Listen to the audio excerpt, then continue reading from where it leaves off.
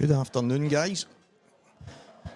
I've just managed to get myself sat down, and it is none other than Stevie Walker, the talker. Lola's pool party winner, everybody says to me last night. I bet you don't talk about it, I bet you don't. I says, I bet you I do, pal. So there you go, guys. It is Walker the talker for the Scott McKenzie, John McAllister match. Now, anybody that doesn't know Scott, he is a guy that is playing some great stuff right now. He's entered a lot of the black ball type tournaments, and he's done quite well. He's lost in a final of a 250 a man King of the Hill to John Owen only last week, but he beat some good players on the way. None other than Sean Michael McGiff, Ryan Davey. So he's got definite talent, this guy. He's obviously got a very high-end amateur snooker background. I don't know, someone would have to correct me if Scott had been on the Pro Tour. I think he might have been. I think he might have been at one point in time. I know he's a good friend of Robert Stephen, and they have played a lot of snooker together growing up. But now Scott has entered the field of play in our game of pool. And it is a Saltire event, and he is against John McAllister, one of the greats of the game. So we should have a bit of a match on our hands. All the matches on the go right now. Sean Donachie and Dylan Stanfield. That's on table 9. It's 4-3 to Dylan. Taking a bit of time, that match. They were on the table next to myself, so they are playing some good stuff. It's just been one of the matches where they've had to kind of hang in here and there. Chris Ferrier 5, Martin Shades 1. Andrew McPhee's 1 up on Gary Robertson. That's just started. And young William Wallace Jr., a young Glasgow kid, 2 frames to the good against Vincent Kenny.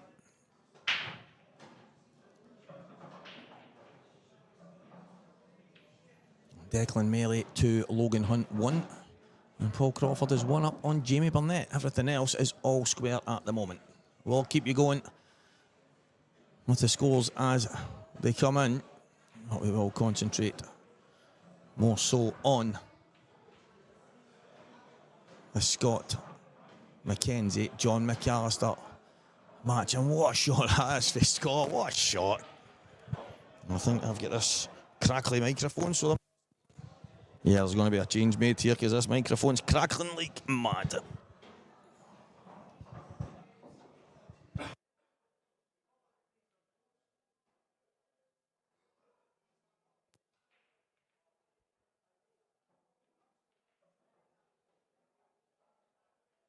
So there's been a microphone swap, guys.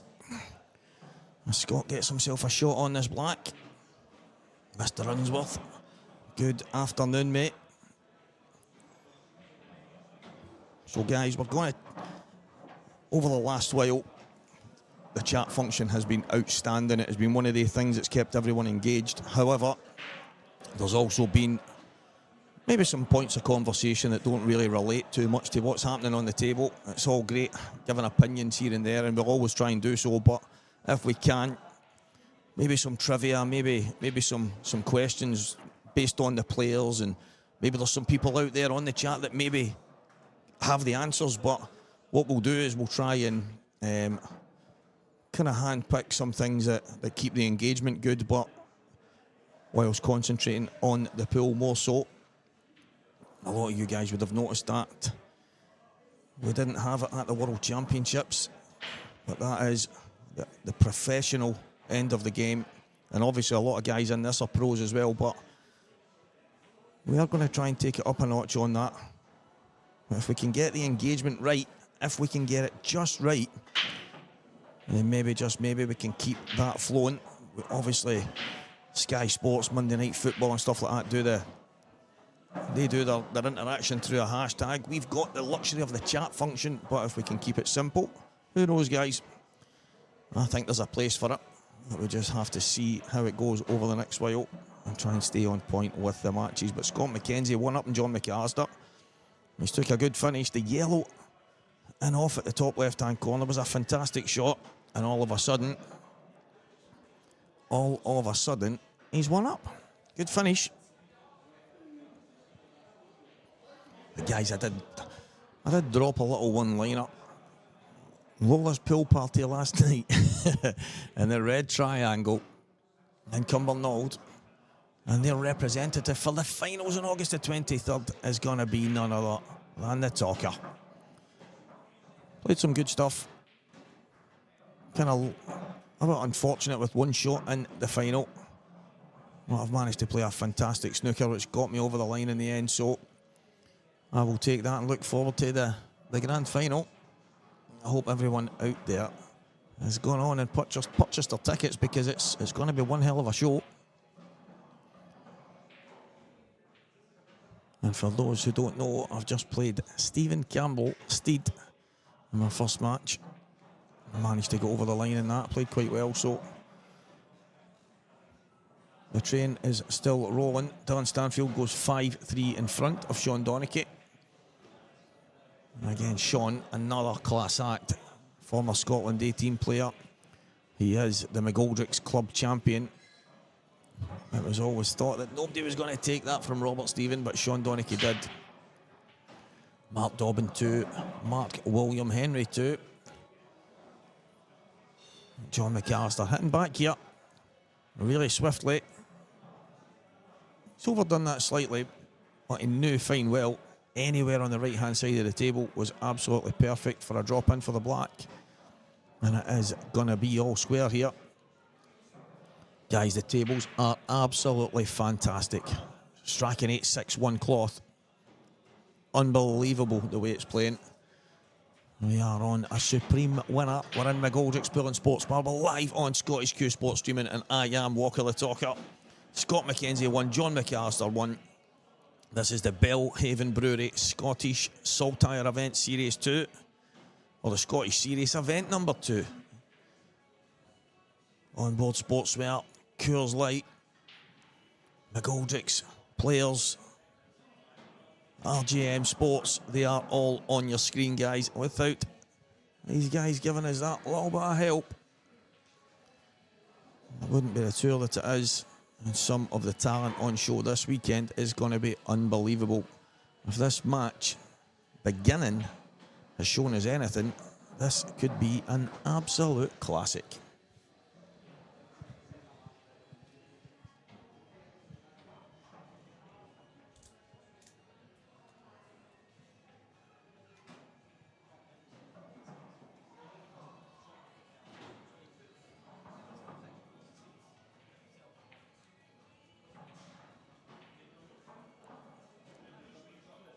So Scott to break off in frame number 3.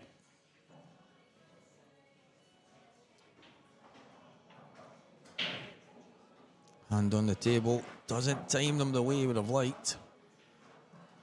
Now has he left an opportunity for John McAllister. Having a look here, I mean the Reds stand out only because of the bottom left corner.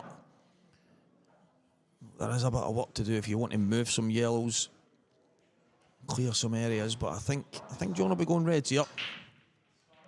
I can't see him going any other way, to be honest with you. I think it's one of them where the Reds do stand out and there's a little bit less work to do. So down at the left hand side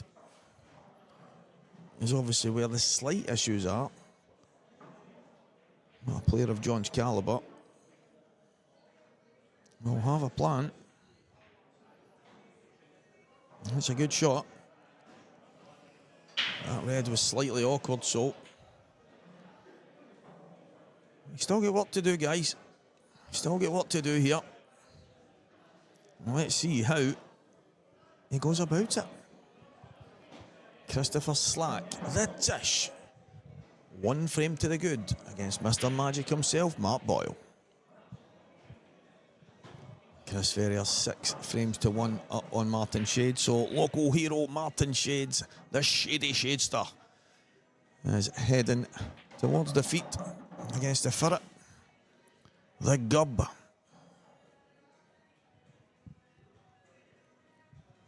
So it's early days on this Saturday.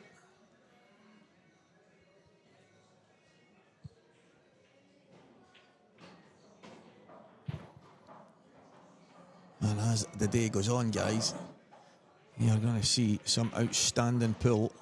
I can guarantee you, with the talent that's in this room. 3-ball plant. John McAllister. How does it come out? Oh, he plays that so aggressive, and what a shot that is. Oh, what a shot that is. I think a lot of people there, guys, are just playing the jab plant and trying to get maybe on another plant or on something.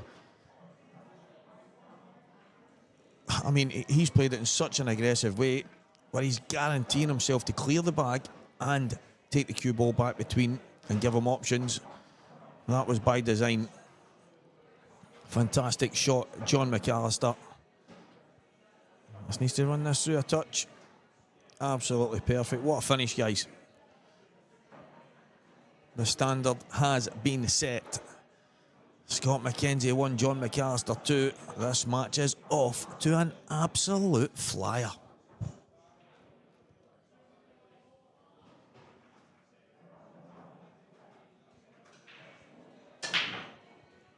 Paul Crawford is 2-1 up on Jamie Bernett. Ryan Davey 1, Sean Michael McGiff 0. That is on one of the other stream tables, guys. If you would like to watch without the talker voice in your ear, if you enjoy falling asleep to my voice, stay right where you are. Declan Mary 3, Logan Hunt 1. Another local favourite. Back on the pool scene, young international, played at a very high level before. Life and work got in the way, but he is now back on the base again, giving it his all. So let's see how far young Declan can go. But right now, it's about these two guys who are playing some of the best pool probably in the room right now. So who is everyone tipping this week? Is Liam Dunster going to take down another Saltire? I mean, what is it? 10 in a row or something he's won. It is absolutely unbelievable. I know it's not 10, but he's won a few, maybe 3 or 4, but yes. Someone's going to have to prize that title out of his hand. And who knows, it could be one of these two guys. Could be Mr. Magic, could be Gav Robinson. There's a lot of real talent in the building. Yeah, there's options out there to push the button. Mr. McIntyre, there is options. I suggest not doing so, right enough. Looks to me like John McAllister's in the zone, guys.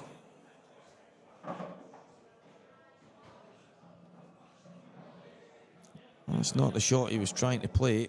He's going to go upstairs now.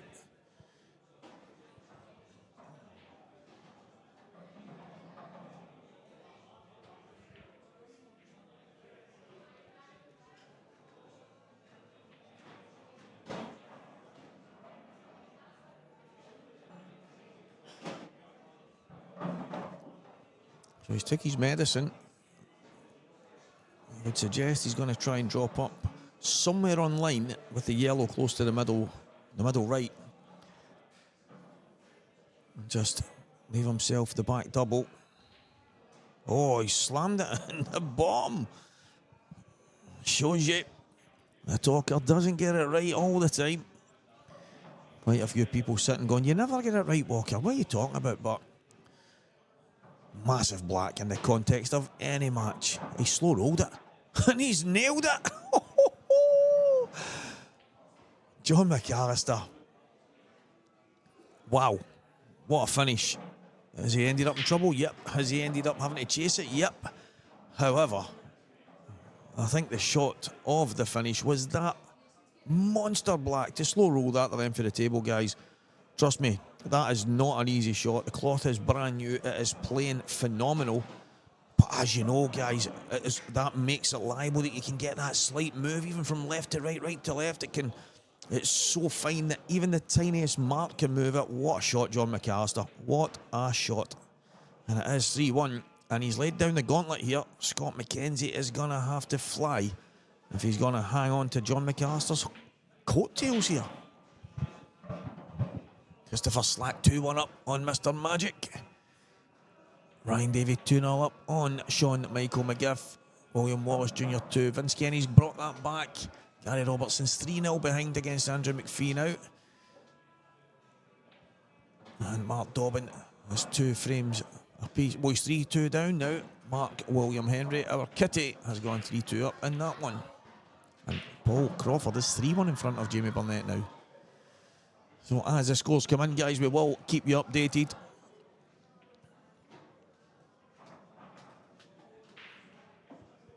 John McAllister showing real class here.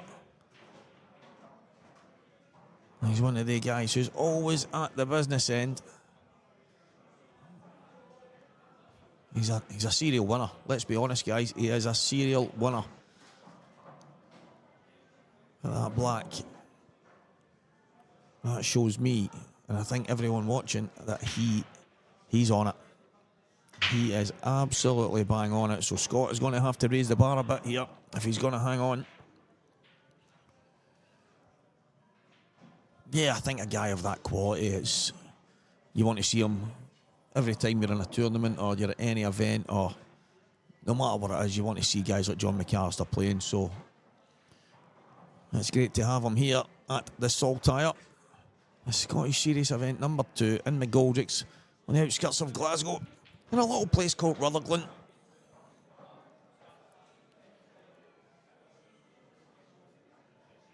And what a venue it is, guys. If you haven't been, please pop down. These events are played between the Players' Lounge in Falkirk, another fantastic venue, and McGoldrick's, the 2 premier venues in Scotland. And we are quite spoiled. Up and down the country, there are fantastic venues.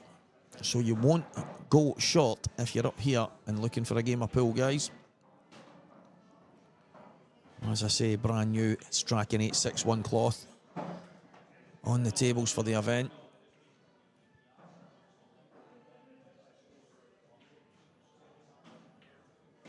And the tables are playing absolutely brilliantly, so no complaints from the players, that's for sure.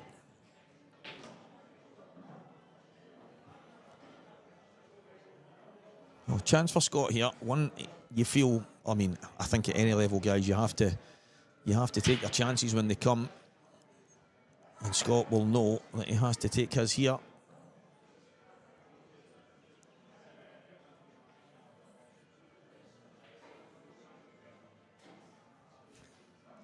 Just had a glance over my shoulder there. I can see the other stream table, and Sean Michael McGiff has a chance against Ryan Davey. 2 guys that have become friends over the last while. Sean Michael has had a steady rise in the game. Fantastic player, but it's his work ethic, and I just think anyone that puts effort into anything, a lot of people know me, know I'm involved in football coaching and stuff like that. I always say those that work the hardest go the furthest, and Sean Michael is definitely one of the guys that puts in all the effort, and he deserves the rewards he's been getting. And he's going against a guy, as I say, he's become good friends with over the last while, Ryan Davey, and Ryan's 2-0 in front there. Sean Donachie has just pulled one back against Dylan Stanfield. That match looking like it could go all the way. It is 5-4 Dylan. Scott chasing the cue ball here a bit.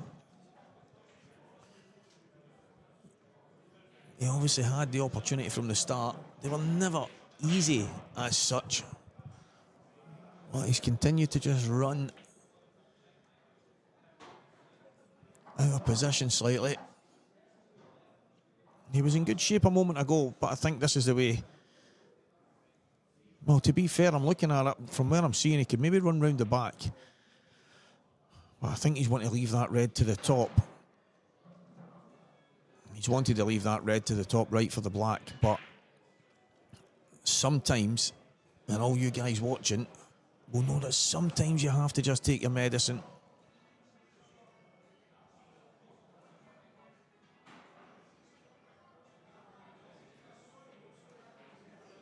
So he's in trouble here. And the last thing anyone wants to do is give a guy of John's calibre any kind of gift, any invitation to come in and punish you. I think he should have took the one to the top left, ran round the back of the red at the top end of the table, through the gap between the red and the black, and I think he would have then had the option, if he wanted to play it hard and come down, for the one at the bottom and then take it to the top right, or he would have had so many more options, and it would have took these yellows out the equation. But is this going to block that yellow from dropping? I don't think it has. If that passes into the middle, these are straightforward for John.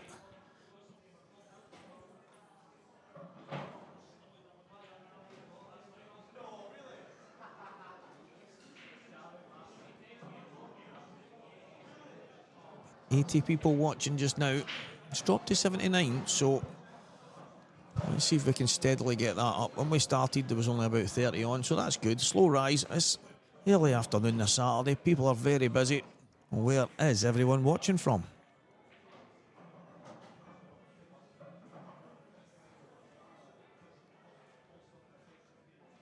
Don't be shy, guys. I'm not going to turn up at your door and ask for a cup of tea. Or I might. You never know. I'm going to screw back over to the right-hand cushion. Now, he would have liked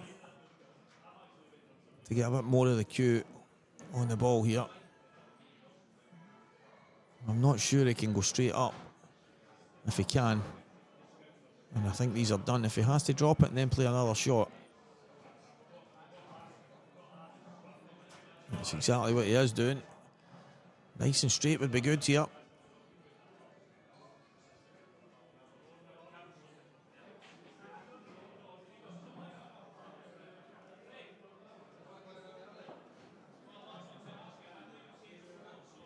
Yeah, it's fortunate. Sunny Sunderland.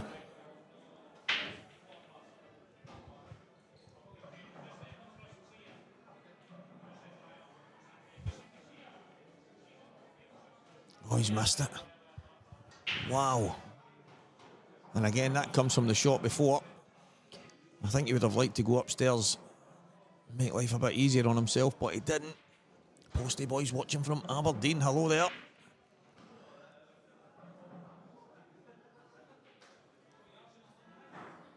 Slides it in. This is a bit of a gift here. From the way John has been playing from the very start.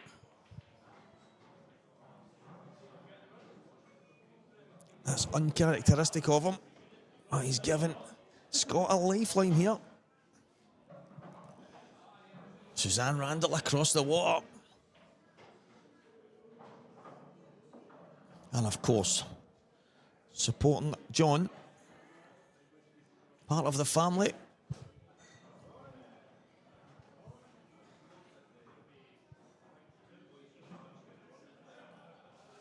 I think the thing here is he's far too experienced. He won't let that get to him. He will 100% be looking to put that right from this break.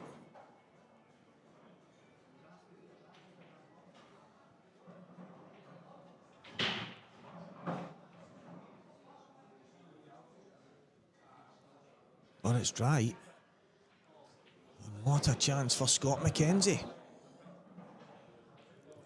Stephen McInnes all the way from Spain. That is fantastic.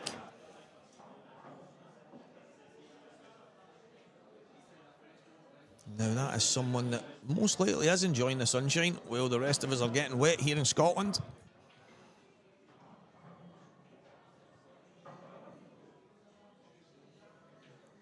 It was mentioned the other day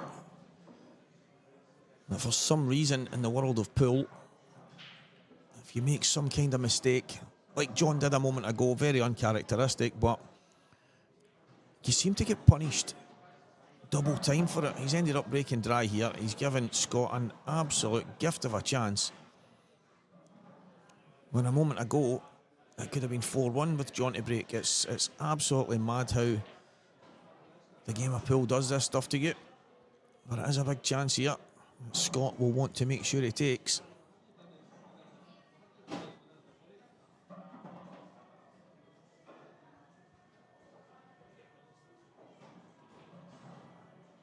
Slight angle, that's okay.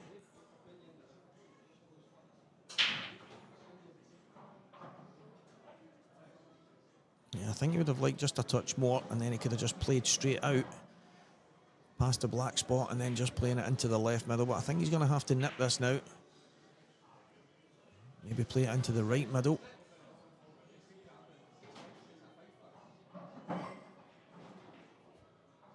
He's managed to get out.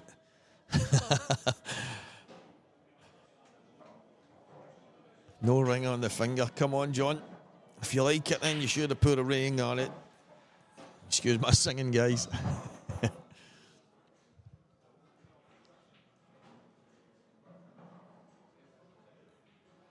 And I think I'm right in saying that John and Danielle brought your young grandson up to Players Lounge at the last event. I don't know, I've not even seen who's in the building right now, but I know they were at the last one. Up with the baby.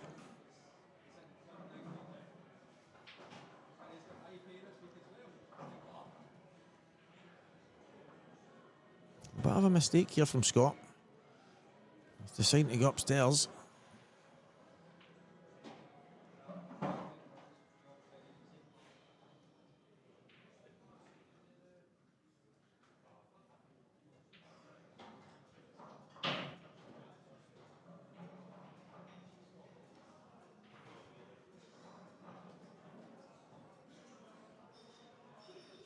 Digging into this makes this a far tougher shot. He's maybe going to have the yellow to the bottom left.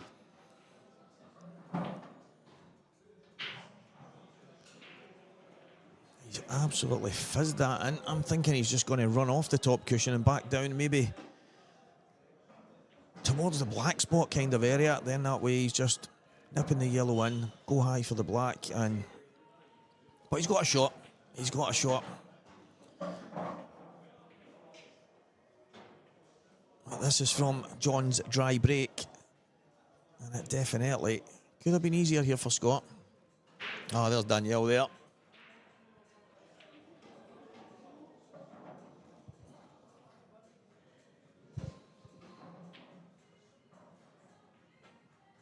So John's been sent to get the title on his own this weekend.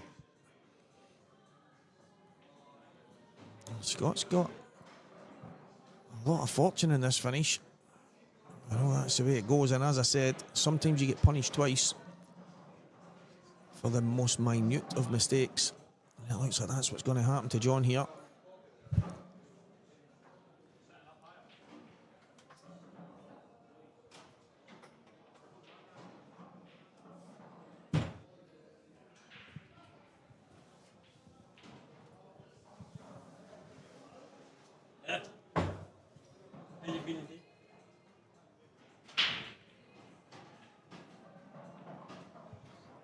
Good finish, Scott McKenzie. A bit all over the place chasing the cue ball, but he's got there, and it is 3 frames apiece.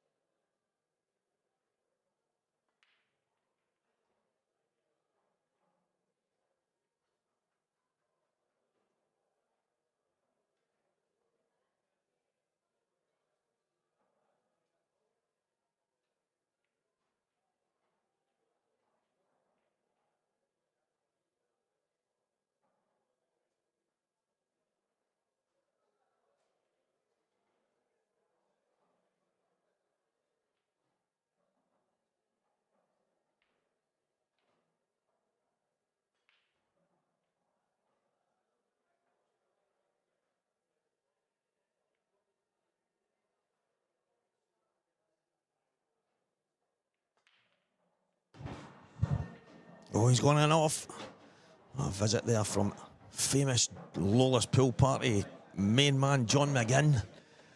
He's all over the country with that stuff. He absolutely loves it, and he's popped in to say hello.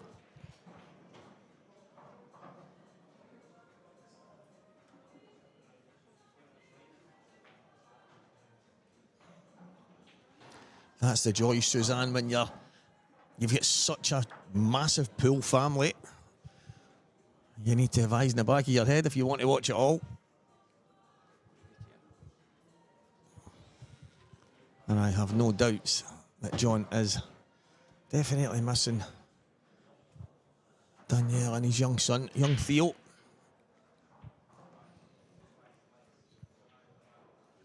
I'm pretty sure he'll be digging in deep. Try and bring a title home to them. And it's going to take someone at the top of their game to stop him.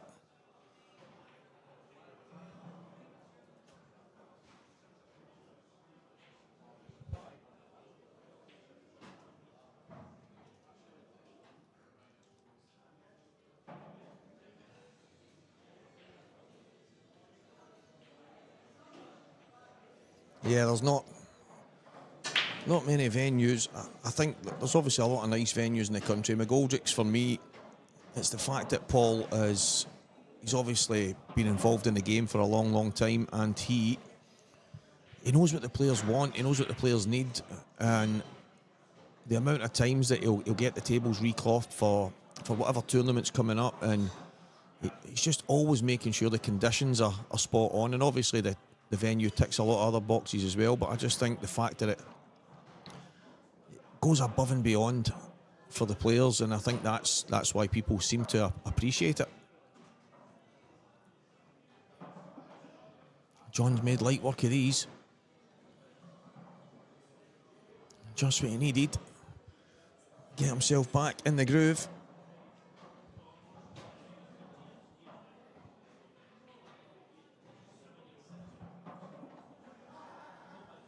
No messing about here. It is 4-3, John McAllister.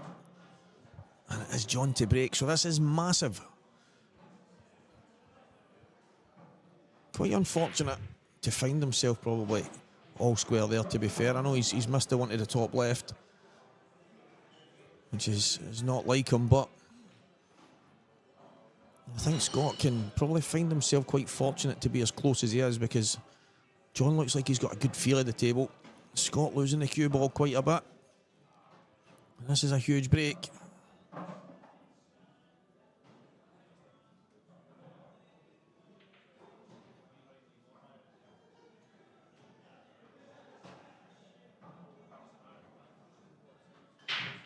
Right down the middle. Is there anything close to a pocket? Doesn't look like it.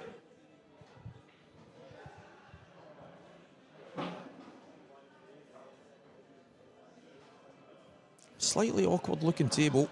I think the Reds probably stand out. There's definite work to be done all over the table, so I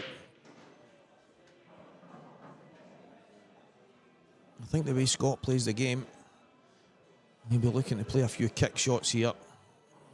A cannon, as he would call it in snooker, so the likelihood is Scott will be looking to have a go here, and that might just about play into John's hands.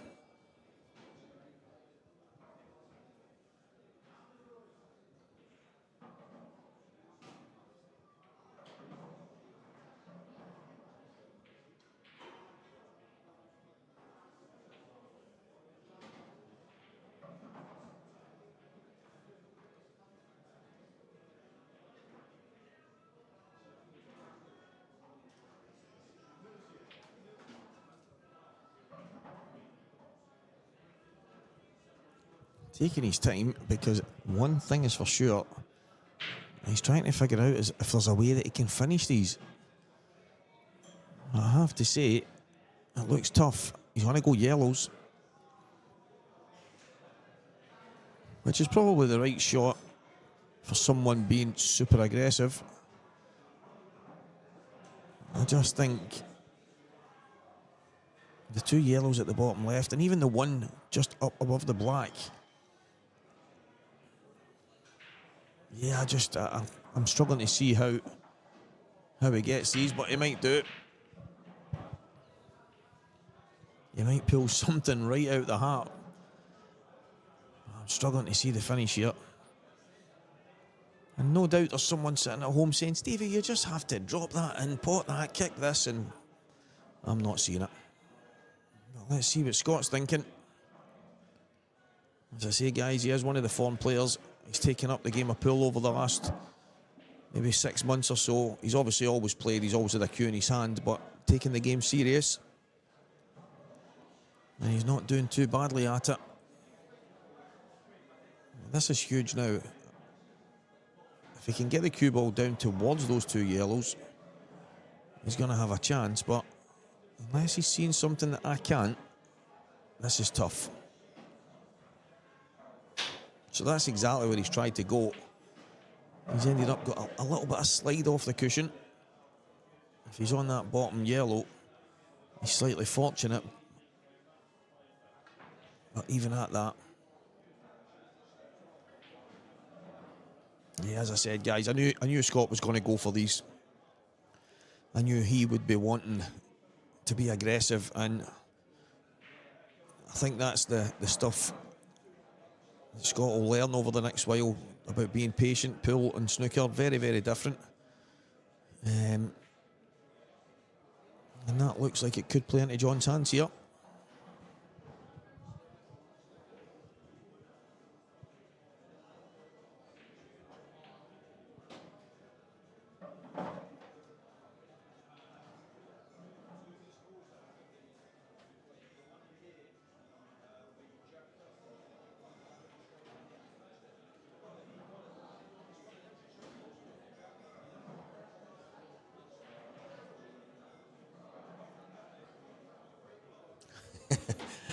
Few dance moves from Scott there.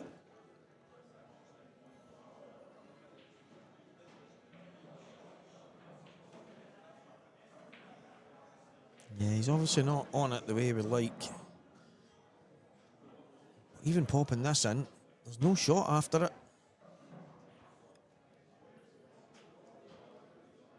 I think he has to, if he can play the bottom one, he's going to have to put it in with loads and loads aside and try and come towards the cluster of balls that's at the centre of the table. But I don't know what he's... Can he drop it in, leave an angle into the left middle? That's what he's tried.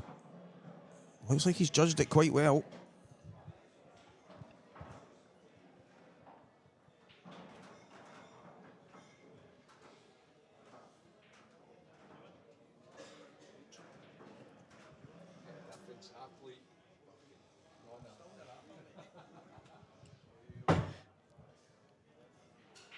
Alan Reynolds Sr. popping in there to get his apple that he left earlier. Called himself an athlete, guys. Well, the next time you see him, you guys tell me if he looks like an athlete.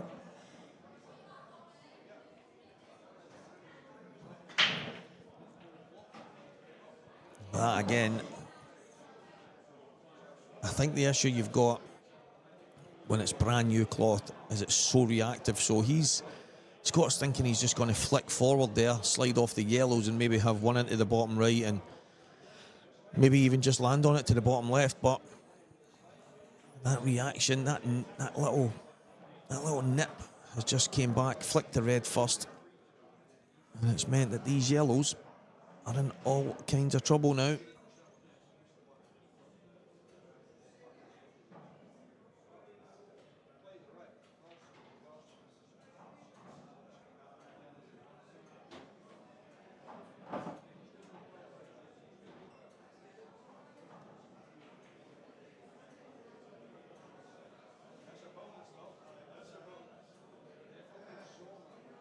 And that is a foul.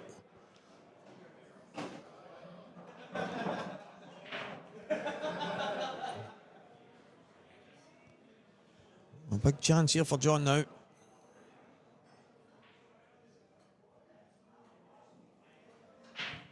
The red on the right-hand cushion and the one just below the black. Slightly awkward, but he has got a shot here to try and open things up.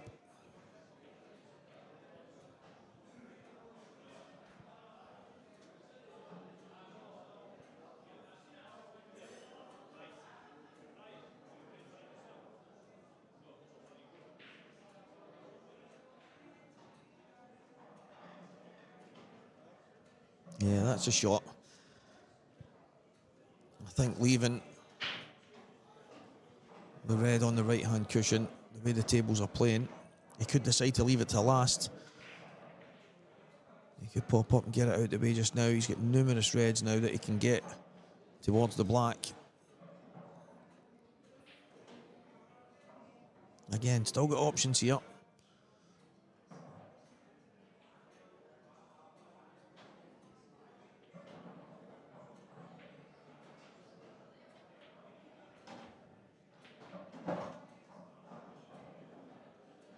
Relatively straightforward kind of pattern here for John.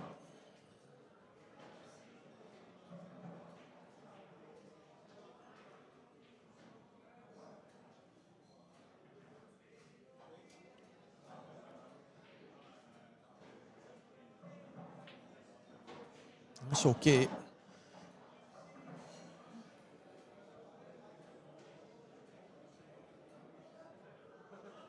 This wants a slight angle. Absolutely perfect. And I think that this is one of the frames where you got to see the snooker player in Scott. Scott is so good, so talented, really gifted with a cue in his hand. It just forced the issue a little bit, and I always felt the way those balls were sitting at the start, it was going to suit John in the end.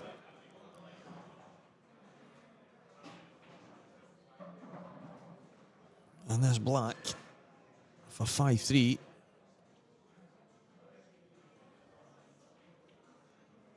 And 2 frames away from victory for Scott to break. I think that's one of the things that when Scott learns to be patient, and I actually spoke about it not so long ago with Robert, mentioned that his aggression will win him a lot of matches, because if the balls are breaking and he's getting chances, he can pot them off the lampshades. He's one of the players, but if you're not getting them and the balls are landing awkward and you're still forcing it, it can become a lot more difficult. And it's kind of what has happened there. And it's given John a 2-frame advantage here. Andrew McPhee 6-1 in front of Gary Robertson. Mark Fleming and Ethan Lang just getting started.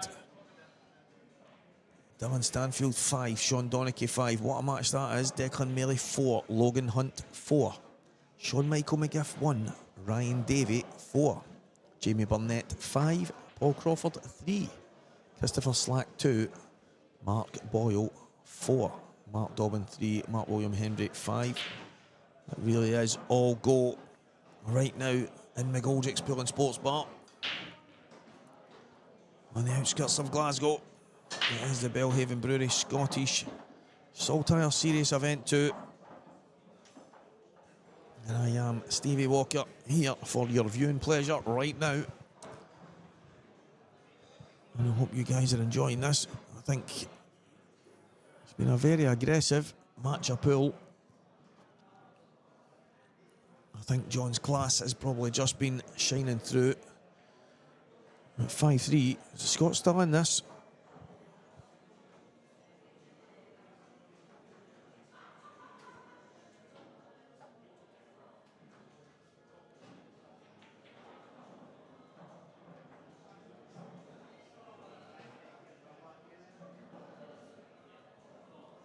These are the chances you feel really have to be taken if you're going to have any chance against the top boys.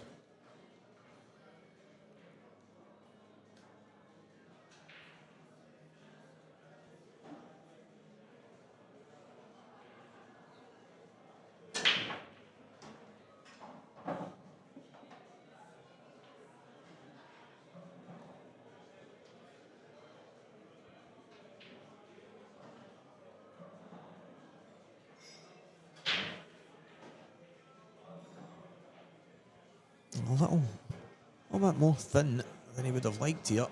I think that he can still hold it because the cloth is so brand new, but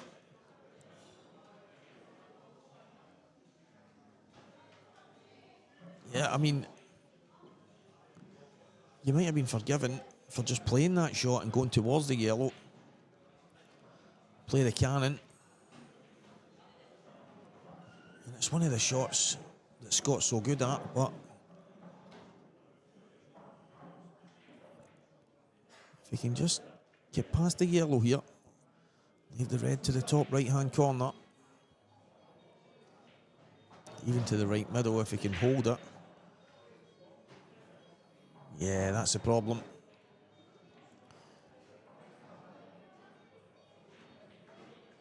I think I preferred coming round the back of the yellow at the bottom, at the left-hand side. Just widening your angle, giving yourself the red to the top right-hand corner. I mean, he has got a big bounce there, but I think it's a tougher shot.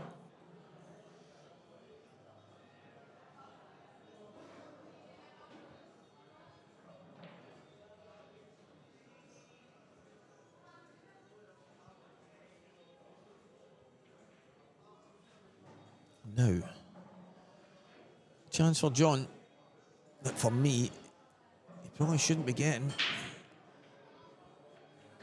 So he's got the yellow at the top left, which is obviously the one really awkward ball. He just has to work out a way of either moving it or making it a little bit more easy.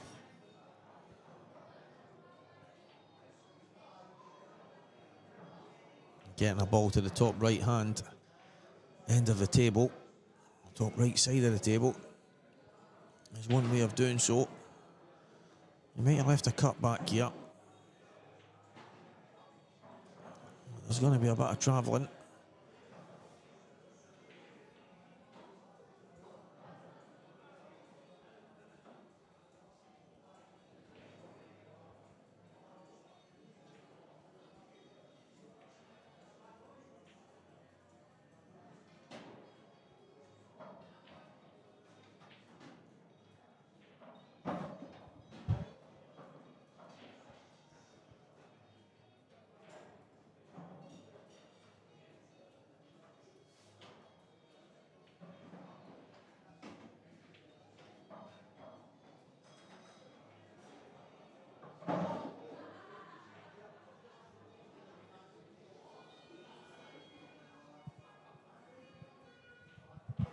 So still that yellow, and I think he was trying to give himself the perfect angle right now.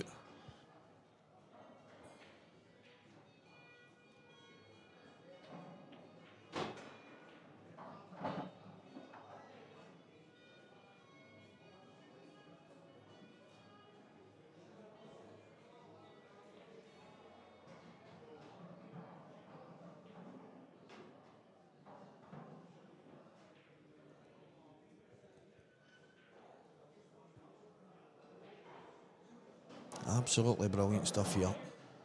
Absolutely brilliant stuff from John. Starting to show his ruthless side, which is obviously one of his great strengths. He doesn't really give you too many second chances.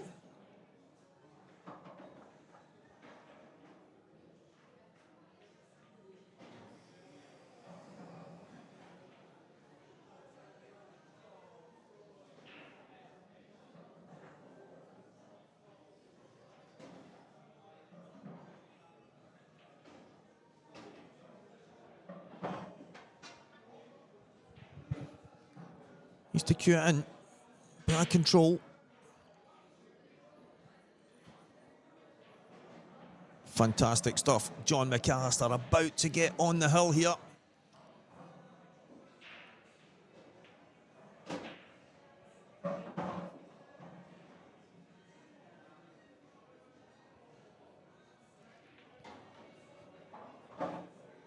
Definitely a family of champions you have, Suzanne. It's absolutely incredible the amount of top players in the ladies' game that you have brought into this world. And Megan 3-0 up in her match as well. Fantastic stuff. Although he's not put a ring on the finger yet. Son-in-law John McAllister, 60 up here.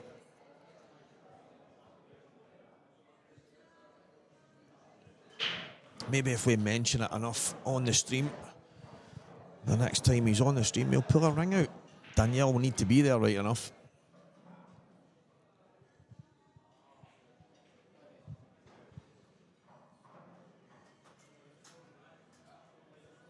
Decent break. Just needs to map it out here.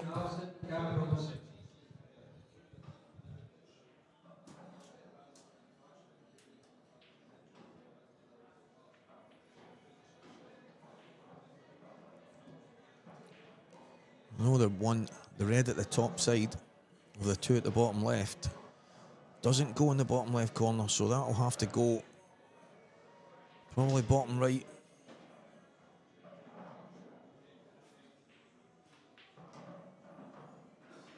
Slightly overdone it. He might have to come down now.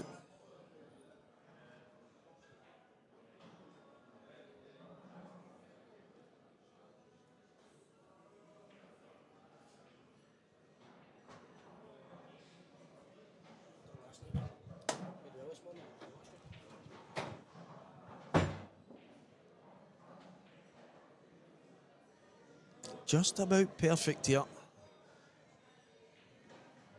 He would like to be just above the yellow. That looks absolutely spot on. I think he's going to have to come back past the left-hand side of the black now. Yeah, that's what he's looking at. He's just took an extra half a turn.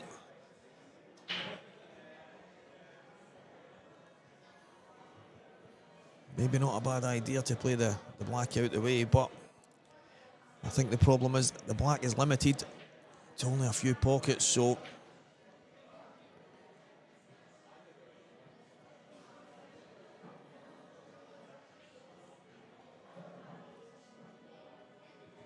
oh, a fantastic shot, John McAllister.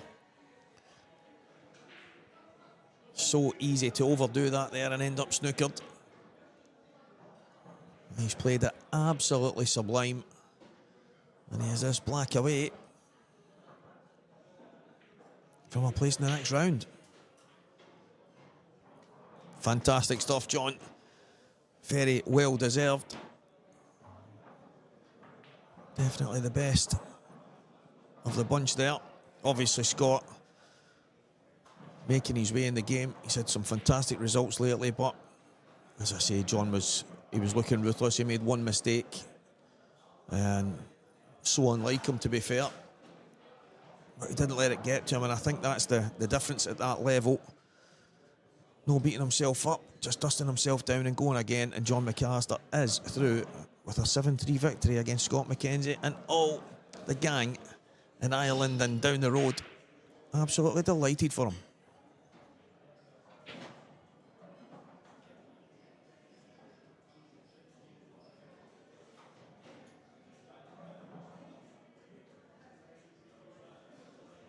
So guys, I will be back very soon. I'm going to go and find out what the next match is on. We find out if John's planning to get a ring.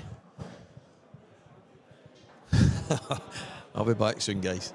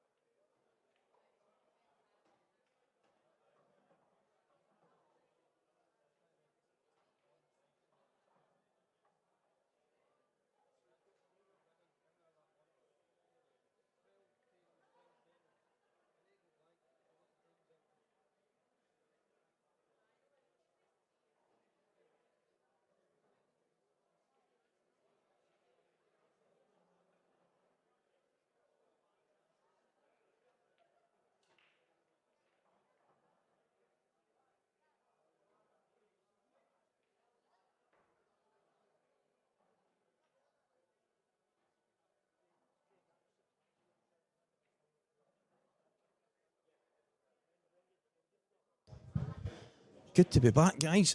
It is absolutely buzzing in this venue. Buzzing.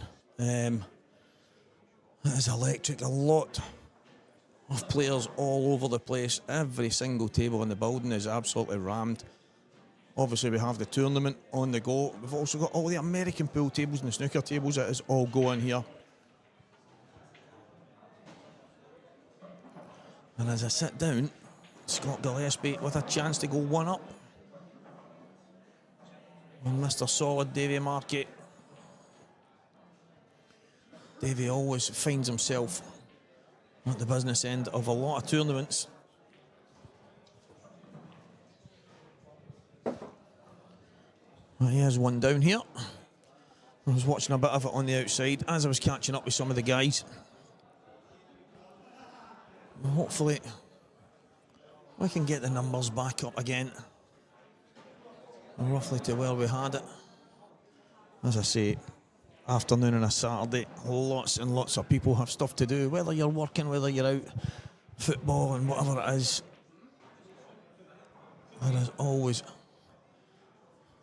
people busy on a Saturday afternoon. However, if you're not, get yourself a cup of tea, a couple of digestives, and sit down and tune in to this old Scottish affair. Davy Marquet, one of the guys from Glasgow, who just seems to be Mr. Solid. We use that phrase quite a lot for Davy because he keeps it very simple. He's so good at it. And then you've got Scott Gillespie, Goobsy back on the IPA scene. We had a good laugh at the World Championships. There's a bit of a buzz in the air around Black Ball right now. So Davy lines it up, then he comes up, standing up, here we go. Then steps into it. And that yellow was going to the top left-hand corner there. It was blocked on the way.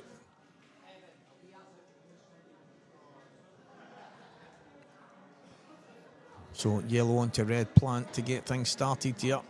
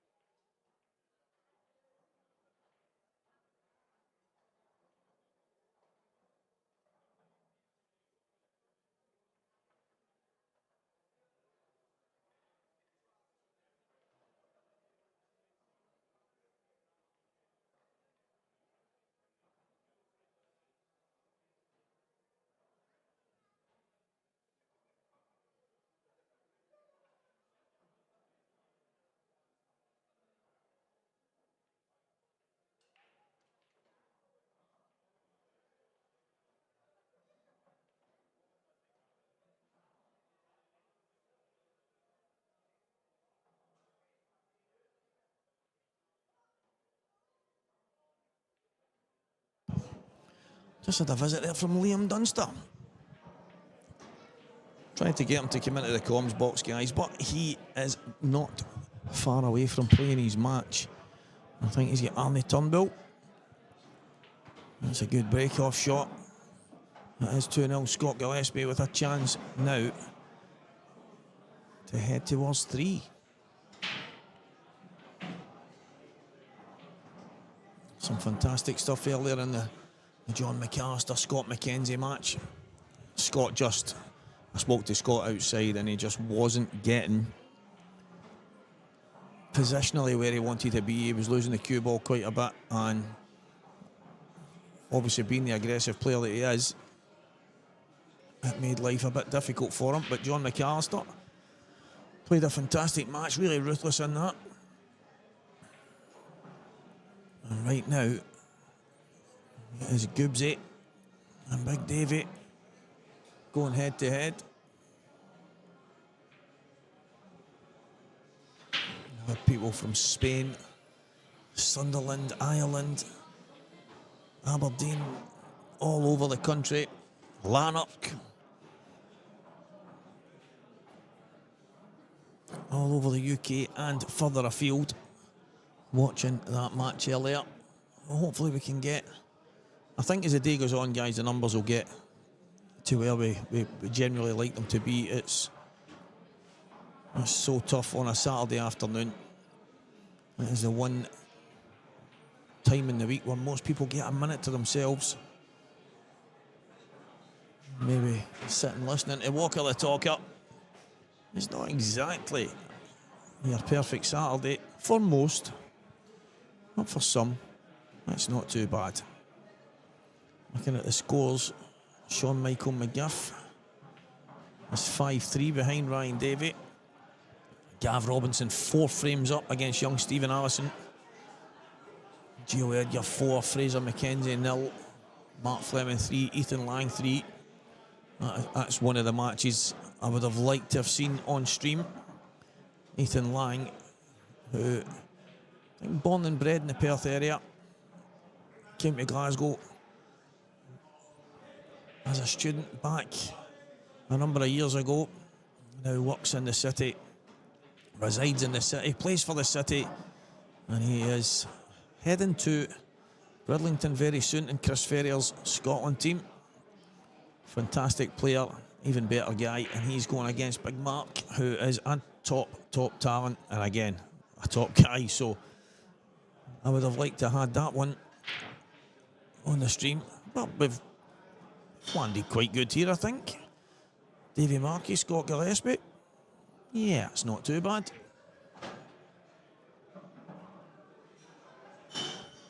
Sean McMahon 3-1 up in James Gillen. Hugh Thompson 2-0 in front of George Payton Jr.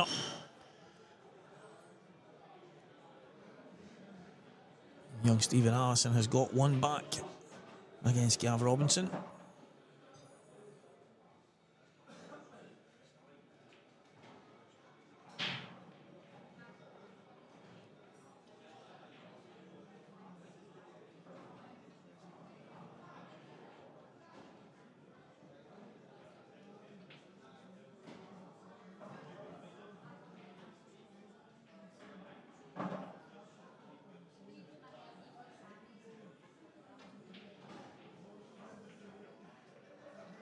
I think he's going to want to play the bottom one here. And then, I don't know if he's got the perfect angle or not. Yeah, that's where he wants to be, if he can get there. That's the question. If anything, you want to land slightly high. And you've got the yellow to the middle. If he lands low, I think he's okay. I think he can just about screw straight back here.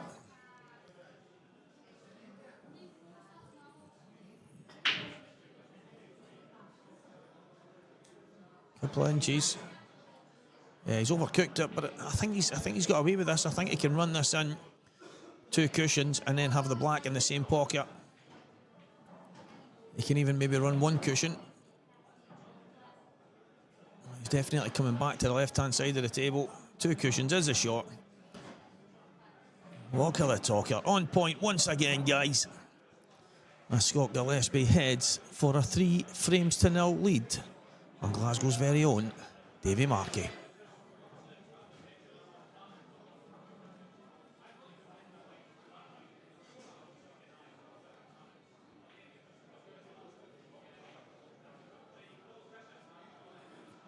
Now, Davy is going to need his break to become a weapon here.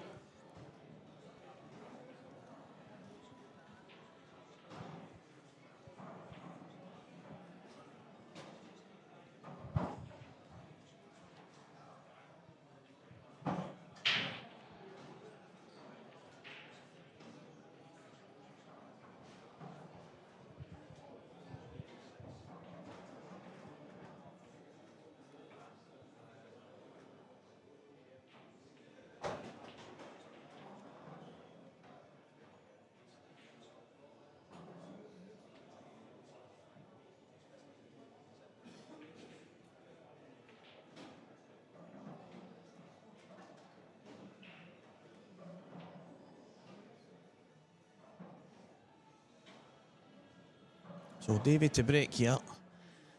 He needs a big one.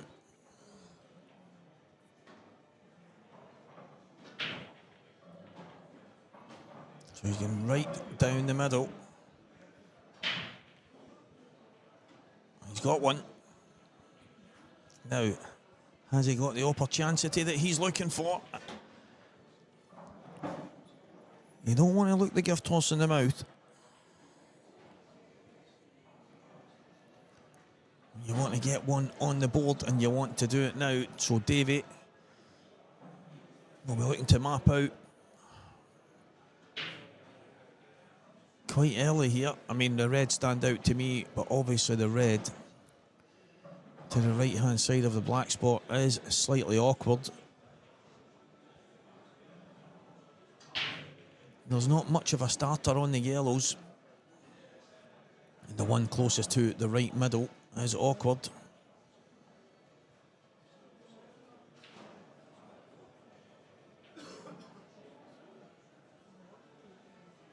There's definitely going to be reds.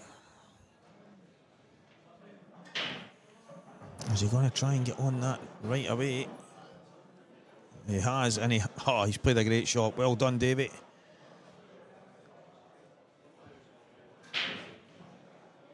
Now, big man, you have to take them away now.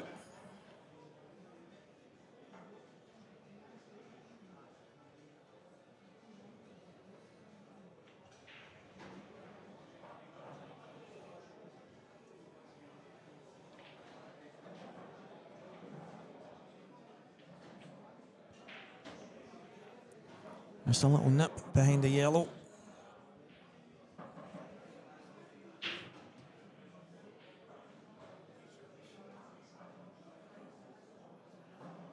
Yeah, Davey's struggling a little bit here.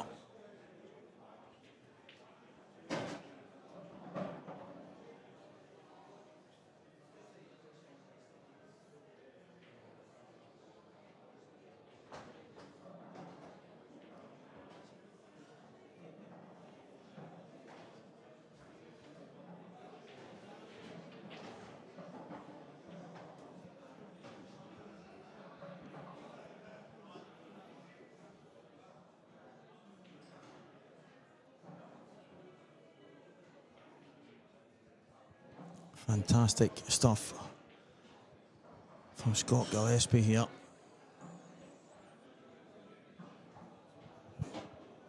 He looks absolutely ruthless. Mr. Weldon, shaky boy. Much appreciated, mate.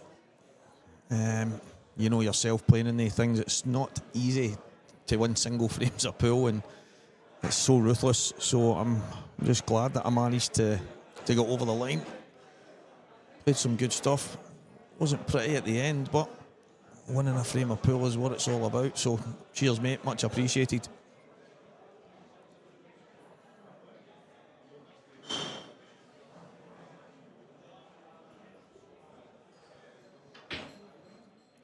Big Davey not getting going here. And it's one of the toughest. I mean, it's so tough when you're playing and it's not going your way, the breaks aren't going your way, the chances aren't as easy as you would like them to be. And then standing at the other side of the table is Scott Gillespie. I mean, it's a tough school. Gio Edgar 6-0 in front of Fraser McKenzie. Gav Robinson 6-1 in front of young Stephen Allison. Ryan Davies 6-3 in front of Sean Michael McGiff. Mark Fleming 4, Ethan Lang 3. Ross Fernie 3-0 up on John Joe McCauley. Loads and loads of games going on right now, guys. Everything on Cuesports for anyone interested in any of the results.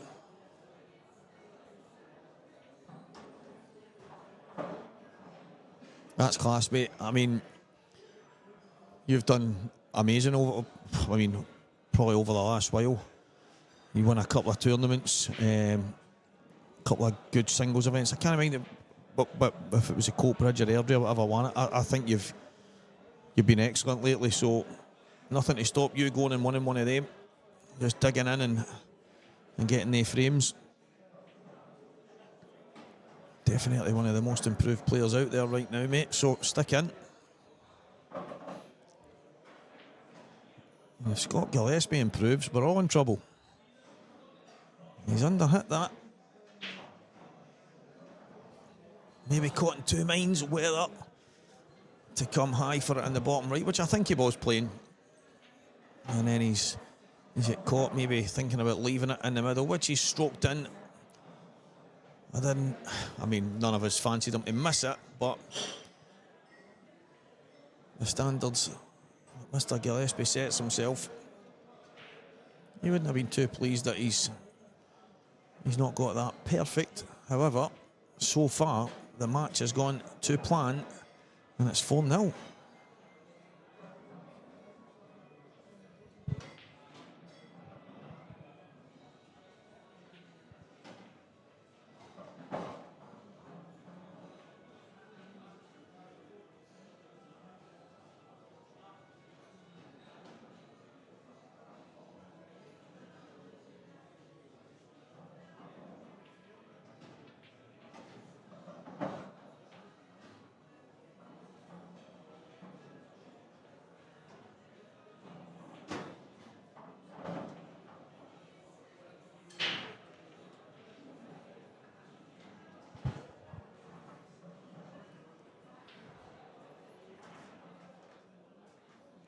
What a break.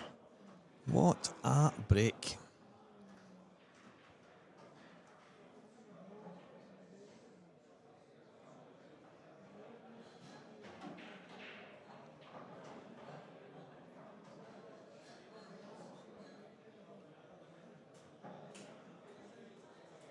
I think the only real question here is,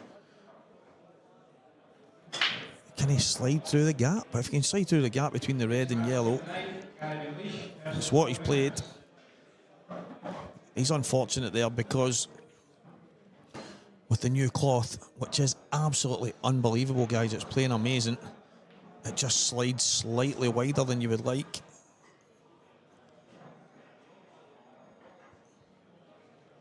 And it's made things slightly awkward here. He's unfortunate, as I say, the shot he's playing to come through the gap. I think on most occasions, maybe even a week down the line, when these tables are played in a bit more, he comes straight across. But it's just that slide, that skid, and it's amazing. I mean, I think the tables play great when they're just clothed, and I think they're absolutely sensational, but it does make some shots really difficult to play.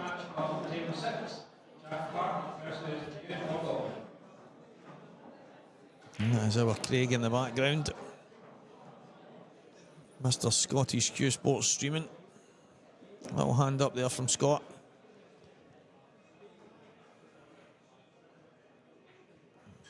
He wouldn't want a plant left to last. It's the old golden rule from the era he was brought up in. Learning from guys like Ross McInnes and Mick McGoldrick, and there's obviously a lot more talent out there that Scott played with, Pat Holtz and Danny Kinney and guys like that through in that neck of the woods, but Leaving a plant to last was always frowned upon by the older generation. And the difference here is he's not on the plant. Can he slide cushion first? Then find the gap, yep, between the two reds. There's a lot of variables for this to go right here.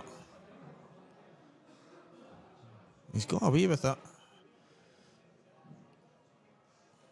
And I don't mean in the fact that he's given Davy a chance. He's hit the cushion there. I don't think he was snookered, so I think the fact that he wasn't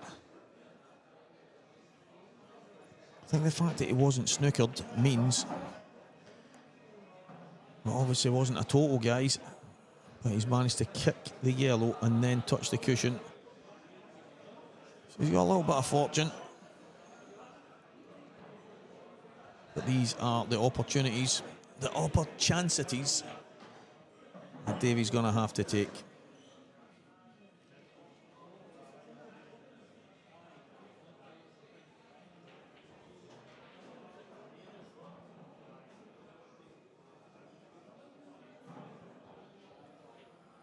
Not going perfectly to plan. Still work to be done here.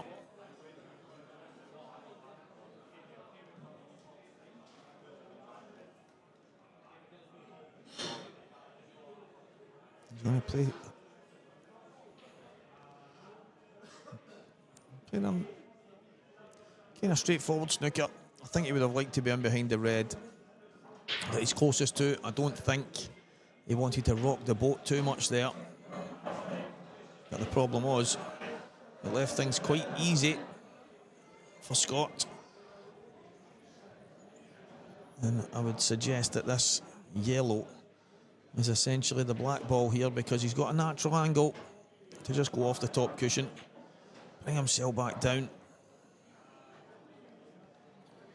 And he'll have some options on the black, but I think it's all about pace control here. Yeah, Alred 70. Especially 4-0 down to someone of Scott's calibre. Davy did for me. Oh, wow, wow. Yeah, he's got that wrong. And this is a chance. A chance that Davy has to take. He has to take every chance. He's 4-0 down here to one of the best players in the game, one of the most seasoned pros that you're going to come across. And guys, anyone that doesn't know Davy, he is an absolute class act. He's just not showed it so far. Maybe this is a shot in the arm that he needs. I thought he might have played that half ball and just brought both of them out. But it's fine.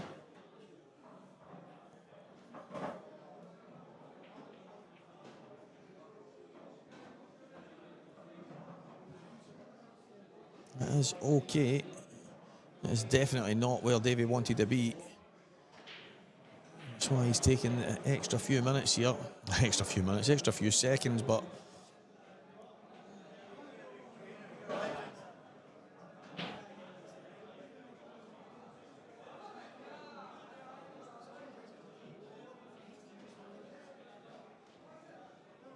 yeah, that's a good shot. Controlled that well.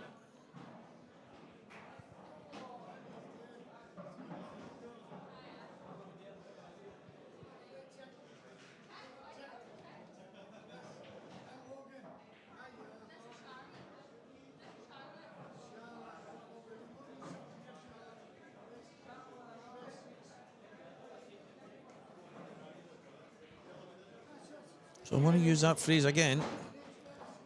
This red is Davy's black, because if he pots this, there's no doubt in my mind that he finishes them.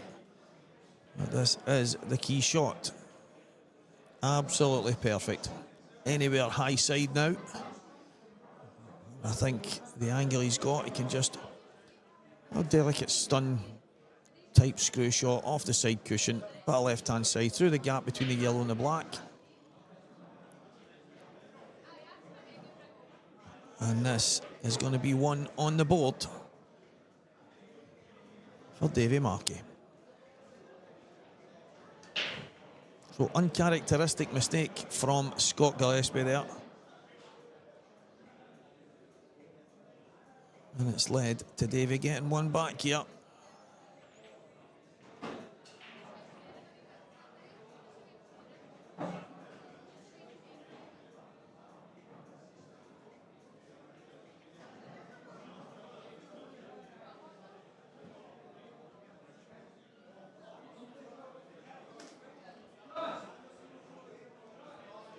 So big break needed.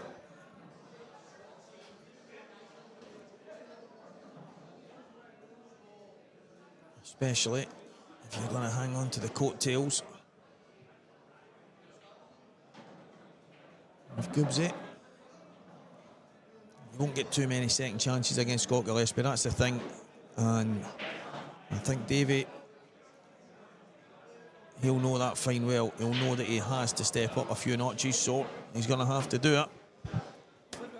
He's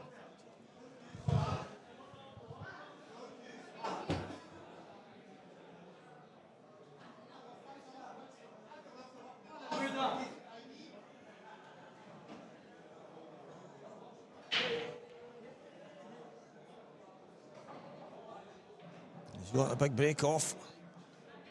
He's got options.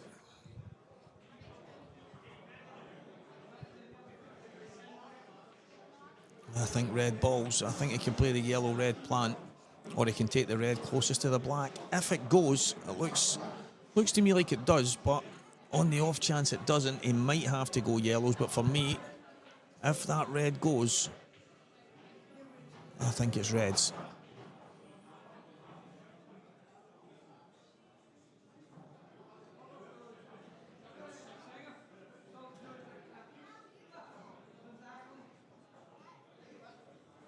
So yellow onto red plant.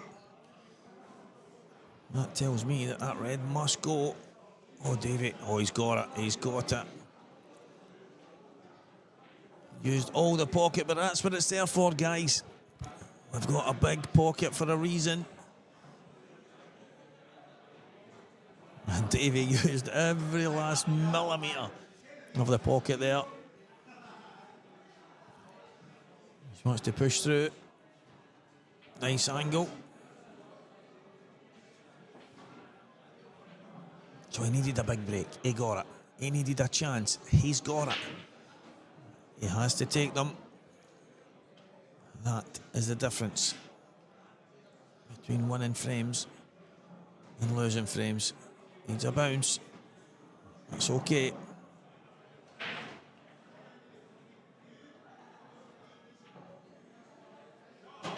I think he's totally fine here. It's not what he would want to be. I think if he doesn't get greedy here, just drop this in, come back towards maybe the middle of the table. It'll give you so many options. Just don't be greedy, Davy. Don't be greedy.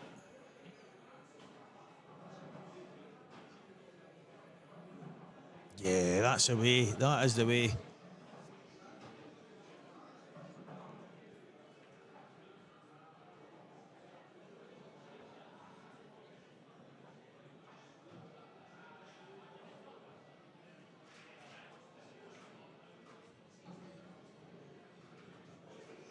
Just needs to run it. We'll trace a left-hand side here. Just drift it in. Cue ball will naturally come back towards the right-hand side. Yeah, I would have been pushing off the cushion and back out there. But he's okay. I think he can just nip this. He might decide to run off the cushion and then out, but I think the good thing here is he's got options. He's got some options. You just have to make sure you give yourself a chance. I think the red passes to the bottom left. I'm not so sure the bottom right.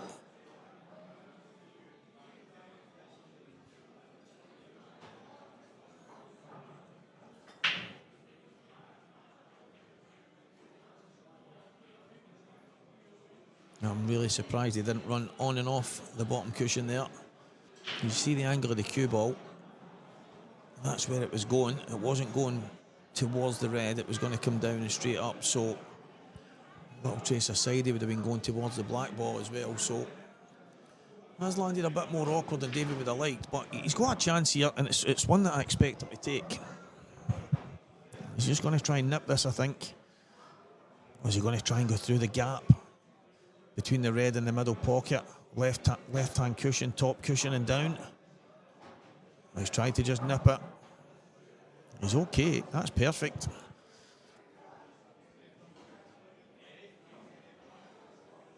Every day of the week you take that.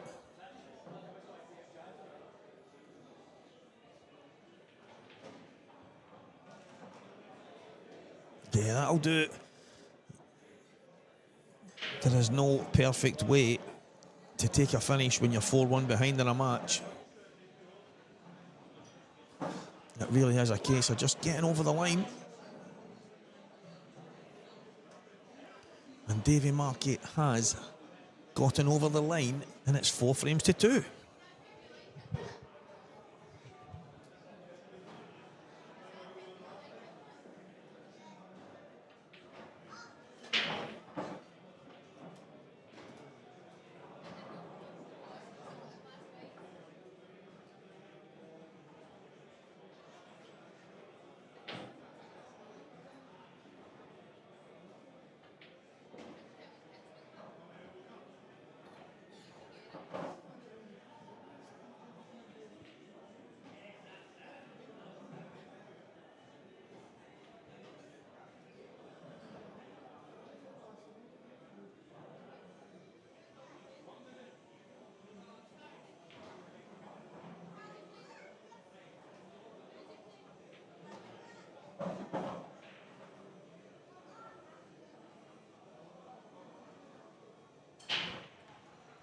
Big break. Red tries the middle. Doesn't go. Is it gonna be dry? And he's already away for a seat. Mr. Gillespie, as Davy Marquet steps in.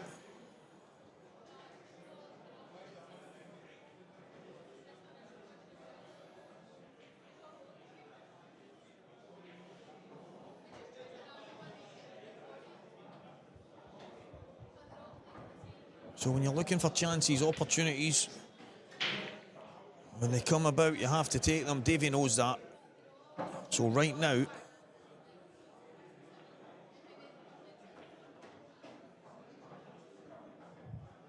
a chance to get to 4-3 with the break. Absolutely huge, guys.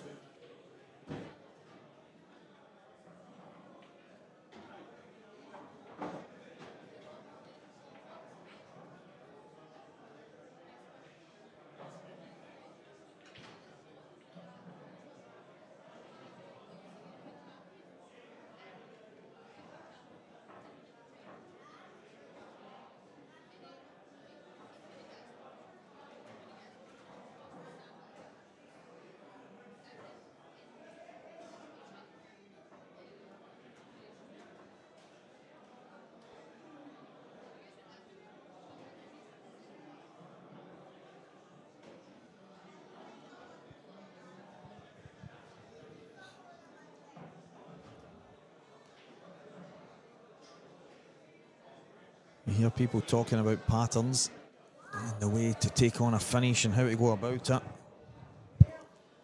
And it is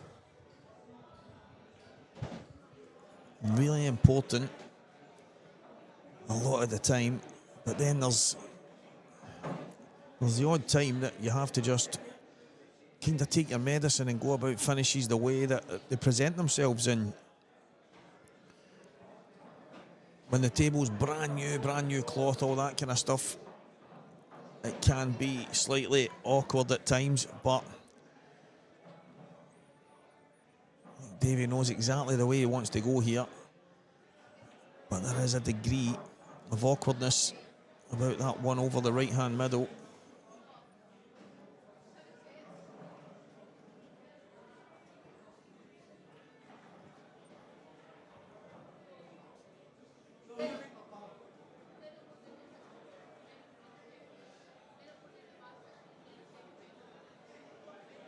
Is he taking this in a plant? He is.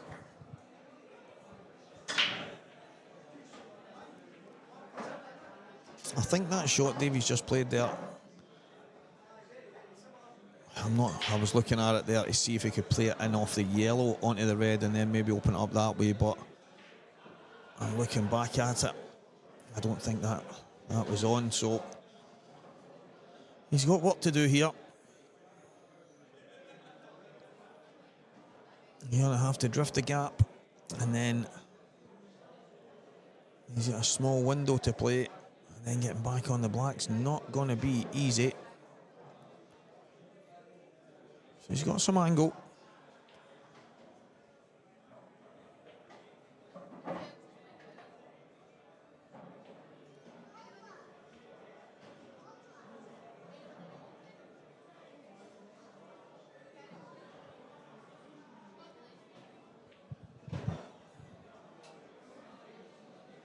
A touch thinner, and it would be natural. She's going to have to stun this. A little bit more purpose on it.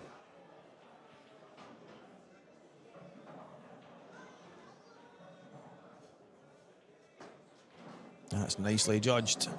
Now, getting on the black is, again, it's not going to be easy.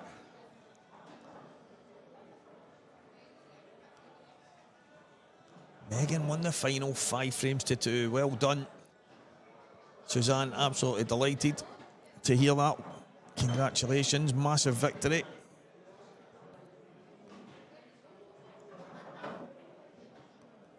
Definitely a family of winners that you have there. Congratulations.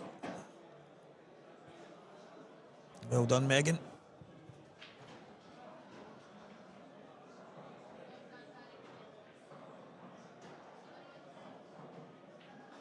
And well done, Davy Marquet. It is 4-3 here. And all to play for, when only a few moments ago it seemed like Davy was in a world of trouble, and he was. But he is one of the guys we call relatively solid. He doesn't get overly flustered. He'll just stay patient, and he has got himself back in this match, and it is Davy to break with a chance to try and square this one up.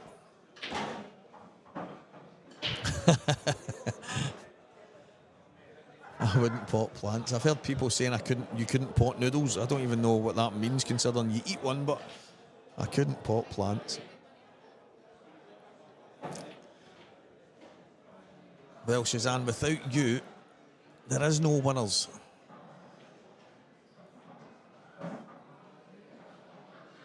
So credit where credit is due.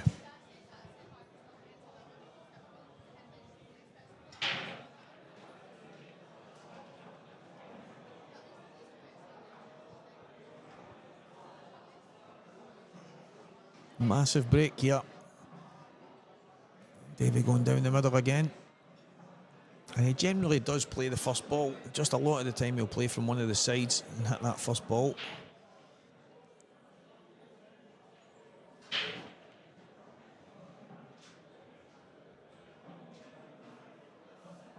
He's got one down. The only issue here is there's not much of a finish on. Well, wait a minute, there is on these yellows. Drop the yellow in the top right, and then he's got the yellow in off the black, in off the 8 ball, open up that pocket. So there is a finish. And the first 2 shots will dictate whether Davy takes it out or not.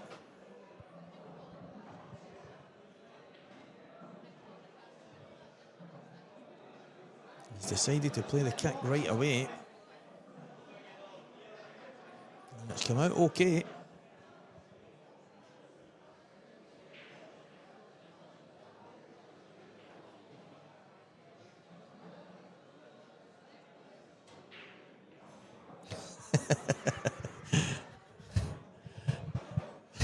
Stevie Wonder. Brilliant.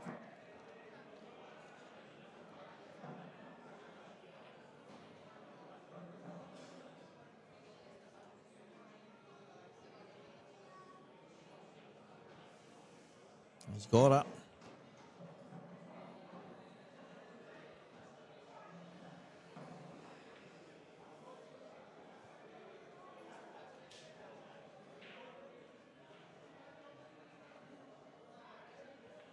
The 2 yellows at the top, still not easy.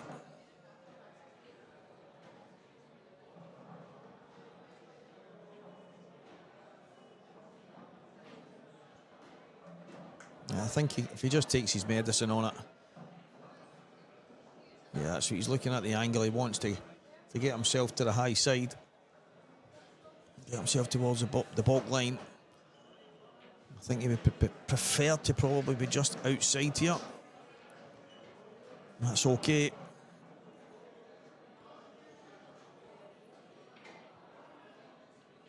If he can get himself slightly high, he can run towards the red, pot the yellow, run towards the red, knock it out the way.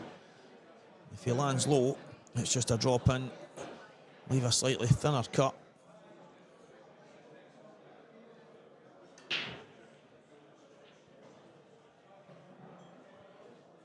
But he's absolutely spot on here.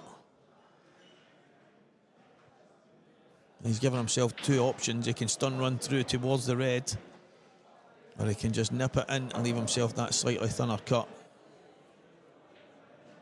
Yeah, that's okay from Davey. He's found his groove here. And from 4-0 behind, he's got this black for 4 each. Trying to wonder what I would do if my opponent turned up with a pair of Ray-Bans on, pretending to be Stevie Wonder when I was playing a game of pool. Yeah, that's how high you're rated. The ultimate disrespect. You're thinking of entertaining yourself. I love somebody that loves their own coffee. Good on you.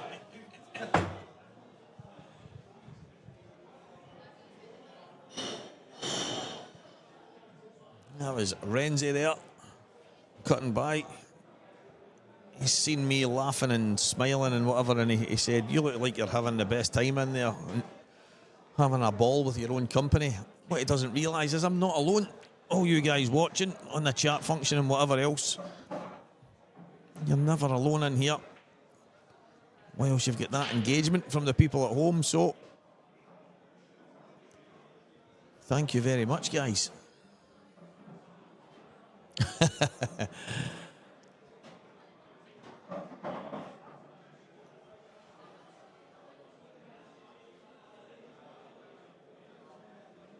So big break off from Scott. From 4-0 up. It looked like he was heading towards whitewashing, Davey. It's 4 each now.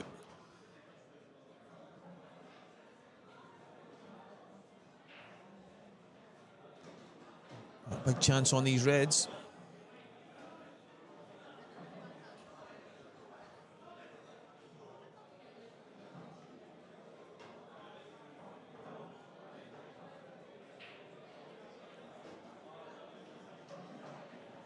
The wooden spoon. I remember the slipper. My wee mother, God rest her, flying about with a slipper. The good days. Has he got just enough angle that he can stun out here? Running off the top cushion. That's okay.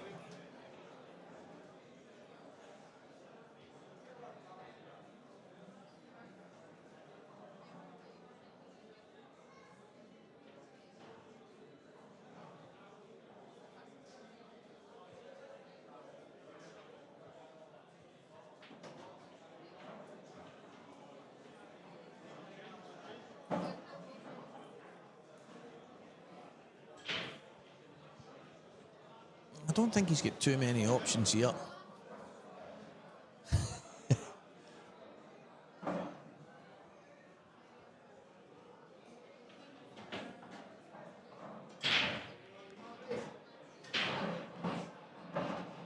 Yeah, that's exactly it. Get a couple of frames on the board, all of a sudden everything changes. No more sunglasses. Straight shoot and pull. Oh, Scott. Mr. Gillespie. Davey won't believe his luck here. That should have been framed to Scott. I can't believe he didn't play on the one to the bottom right and then just come across.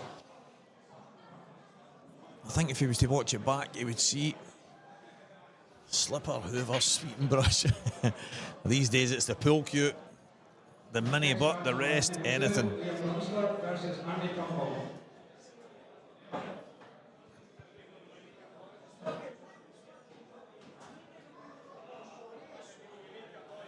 That's exactly it. Did nobody any harm.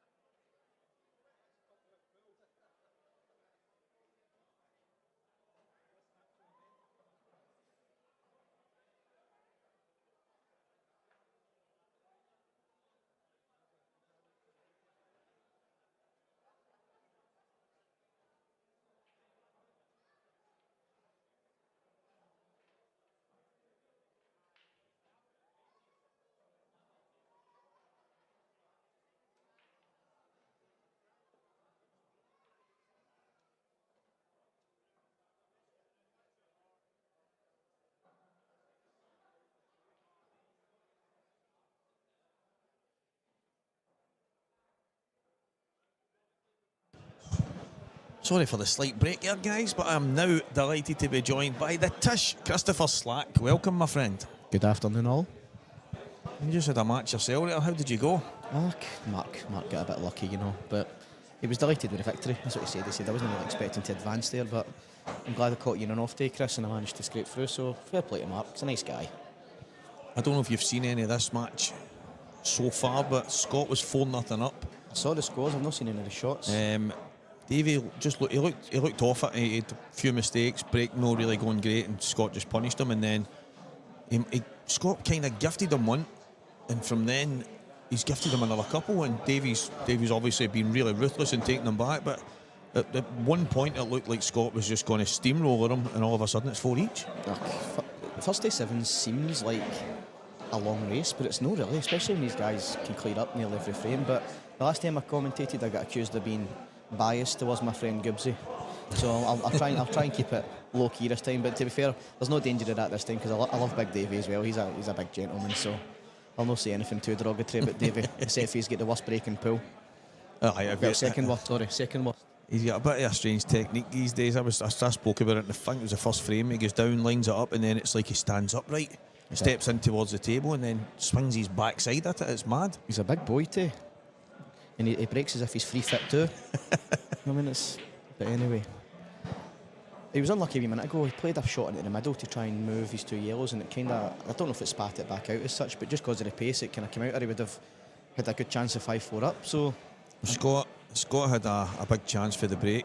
The Reds were all there, and to me, I think if he watches it back, most of the time he'll say, Stevie, you talk some rubbish, but I think when he watches he it won't back... watch it back though if you're commentating on it, so he's fine. You can say what you want about him. He had the red at the bottom right.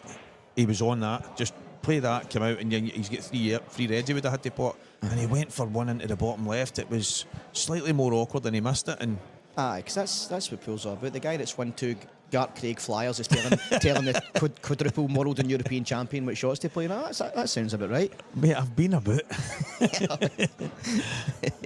It was 2 in a row as well. 2 in a row, and then one of Lola's last night, and I'm jumping about in here like... Oh, that's not bad. Actually, I took a bet earlier. I says, I'm going to go into this booth, and I'll take over 2.5 minutes for Stevie to say that he won a Lola's last night. So I actually think I lost, because I think it was about 1.5 minutes. I actually went out after the John McAllister Scott McKenzie match, and young Preston said to me, so Stevie, what were you doing in there? Were you just talking about your match? And I says, I mentioned the Lolas and that, and he went, no, I wasn't. I was meaning your match with Steed. And I went, I forgot about that. I think I mentioned it at the start, but I didn't really... That's me got 2 in the sweep, because I says it would take another 30 seconds to tell me that he tapped in Steed as well, so I'm on fire here. I played well. There's Big Davey. Big Davey, 5-4 up. All of a sudden... Momentum's a funny thing in this game. It's mad. I mean, there was a moment in the match with John and Scott where I think John was 3-1 up, and he's John McAllister. Scott who? McKenzie. Oh yeah, sorry. Yeah. And he's missed a dolly yellow at the top left, and all of a sudden it was bang bang, and Scott was back 3 each. It was like you get punished 2 or 3 times for any mistake. It's mad. It can be 2 free frames, especially if you let it manifest in your own head as well. It can cost you a full match. So, Pools played between the ears. Do you know? All these guys can pot the balls. Do you know what I mean? It's just, this is why these guys are the best. They're just. Yeah. John McFarlane said that was the first time I'd actually heard somebody saying that. He said, Stevie, in this room, we were in juniors, and he says, most people in here have got decent ability. Huh? He says, but what's between the ears is the difference with the top guys and the average guys. And it's mad, isn't it? Everybody, well, barring maybe Chris Ferrier, but everybody else can break and dish in this event. So if you can break and dish once, you can do it 7 times. Right, that's it. But these guys are class because they're just ruthless. They just believe they're going to win. See, Goopsy, I know, I've got accused of being biased again, but see with Scott, you just see it. Like, I've seen him play long matches, big matches against top players, and then the guy makes one wee mistake, and not only it's not the finish that he takes away after it, see just the way he approaches the table. He's like an animal. He just approaches the table, takes away the finish, because he knows the guy that's just missed is watching not only the finish he's about to take away, but his body language. It's just, it's a strange game, Pool. I used that early in this match. He's got a ruthlessness. There was that. I don't know if you watched the Cole Bedford getting interviewed about building his perfect player, and I wrote mines in. There was a few players for each kind of thing, and I put, when it says it, one of them for Bottle, and I put Goobsy, and I put actually slash you. Did you see it? No, mate, no. I'm just thinking, sorry, you're talking about Cole Bedford getting interviewed. Did the guy have a poncho on? Sorry, continue there. I seen him building the perfect pool thing. Yeah. So I put like 2 and 3 for each one. Like best doubler, Ryan Davey, big chick, and most of them are Scottish guys, but it's the guys that I see most occasions. But I just think that's the one thing about Goobsy, is absolutely ruthless, and when he pounces, it's like a predator jumping to action. 100%. And he doesn't forget as well. He's like, so I think the things that Scott's won, right? I remember, I don't know if it was an IM or something. Davy Kinnear beat him, and Davy gave it the big fist, right? So I think Davy beat him 6-5 in an IM 10-15 years ago, right? And Scott just shook his hand as he does. He's a gentleman, walks off. It must have been 7 years later. This is probably in Scott's mind. He's waited this long. He's drew Davy Kinnear. I think it was the semis of the Scottish up in Petticoat Bay, and he's absolutely, like Scott can do it to anybody. He's absolutely, I don't know if it was like 9-2 or something, right? And there was nothing, like, again, shook his hand at the start of the game. Nothing I told you in the full match. And then when Scott potted the last black to win like 9-2, he gave it a fist.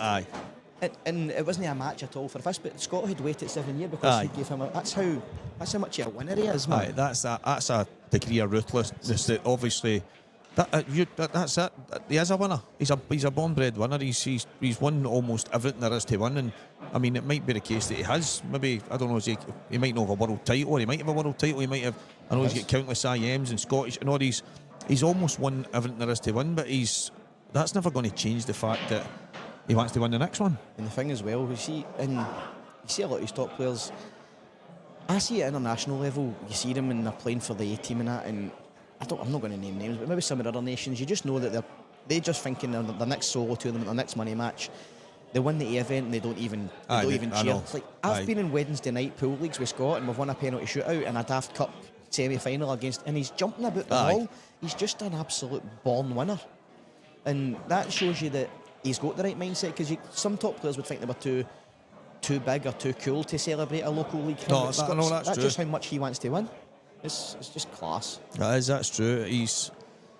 That's probably the best way to describe him. He's a winner, just an absolute winner. And it's about to go 6-4 down here. No, I know, but it's just. No, I know. It's I'm talking in general. Yep. And I know he was starting to do some of the break and dish stuff a wee while ago there, and he was using Billy Neal's table, and he was getting probably the only practice that you would ever get Scott doing, and he was doing it because there was a chance of winning something. Aye. And it was like a wee while ago, David. Steve, that was 4 years. You know what I mean? Because of COVID stuff. You know what I mean? They're still gone. What? All the break and dish things are still going. There's some doing it. I've seen that Daft Australian guy does the worldwide thing, but Gibbsy was in it there. Apologies to Daft Australian guy for watching. I know. Cheers, mate. Hey, you dingo. Gibbsy was doing them. He was doing them in Billy's, and I don't know what happened to Billy's, but I think he was maybe up to something. But he blew the power in the full street. Gibbsy's in the middle of a finish, and it just went black. Well, I know he's doing them because obviously it was happening for a while, and then I seen that Scott had got that wee practice facility. Aye. So straight away I'm online, end of what I bet. Gaz Higgins piped up, so I'm saying to the whole internet, I'll back any as you want. 600 odd quid bet on it. Gibbsy scored about 2 out of 30. You know what I mean? I was like, that's handy, Scott. Cheers, mate. Scott was doing 20 quid for the tournament, I was doing 600. So that's interesting. Then for the double. I mean, he must have been too thin. I thought he could have nipped that down for the natural pocket over here, but he must have been too thin. And it's hard to double when the cloth's new. It can slide high. He needs to play this pacey. Aye. For 4-0 down, is there a chance to go 6-4 up here? Never mind that. What's the score in the big one between Arnie and Liam? Liam scraped the first frame. He must have got a flick. Oh, that goes in the middle. Oh, he's cut it in. Fair play, big man. Liam walked in the door and said, I actually think Arnie's here. He usually doesn't turn up to these. He doesn't usually, but he thought he did. He said, got a good draw. I mean, he fancied it against Liam. That's the only reason he got out of his bed. What else is that? Where's the scores? Oh, here they're here. So Sean and James, Dunstan, Arnie. Mark and Ethan, 5 each. It's a close one. I was actually hoping that was going to be on one of the stream tables, because Ethan's playing well there now, and obviously. Was that the boy that used to kind of play down in Glasgow, but he's actually fairly Perth or something? He's sound. Ethan's sound. Sean McMahon and James Gillon. I think I play Paul Crawford next. That'll be a good laugh. I just had some strange man shaking his head at me on the left hand side. Yeah, I believe he's known as Gizmo. Yeah, Gizmo. My way to pour water at him, hopefully he pisses off. He was walking about last night. I says, I hope you've got the flash off in that camera. And he says, why? I says, are you not afraid of bright light? He didn't get it. I don't know where Gizmo came from, because he didn't even understand it. He doesn't know what the gremlins are. He should, because he looks like one. No. I didn't realise. Well, here, you've opened up a new can. If you're allowed to be personal on the stream, then I'm ready to get us shut down. I was going to say, that's a delayed reaction up there. I was going to say Big Davey's in for the win, but that's the last frame. That's fine. So, what that is there, that's is what the people see. Aye. So we're getting the... We're pre-flop. Morgan 4-2 up on Gary McLeish. I like Gary. Good player as well. He's been playing well the last while. And Lucas Bryden 4-3 behind against Robert Stephen as well. It's a good match. What's your thoughts on all these random flags that people use in Cuesports? Nonsense. And fair enough. No, that was a very succinct answer. Mate, I'm at football with the kids, right?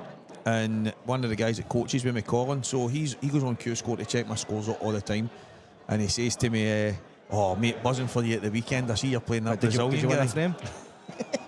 He said, "I see you're playing that Brazilian guy," and I'm like, "Who have I got?" And I look at the draw, and it's Joe Herring. And I'm like, I says, did you not even consider that there's a little chance that They might not be Brazilian. with the name Joe? And he's like, I never even thought, mate. I just seen the flag, and I'm thinking, and then all of a sudden there's Gio's got Thailand, and I'm seeing Lucas has got Canada, and Gio's got Thailand because he's sponsor. aye, true. That Cues, But Dom Classic. They say things like, so I can see my name in the draw, and I'm like, Do you know what? That's got a bit of. To be fair, it highlights your name in the draw. exactly.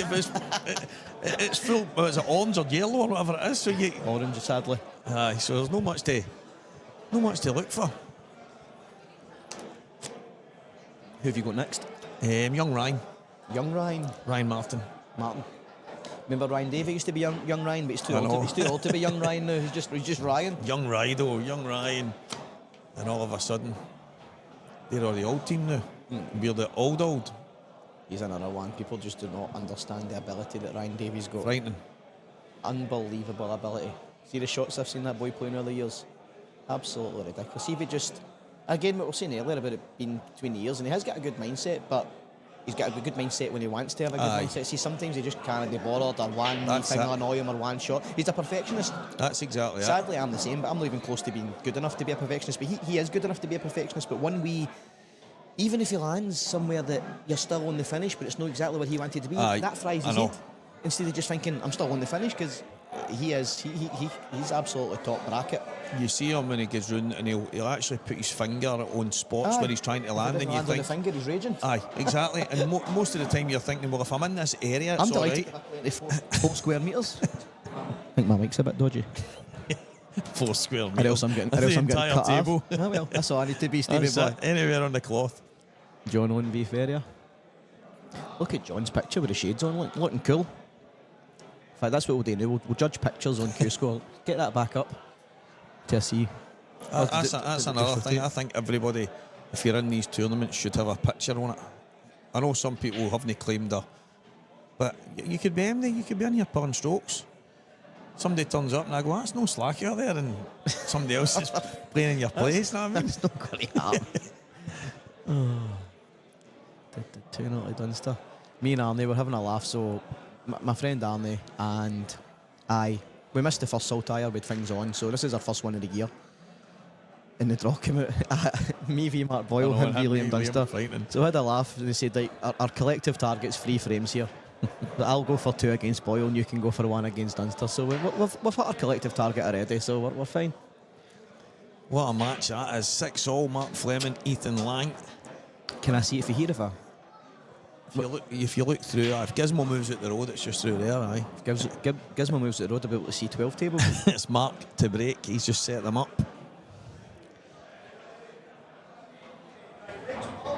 I know it seems mad, but Scott kind of needs to get these, or the party's over. That's a good shout, Stevie. Scott's 6'4" down and he needs to get these. I can see why you're doing the commentating. No, but he could. I mean, I don't foresee him playing any kind of silly safety stuff here. Do you know what I mean? He's going to go, but it's... That's Keno. I can hear Keno and everybody. He'll walk in here 10 times throughout the day and say, what happened to Danny from the beach? The thing for Greece. Every time he comes and goes, hey, what happened to Danny from the beach? You know me, baby, rock and roll. Crazy. Absolutely crazy. Absolutely. Gary McKean, guys. The guy was playing in a... Mind he was playing against us, and he just went and smacked a mad double, and Big Davey and that says, what are you doing? He says, these guys are playing for the league, and he went, aye, and I want the road just to win, and he was up on top of the chair, and we were going, oh no. I mean, Billy Henderson saying to me, your title's tainted. I heard Gary McKean played a double when he could have rolled a ball in. I went, it's not up to me, but Gary does. Gary McKean's never rolled a ball in his life, to be fair. Aye, true. But this mic's touch and go. Anytime I move, I just get cut out. Or maybe is there a mute button that the crowd can press? We'll need to get more facilitator Craig to come in and have a look at the wiring situation. Aye, Craig Anderson. You need to come here and provide me with stronger equipment. It's mad. You back a number of years and Craig was serving your rolls and sausage in Petticoat Bay, and now all of a sudden he's... Whoa, what happened? Did Scott... Something happened there. I don't know if it was a miscue or a... But if it is a miscue, that's the second of the day, because he had one at the bottom, he was just to slide the ball in the middle, and he's missed it completely. It was just I think that's the second time today he's had a miscue. I mean, the Reds. How's Arnie getting on? Arnie just paid 15 quid for a new bit of chalk, so I'm expecting a performance. What do you he's make sludging. of that stuff? Listen, Are you into it, or is it a gimmick? I don't even know if it's a case of being into it. It's Is it better in your view, or is it just? I would say it's probably better than a lot of chalks, but is it? Do you know what I think? I think if you gave me a normal bit of the old school tweeting and let me play with it until it finished, and gave me a bit of talm and let me play with it till it finished, I probably wouldn't be able to tell you any different. Aye. But what I do respect is loads of different opinions. There's loads of people saying it makes a difference. There's loads of people saying it reduces kicks. So I don't know if they're all getting sponsored by talm and that's the reason they're saying it, but there's too many people saying that it is a positive change for it not to be, in my opinion. So that's why I go with it. But the old chalk was fine with me as well. I keep saying if it's all right with Ronnie, it's all right with me. Well, Ronnie's probably getting paid 20 grand to use it. You're getting charged 15 quid a block. No, I don't use the talm stuff. I just use but I use Triangle Pro. Right. It's a wee bit dearer, and I use the light stuff. The normal coloured one is, I think the people at Tweetins are just ripping the mick because it's the exact same as the normal stuff, but they're charging like 5 times the put a price. different sticker on it. But I was Farnsworth was doing the comms with me, and he was saying, look, it keeps the tables clean, it does this, all that kind of stuff. But 2 seconds. I've just seen the second best player on these house come into the booth there. What's happening, Alan Reynolds Senior? Hey boys, I'm just busy here with the referee. Well, it looks like it. I thought you were just back for a rave. 2 decisions to make so far. that's not bad. Yeah. I bet you had both wrong. 100%. 100% wrong. Renzi's one of the ones. He doesn't believe in this talm stuff. He's all about the old triangle.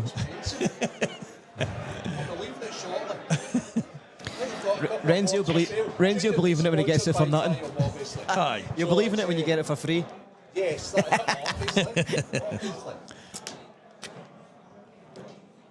Mark Farnsworth says to me, Slack, he went, it takes away kicks. And two seconds later, there was a kick, and he went, well, normally. Well, remember, don't know if I should say this actually. No, remember one of the first black ball tables in the country was in the Gartcraig? Mind? Are you listening? I was talking to Renzi. One of the first black ball tables in the country was in the Gartcraig, and Paddy's like, listen.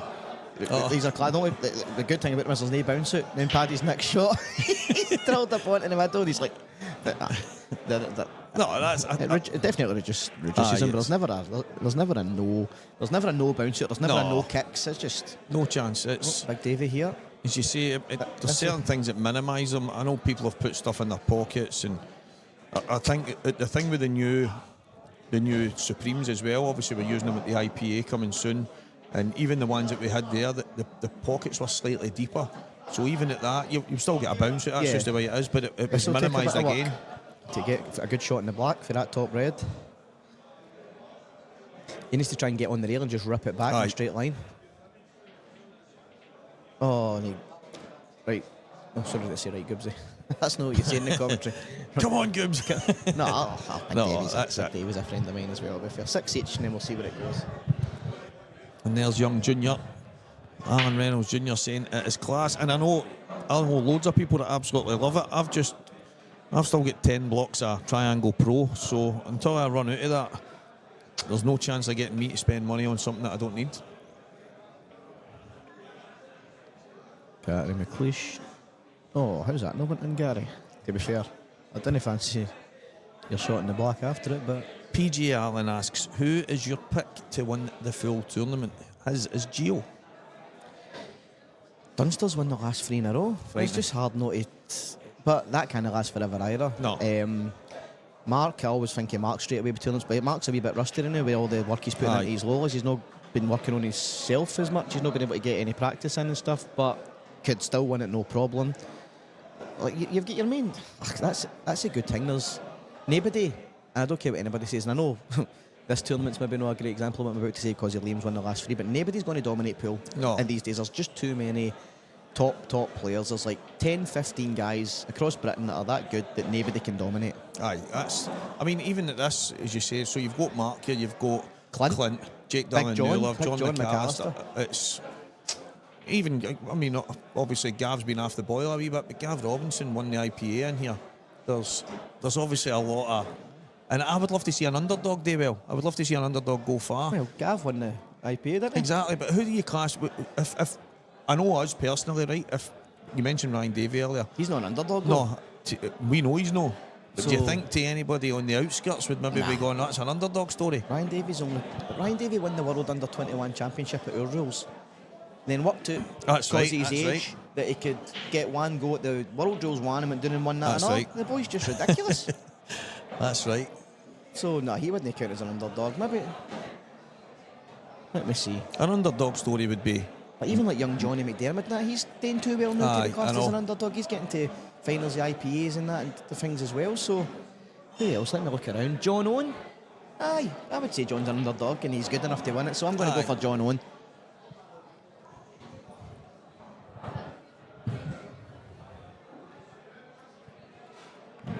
I'm saying Goobsy. We're talking about there about his Aye. being an animal. 4-0 up.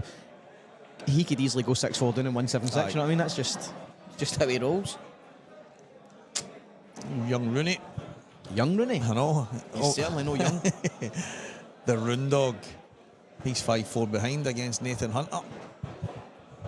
Rooney, man. He's- I don't even want to start talking about Rooney. I'll be here all night with the stories I could tell you about Rooney. I love him. He's a class act, man. He's That time down in Wales in the caravan park, mind, that was outstanding. Some of the stuff that went on. It was at this that time was a international. mad karaoke. Aye. big Clark Smith. You Oh, couldn't get that's him right. off a karaoke. Big man. soup. I think the guy had to ban him. He was putting his name down for 70 songs a night. Who's up next? Clark again? Who Oh, broke by it? me, big man. Who broke your Davey. baby? Let me see. Nah, it's no. There's nothing. There's nothing. There's no simple layouts. Big Arnie, 3-0. That's fine, big man. Time to go. Time to turn the screw. Aye, Big Arnie's winning this frame. I can feel it.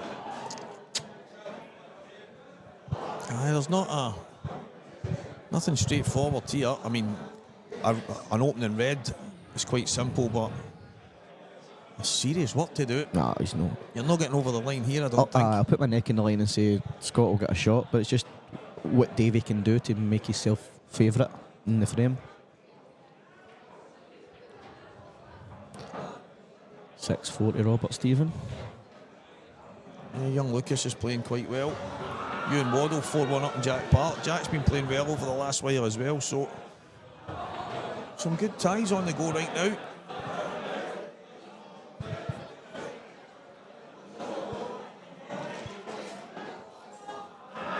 Just seeing Martin Shades walk in the door. He's still mixing with the top boys. He got a bit of a lesson this morning, to be fair. Him and Charlie Shaw. That's a good conversation for people. Blaming everybody else in the world if they lose a frame and set for themselves. Oh mate, see that season that we had with Charlie in the team? That was my favourite pool season in the world. Tuesday night, any frame he lost. Oh, the light was at the ring. Hang on, go slack. I'm like, I know, Charlie. I used to fuel him up. I'd be like, and he'd say something. I say, you're right.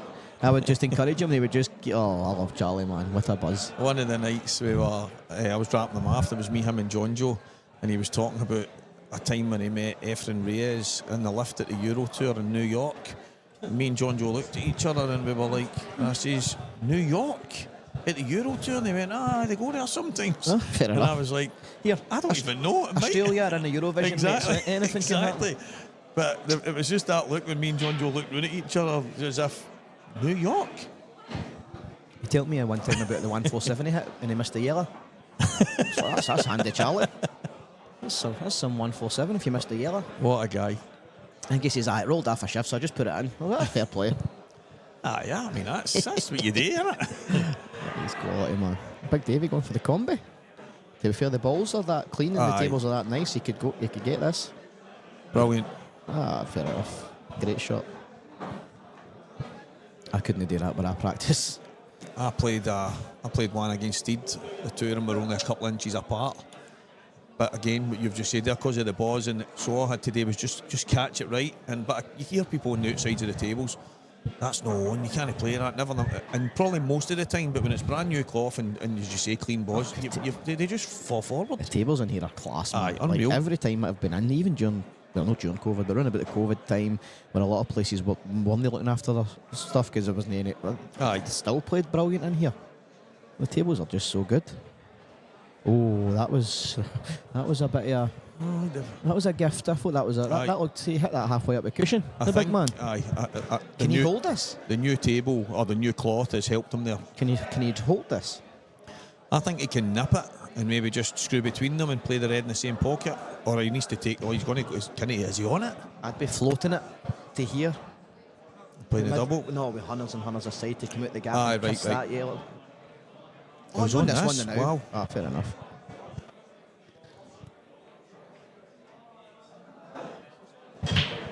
This is tough to control. He's see the side. Here we go. I liked either your shot or just the same shot, but just. I wouldn't have played that. It, the shot he was trying to play there was just too difficult for me. I would have tried to make it easier for myself. But the big man's better. Who's Ryan playing? Logan Hunt. Ryan Davey. There's a new batch of youngsters. Here's Robert one.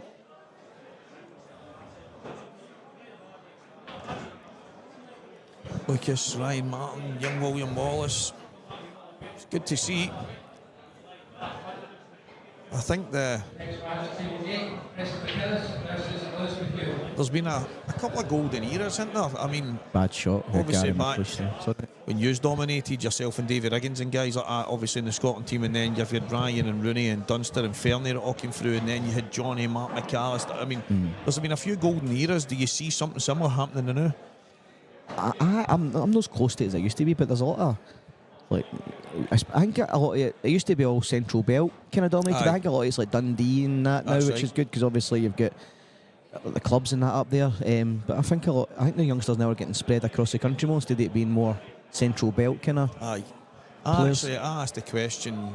This was a number of years ago. I think the Roadhouse was still there, and I says to Renzi, I went, how is there no, like, I started playing pool at 25-year-old when I stopped playing football, and I think at the time when I started playing, me and Vinny were kind of the two new kids on the block, and the two is are like now in my mid-20s. And Renzi has a thing where he believes in Glasgow football's a bit more orientated, and although you might have some people that played a wee bit of snooker and pool when they were younger, and then they gravitate back to it if they drift away from football, and because it's something that I've no. Obviously, I started playing the game late, so that's fine. But I've never really noticed a batch of like Glasgow youngsters coming through. Young William, see, he's the only one I can think of recently. Jason, Davy Riggins, yourself, along, but there's never been. Long time ago. That's what I mean. Talking about currently, that's what I mean. You've got young Sean. Wee Sean Millen, and obviously Paul's boys are young Evans, really, really good. And they've got time on their side and all. They're really young. Do you know what I mean? And they love their pool. So there's. Wee Sean Millen's very good. To me, he's come out of nowhere. He really has. I mean, I know he's 15-year-old, but he's in the under-18s A team, and rightly so. He's. Oh, Davy's got a combi for glory. Aye, and all he needs to do is run this in. This is easier than the one he played. I don't know. I was too busy chatting when Davy missed and Scott had his 4 balls left. I thought. I didn't realise how he ended up there. Oh, here we go. I can watch it in the delayed screen. So here I'm thinking, drop that in the middle, get that side there. To be fair, it wasn't easy. And he'd have took this 5 minutes ago because he was looking if he was beat. So this is the shot. I think if this doesn't go for Davy. Well done, big man. Good shot. Tapping the leg for Scott. Good shot, Big Davy.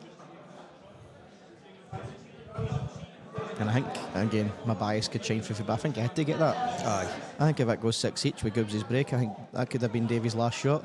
Oh. Big man Q as well. I hate these. See when I just think the cushions these days are a wee bit bigger than they used to be. You hardly see any of the white when you're stuck to the cushion.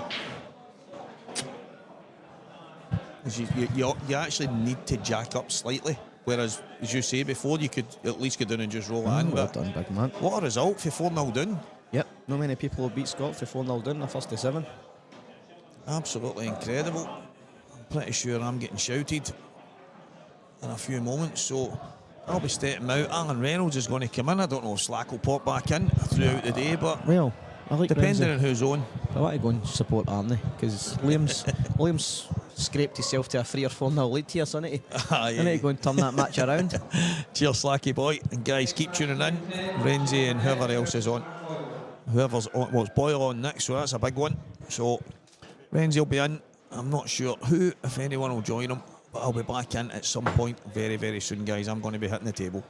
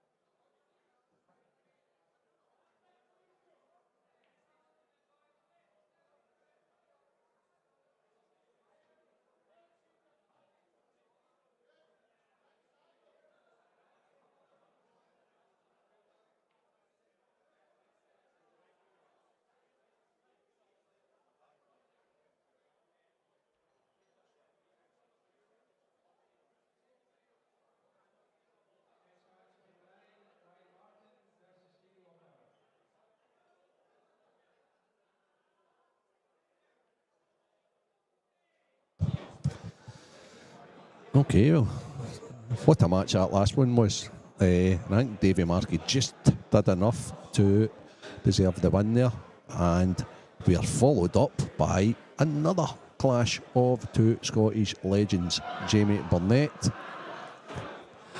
and Mr. Magic Mark Boyle. And because it's been Scottish Day, I am going to introduce into the commentary booth to help me out here and to call all the shots and all the finishes, the current Scottish champion, young Gio Egger. Hello Gio, how are you? I'm good, Renzi. How are you? I'm very well, thanks mate. So we have Stevie the Talker Walker, who won earlier on. He was in doing a bit with young Chris Slack there, and he's now on table 9. But what a mouth-watering prospect we have here with Jamie Bernett and Mark Boyle, and Jamie's just broke. How do you see this one then, Gio? The match as a whole or this frame? The match as a whole. Just on the break, innit? I mean, it's... Well, saying that, I've not seen Jazza play in quite a while. He was kind of away from it, wasn't he? Wasn't he playing the tournaments? He was here, but he wasn't playing, so... I don't know if he's been playing or if he's not, but he's that natural. It's like he's cute. He's cute and it's that good. I mean, he's one of the guys that probably doesn't have to be playing all the time. But it's just kind of on the breaks, innit? It's who gets the chances, and if both of them play well, that's all it will come down to. Yeah, these are two guys who, in my opinion, Gio, you have got your natural born pool players. So the natural born pool players are the Scott Gillespies, the Liam Dunsters, yourselves, Morgan McInnes's, and then you've got your snooker guys that have came to pool but have adapted absolutely brilliantly. Aye. And I don't think there's a better example in two snooker guys that's came that have these adapted two. better than these two. Aye, 100%.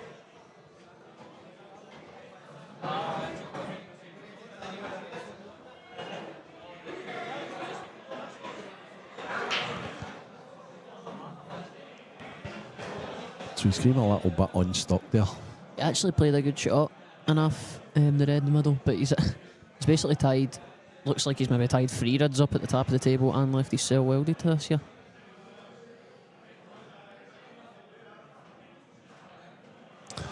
Really hard shot on the newly covered tables, Want to Gio. know what makes that shot hard? I don't think you could see the full of the white, so it's actually hard to find the middle of the white. And if you're coming off a cushion, one cushion, at any tiny bit of side, you're going to be miles away. So it's hard to find the middle of the white.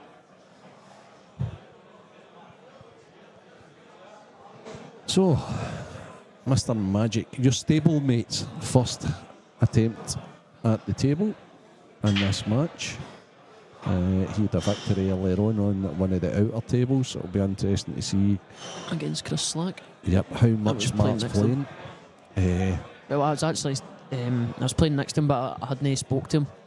But my match finished maybe about 10 minutes after him, so he was kind of still floating about. And he just came up and he says, "How's it going?" etc. And I just said to him, and he said he just got his glasses back. He said, so he said actually the last time that he played was with me and him played the doubles at the IPA. So Okay. that's what he says. That's the last time he played. So he's obviously busy. Very. And I mean, he's still got a job and he's got the pool party things going on and all that sort of thing, but he's just so naturally talented. It'll be interesting to see. Obviously, do you think the tables are a bit of a leveler because they've been recovered? Like that pot, for example, just like right on due. Definitely. I think, I don't know if that suits you when you're not playing or not. I mean, I think that makes it.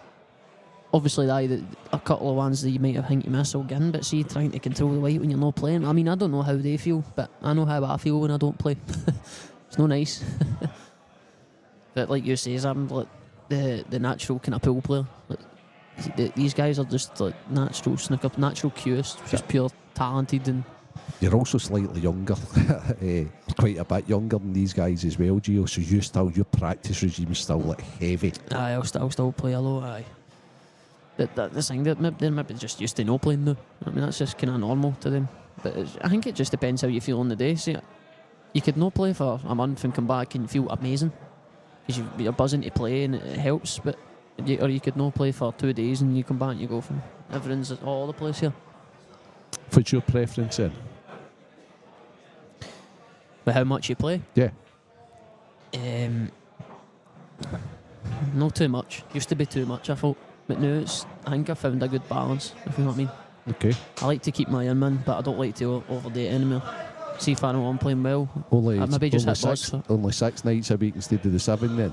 Aye, pretty much. No, maybe aye. Well, I play the snooker. I play a bit of snooker as well. That'll fill a night in. Maybe another night if I fancy a wee game yet. I'll maybe get a practice with somebody. I just play with Big Callum in my way, to be honest. I'll get a game with him maybe once a week. And then I'll maybe, if I've got a tournament coming, I'll maybe play myself for a couple of hours the 2 days before it. So you're still solo practicing? Aye. But I hate it, but it's... needs to be done to feel sharp. Aye. There you have it, ladies and gents. That's how the Scottish champion practices, and that's why he's as good as he is at his tender age. Any questions? Keep them coming for Gio and in general. While Mark is about after getting a bit lucky with the first pot. He didn't hit it bad, but it was a bit wide. But he played it at a nice kind of pace, and he actually landed awkward. He had to take the cut down the rail, which he got nice, and then he's took him away lovely. He played a really good shot into the middle to land up behind these 2 balls at the top right to take one out of the middle. And then a nice wee intricate one to come round for that last yellow. Aye, he's actually took the finish really well. 1-0 Mark Boyle.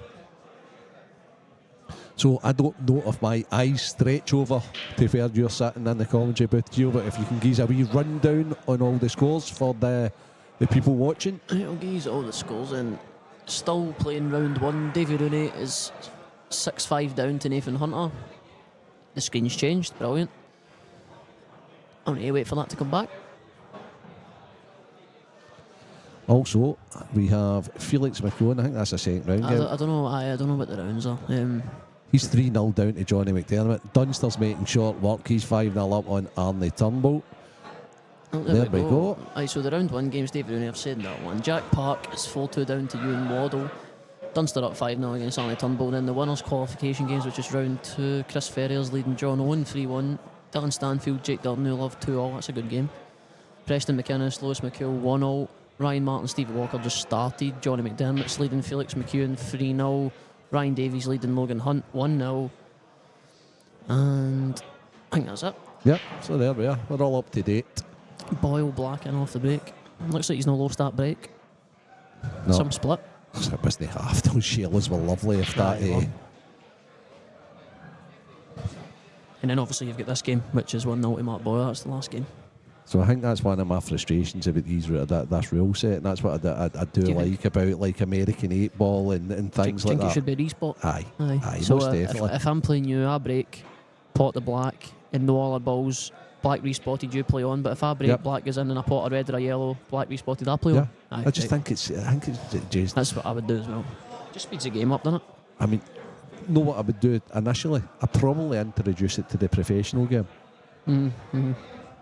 Especially with all these matches on like TV and streams and this and that. I just think it saves a load of time, you know, and I just think it's the right way forward. But anyway, I think I'm in the minority with that one, to be honest with you. I agree, but see, what if there's just that many balls about the black spot and haven't see the time, maybe you need to put the black on the spot, maybe by the time just setting the balls up again. Yeah. So that it could go anyway.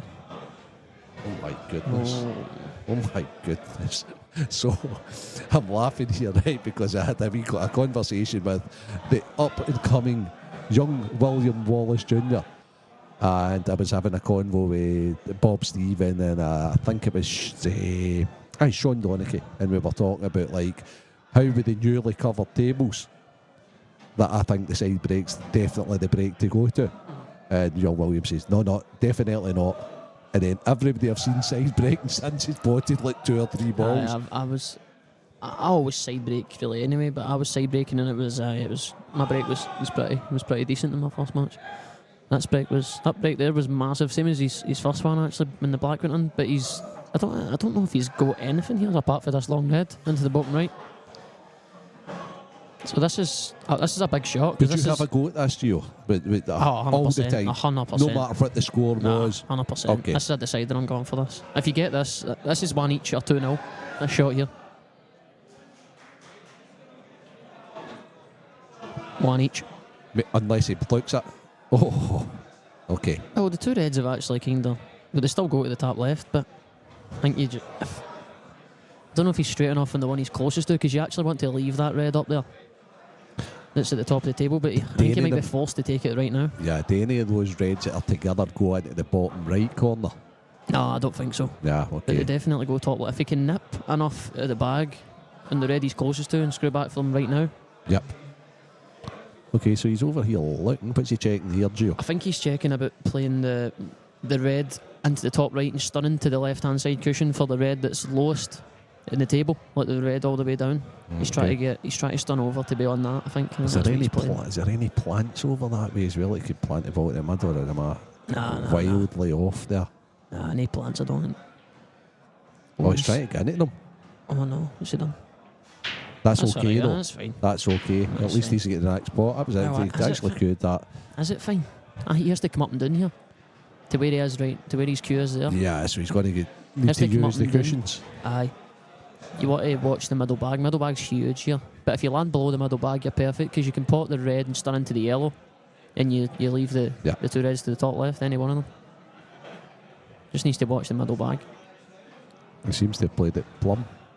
He's high, but you'll not be caring about it. He's no balled. He's just going to pull this back a couple inches and then play them long, I'm playing isn't that to below there. Just a bit harder. I think he can just roll on and off the bottom cushion. Maybe a bit of left-hand side, maybe. No, he was perfect, I think. He's played that well. Mark will be ruined that first pot. Now, that first pot was somebody that's not been playing much. Aye, I was going to say that. I was actually going to say, see if he's playing, you just fancy him to just get in and knock that in. Even when he's no, you fancy him to go and knock it in anyway, but I think that's one of the ones that you do look at and you go, maybe it hasn't been playing. But like I said, it was either 1 each or 2-0 that shot there. But I'm always taking that on, the same as Mark has. Playing it or not, I'm always taking that shot on. So there we have it. And even more so when you're playing guys like Bernett, because you know he's going to go for it if you leave him it. Yeah. He is. You know he's going to go for it, so you may as well just trust yourself to get it. I just think the way these tables are playing, the standard of the player that's playing in this tournament, there's not going to be much missed at all, and there's going to be maybe a record-breaking amount of dishes and reverse dishes this weekend, because the tables are playing fantastic in McGoldrick's. Your later stages are going to be dish fests if they aren't already. Yeah, absolutely.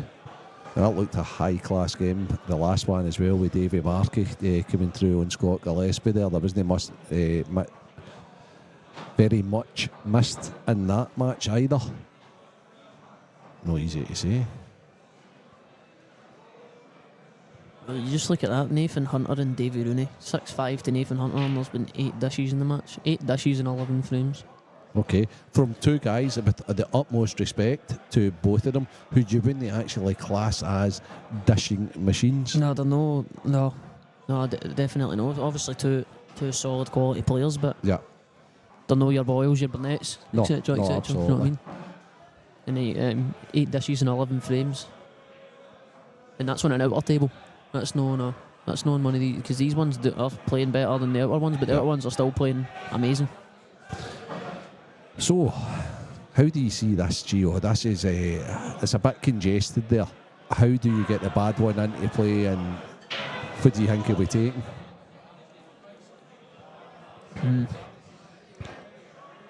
Is this red go? Is he trying to power screw off the yellow, or is it too far down? I don't know. What if he rolls the yellow in the bottom left and leaves himself low in the cut? Ah, okay. So, when I said that, how's he going to get this bad one into play? I just automatically thought he would take reds, so it's only one to dislodge. Maybe if you go yellow bottom left and then just roll the white through and leave a cut, but I don't know if you might not hit the first 2 yellows, you might only hit the red. This is where we need the cameraman to be able to show us. I know Jamie's going reds, he's taking the one up the top though. Aye. I thought that would be the fallback ball, but Do you leave yourself on the right hand side of the table?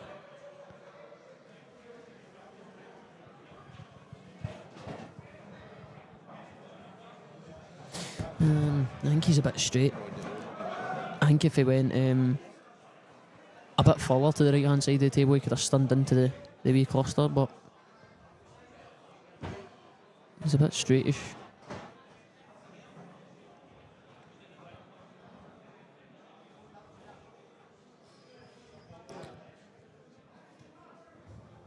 I think it's going to be safe from here, to be honest, but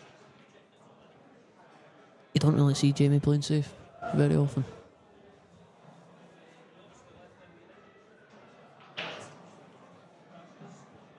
Can he power this with topspin? Arc the cue ball into them?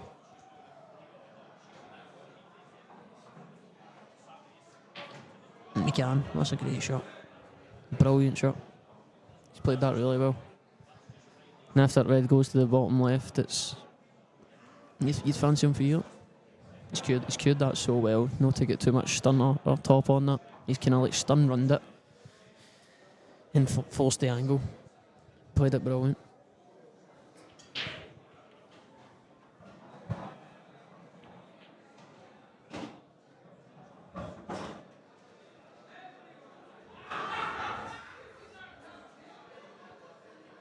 So he's gone bottom left, left middle.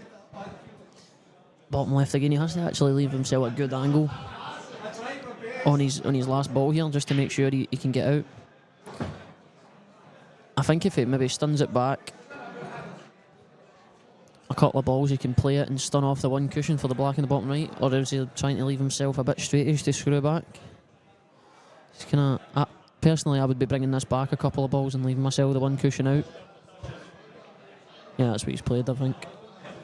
Yeah, so he's just playing like straight line, off the cushion, maybe touch aside. Yeah. Nothing for shot. Yeah, but a right hand side here.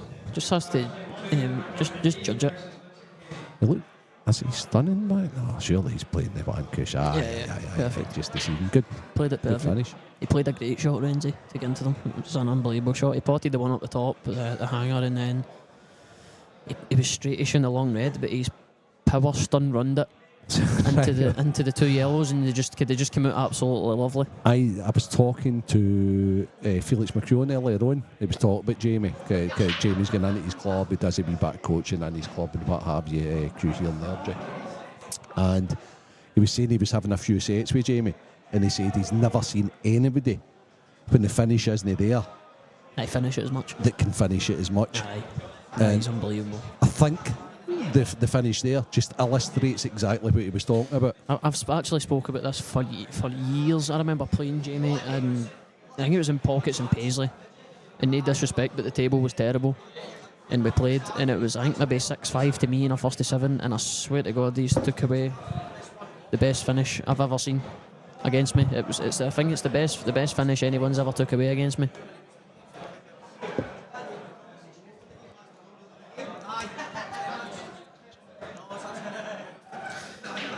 Renzi's Renzi spilled his drink all over himself. And he's away again. Another good break from Boyle.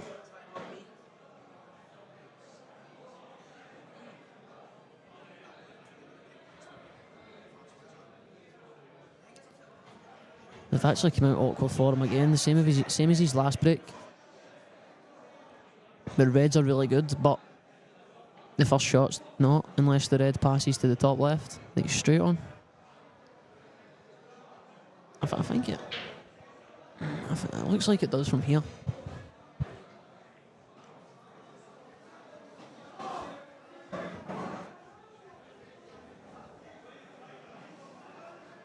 And if he can roll through and leave an angle to drop the red in the top right and play in behind the other one to the middle, or just roll onto the yellow to move it out the way.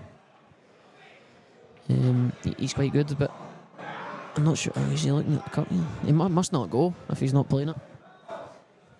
So that's 2 breaks in a row. Mark's had a really good split. Reds have been really good, and he's just been really awkward in his first shot. You feel as if the world's against you when that happens, don't you? It's a killer. That is a killer. He's going yellows. Is he power stunning into the red to try and stun it onto the yellow? It's a result. It's an absolute result. I mean, he's tried to play the red and stun it onto the yellow and move the yellow to the side cushion, but he's got a great result there. Aye. If he's got a shot, that is. Oh, he's got the cut back on the one he's closest to. He's also got a shot to the left middle. It's gonna.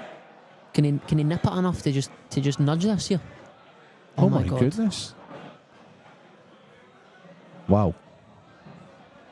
Oh my God! I don't know if he hit that. I think that's what Jamie's like. Asking him. Yeah.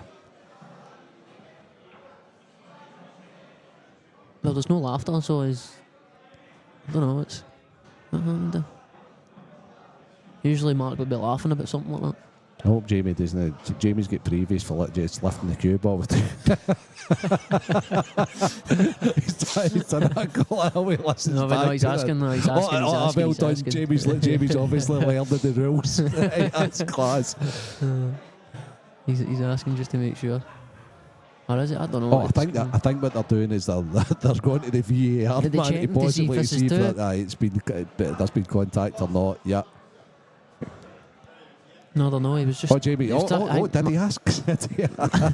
I actually think what was happening there is Mark was trying to fix up his tip, I think. Right. And couldn't hear Jamie asking for the white. Can't believe I just seen that. It happens. It just happens, and it happens to the best. I think he just tried to drag it with hunters a check. Yep. And just miss. I don't know if he just misjudged it or didn't he look like a miscue? I almost feel I need to look at that back, right? I don't think that was a miscue. No, it's almost as if he moved. Aye, it was. His whole body moved I into the shot. I think he and- always does that, but Right, okay. I feel like he always.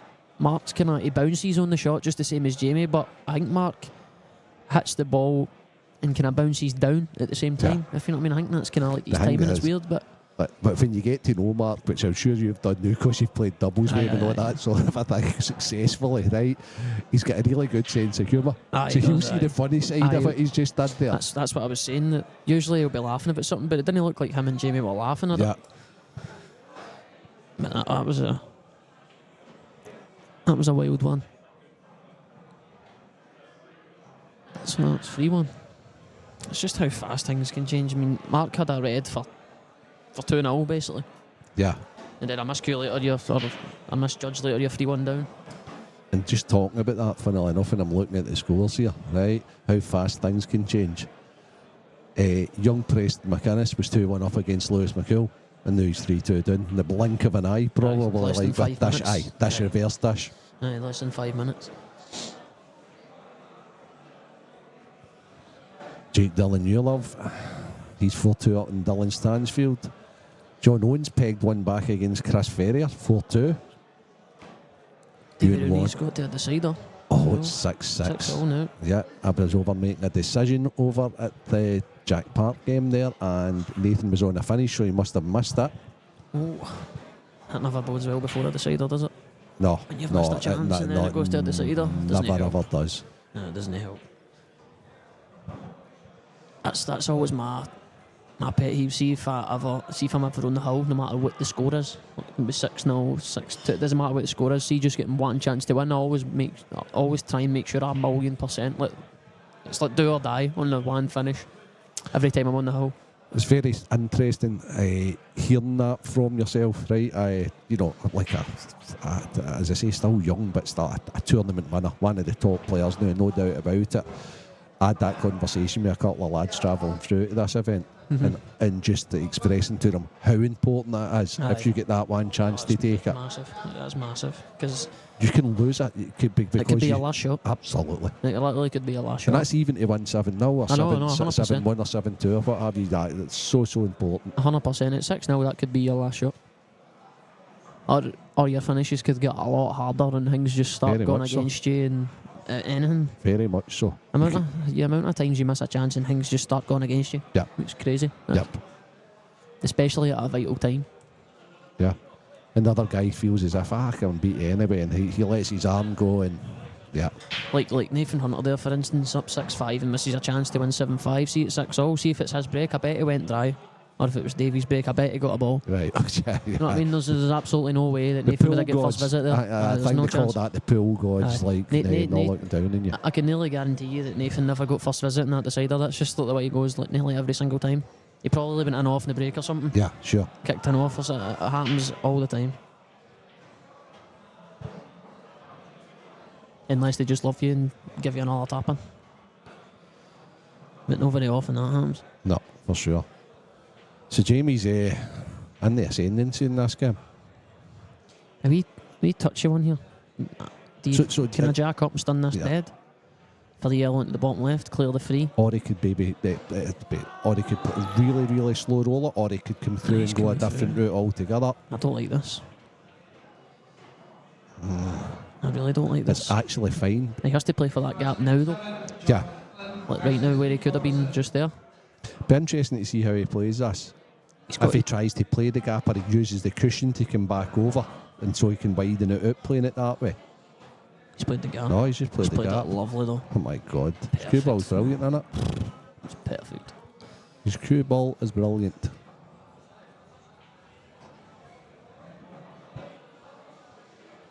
This See, guy's just such a talent. See, I just didn't like that way. But Yeah, he's just no. absolutely plumbed it. Like I'd have found that as myself as like a hard shot because I'm in a situation I don't want to be in. So it feels like the shot's harder. Yep. He's absolutely plumbed that. That was a much harder shot than it looked. Any ball too far, you're snooking yourself in the red. Not far enough, you're too thin to hold, or you're snookered in the black. So for anybody watching these top players that is just starting out the game, or is basically just playing for their pubs and clubs and the leagues all around Scotland, the art of the game is to make it look easy, and these top players are making it look easy. Jamie's just made this look pretty simple when that was a very difficult out. I think it's, I don't know if you see it like that, but I find it mental that the top players for different countries all play different. Oh no, I've always seen it that way, to be honest. It's Like the Welsh players are just crazy. Crazy Aye, like aggressive. absolutely crazy. No, I've always found that. But the English, I suppose the there's no English and the Scottish are kind of pretty similar, to be honest. It's kind of just, it's like a more solid game. Obviously, you get your odd few that are. He's kind of overcooked. I still thought that. For me, the English were always that wee bit more aggressive than the Scots. I know you look at like. No, it's different. Boyle and that. Yeah. Now, it's hardly ever a safety, really. Yeah, and the French players even, they were different again, and then the Maltese were different again. Aye, so everybody's got their own identity at it. Aye, definitely. It's not even maybe so much like playing. Like obviously you've got Dunster who will play a containing shot or a really, but it's always a really good one. But most of the top players now, you never see Boyle playing a safety really, but he's a lot more controlled than when he goes for the same finishes as like the other players do. Yeah, of course. It's just it's a fascinating game because some people are naturally better with the cue ball than others. I remember doing commentating on Your Money game with Robert, and it was just such a contrast between two really top players. Again, it was like snooker against pool. Aye, it's just like two different styles on it. Your cue ball was like much crisper and sweeter, and Robert's shot making was possibly better, and the reason his shot making was better because it had to be, because his cue ball wasn't as crisp as yours.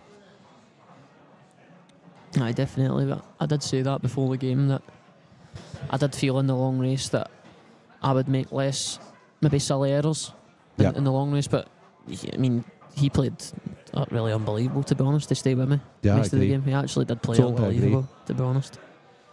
I got a couple of rubs when I needed them, and I got over the line. Well, you can't beat it though, can you? It's like if you get the rubs at the right times, it really, really helps. But it felt like the kind of, I think that match kind of had everything. Yeah. My game with Robert, it was like flukes and really nice controlled finishes, bashing finishes. It actually had everything in it. How's he going to take ease it? Or is this just a step too far? Jamie's gone for these, isn't he? Aye, 100%. I said that when he went away. I said, see when he played the really good shot that I was telling you about, I was saying I'd maybe see a safety here, but I just don't see Jamie playing safe ever. I just don't fancy him playing safe. So no matter where the balls are, I think he's just going to go. But it's finding a way to try and go. There's no point just going at the potting balls with no intentions. Have you did any exhibitions of that yet? No. Right, okay. Jamie plays, right? So I did a few when I was a pro and things like that and blah, blah, and you just go for everything basically, right? So it's like practice stuff, you just go for everything. You try and entertain the crowd, blah, blah, blah, right? And that's the way Jamie plays. Full stop. Aye. It's almost like exhibition pool. See the way Ben played in that World Final? Yeah, that was the exhibition pool, yeah. That's probably the best thing I've ever seen. Yeah. It was unbelievable. I actually couldn't believe it when I was watching it. It was crazy, but it was just so good to watch. I mean, it was probably the best. I only maybe caught the last hour and a half. It was probably the best hour of pool I've ever seen. It was incredible. I told you. It was just a great fight. It was a great entertaining final. I told you the funny story. I hate repeating myself, but it was quite funny, right? Dunster went and did a bit of commentary on a bit, right?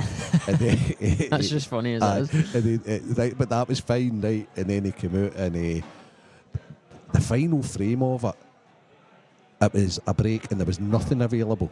I mean, pretty much there was two balls up the top of the table and the white was parked behind them. Oh, is that when Ben jacked the cue up for the one to play in the middle? I think he eventually did that, but it was like 3 shots in. And basically what happened is, like, Michael touched it, Ben touched it, Michael touched it, and Dunster turned and says, boring this, innit? It was just a classic line, to be honest with you. So Jamie actually, he played the plant to try and come off 2 cushions to free the red and, next to the yellow, but he caught the jaw and left himself nothing. So he's probably raging he had to play safe there. This is the sort of a frame that Mark needs to capitalise on. I think Mark's made of the I think Mark's a better tactician at pool than Jamie, and I think Jamie would be the first to admit that. Oh, aye, 100%. Yeah, that's Played exactly that well. Oh, it's not. That looks like it maybe took a wee turn out there. Yeah. Because that looked to me as if it was going to hang perfectly, and then I just think it's the cloths and all that as Aye, well. it was They're gonna side to side, so hard to judge. I felt like he played that perfect, but it went to the left jaw a bit wider than it should have. Yep.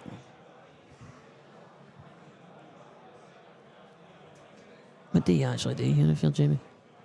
Oh, what about coming off the left-hand side rail and hitting the red in the top of the table and hitting it across the cushion? If you hit the black full ball, you could nudge the red close to the bag, or if you nudge it clean through, just try and get the red in there somewhere. I would love to see Jamie do. Just stick the red over this top left bag and leave the white there and say, right, you finish it in, Mark. But I know he won't. No, I really want to see that shot, to see if it is actually like a shot you can play, to come off the left side rail, hit the red at the top across to the other red and the black. Yeah. Right, okay. What's he Aye, playing? he's Is he just going to duck in here? Is he just going to duck safe? He has. It's not a bad shot. I don't like it. Okay. I just don't like it. That's why. I didn't think he'd let him see that there. Yeah, you can duck. But I was looking at leaving the yellow. I would double kiss this on top of the red again. Like double kiss it and just leave Get the the red. white on top of the red. Just like that. Aye, just Yeah. like that. Is that what you'd have advised them to do when you were playing doubles with him? I'd have just sat down. Do what you want. It's good.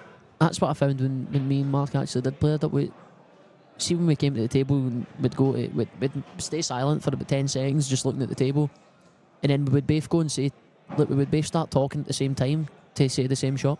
Okay. Every time we kept going to That's say a good. shot, and we kept saying it at the same time. Like nearly every time we went to the table, we always seen the same shot, and we always said it at the same time. It was weird. With respect, that's a good thing for your point of view. I felt made me feel good because he's seen the same things as me. Yeah. Knows if I'm Or calling vice him as versa. stupid shots. Aye, You know, exactly. so it's as you know that, We nearly this get away guy's with it. arguably like one of the. There's no arguing about it. He's one of the top maybe 4 or 5 players in the world. I would say some would even say maybe in the top 2 or 3 in the world. So when you're thinking the exact same as he is, you're not far away yourself. That's the way I see it. Could be the top 4 or 5 ever, Renzi. Yeah, possibly. Not just in the world. Well, I ever, had you know what I that. mean? I actually had that. I was doing a wee back commentary at the IPA with Kev Barton, and we were talking about the Mick Hills, the Gareth Pottses, the Darren Appletons of this world, and I just put it right on to Kev, and I says, "So how do you rate Mark in that field?" And he was like, "Oh, well, I'm not so sure, yeah," and blah blah blah. And I was thinking, okay. They were good. They 3 guys I mentioned were brilliant, mate. You know, and a lot of, especially like a young guy like yourself, you might not know how good Darren Appleton was at this game, but he was phenomenal. And he struggled to win the World Championships, and it gnawed on him a wee bit. And I don't think he ever won it. I think he got beat in the final a few times. Yeah. I think Tom's the best to ever play, mate. Okay, there you go. So, but that's coming from a young perspective as I've well. not seen them, but I have. I mean, I was pro with them, but obviously they're a bit maybe not at their peak anymore. But I was on a pro circuit with them. I played against them all. I've never seen. Tom's phenomenal, I mean, right? So he is phenomenal. There's no doubt about that. He's absolutely classy. And the rules are different as well. It's how laid back he is as well, mate. It's kind of scary when you speak to him. You're just, it's as if you don't even care. Yeah, yeah. He just wins everything. I mean, it's incredible. Deep down, however, he must know how good he is. Strange. Surely. I don't really think Jamie had anything there, did he? No. I think he's this frame's just lost, innit? Yep. Aye, that's pretty fine, much aye. Jamie just wants this frame over and Aye, done with just it. go into the next one. Aye. Yeah. The amount of times I've thought about things like, say I'm playing like Bole or say Dunster, for instance, because he takes a bit longer. You know he's going to clear up here, right? And you know you're going to lose this frame. The amount of times I've actually just thought about just conceding the frame and just breaking the next frame, just to save myself sitting watching him for 5 minutes. Yeah, and I've But actually... I've never actually had the balls to do it. I actually seen a Hall of Famer doing that against Liam at one stage in here, in this tournament. Was it And Mellon? It was I've indeed. seen it. right? Aye. I've seen it. So that's got... It's got pros and cons. It's got pros and cons, right? And as I say, I do understand it, right? I just couldn't bring myself to do it. They don't allow that to happen. Matchroom don't allow that to happen in the 9-ball. See if you concede a frame, you lose the next one. Aye. And I think that's just in a respect point It's of a great, view. I think and it's a great rule. I to be think it's a honest. great Yeah, rule as I think well. it's a great rule, mate. I think it's a great rule. But I'd love to be able to do it, but I've just never even. Yeah. I've never actually had it in me to do that. Because I think it is just disrespectful, and yeah, but it's something that goes through your head. Like you want to do it, but I just couldn't bring myself to do it. I tell you something. Players have did that to me in the past. I've never conceded a frame like that. Right? I don't think never I've ever. right? I've never even conceded like hanging blacks. Yeah. Like 2 shots and all that. I've never ever. But I've never. But I'm just so happy. See, as the player there, even if you're in good form, if you're playing well, Oh, you're you love it. so happy No, that you love somebody's it, done that to you, because there's always a chance you can miss a play, a poor positional shot, or a missed cue, or I've played a few games like against I'm not going to mention who, but I got actually a couple of players that are in this comp, and they'll actually you'll break and they'll just concede the frame. Yeah. And you're just like, thanks. I mean, I was Yeah. kind of worried if I like, what if I missed? Like, you just clear. I'm kind of stressing about winning It's this just frame, the- and you just gave me it. it's their it's brilliant. their frustration at the end of the day. And I tell you what, they would never do it if they were losing the next one. Oh no. You know, and that's why I like the rule. Matchroom get most things right.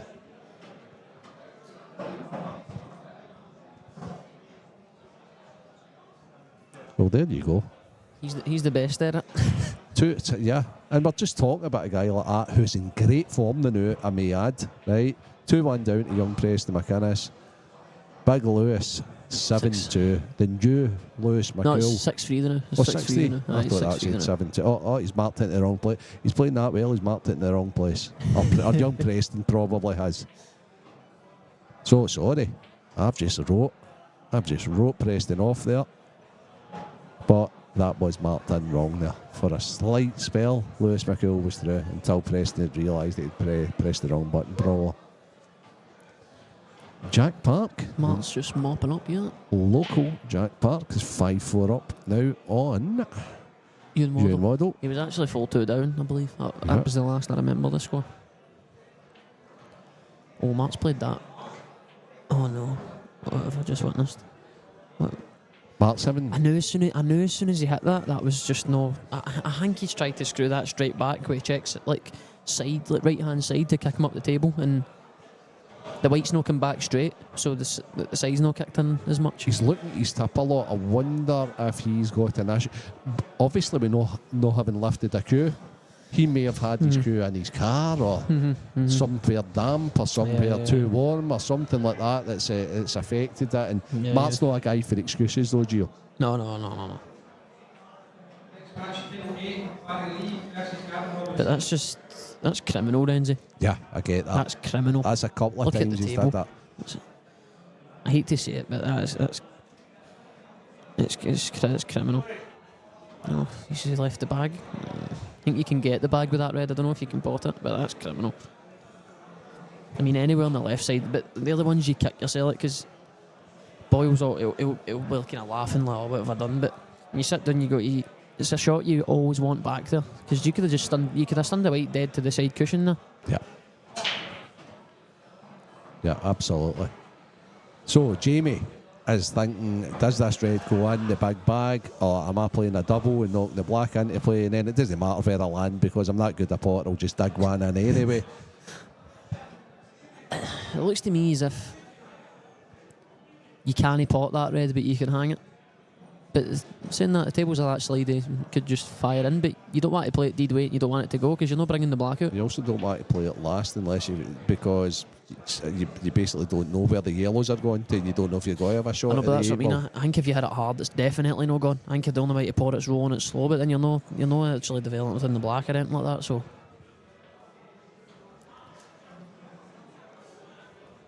or what if you can play it in a way where it fins the first yellow? I'll tell you one And thing, then- if you and then think it it goes goes, cushion he's yellow. playing for it next. Because he's got to leave that red on to try and connect to after it, because he doesn't. So he's got at least something to try and get on the 8, no matter where that moves to. I don't know if it sounds wild, but what if you can play it in a way that you kind of fin the first yellow onto the black So he's to bring the not. black? He's actually playing. Okay, so now I understand it. What's he don't- going to do? Just drop this in, cut it up, and He's still hope looking he at it. gets on the 8 ball? I don't know. It's No, but surely you can't play that hard enough to move the yellows out the way for the bag. That's it.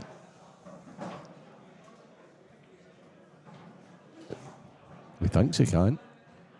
Nah, I'm not convinced. I'm not convinced.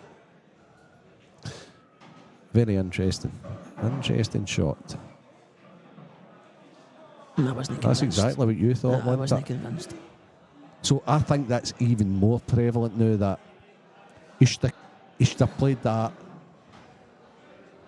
and left still another red on the table. Aye. If you played it slow, it would have went. By But the the way, black would have still been if a it problem. bots, he was perfect on the 8 ball, don't get me wrong, but I honestly didn't think that went. that's a good spot. That's a good spot from you. Yeah, you knew that was tight for the very outset. I wasn't. I don't think hitting at that pace. I don't think it had any chance. I think if Yeah. you slow rolled it, it'd have a chance. But you're not freeing the black. So. Yep. But I feel like if he played it like earlier, like you say, and left the ball, if he just rolls it up and it goes in, at least you've got a double in the black. You've got a shot at it. Where's Mark gone here? I think Mark's. I think, and it's so unlike him, right? And he'll know himself. Mark will know that. Mark's like such a student. Mark will know, like, I'm kind of gone here, but I need to get these. You know, that's it. I need to get these. I need to win this frame. Do you mean you're struggling? Do you ever find yourself like, arguing with yourself Oh yeah. in your head? Just like, Mark, you know, it's I don't know. anything but is he the Is he wrong good? side of the yellow and everything? He's just like he's gone, isn't he? I Right. think he's gone towards the black here. But But it's so important he gets these. can you stun into the black half ball? He's Oh, he's okay. perfect. He's okay. No, He's played it perfect. well. Oh. It's what you're saying. He's What are we not gone talking at about? all. He's fine. This is Mr. Magic, right? He's That's it. Just make sure of the black now, Mark.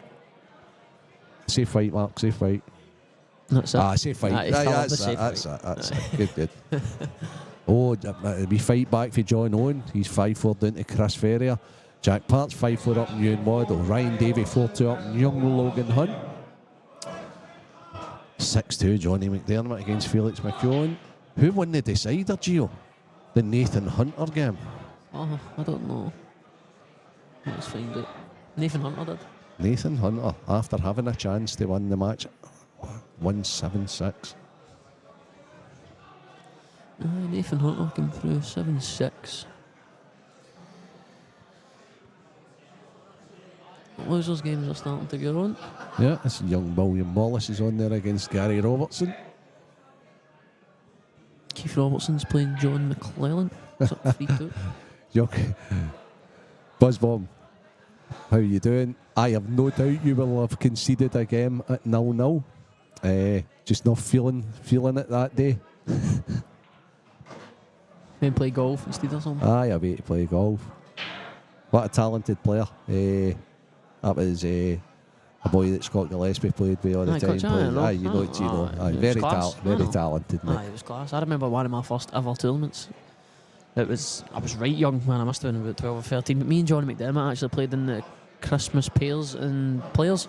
And us two played Cutchy and And Gibbsy. Gibbsy? Aye. Yeah. They beat us in a decider. Right, okay. It was years ago, man. Nearly 9 years ago or something. So this is a more, what I would call, straightforward finish.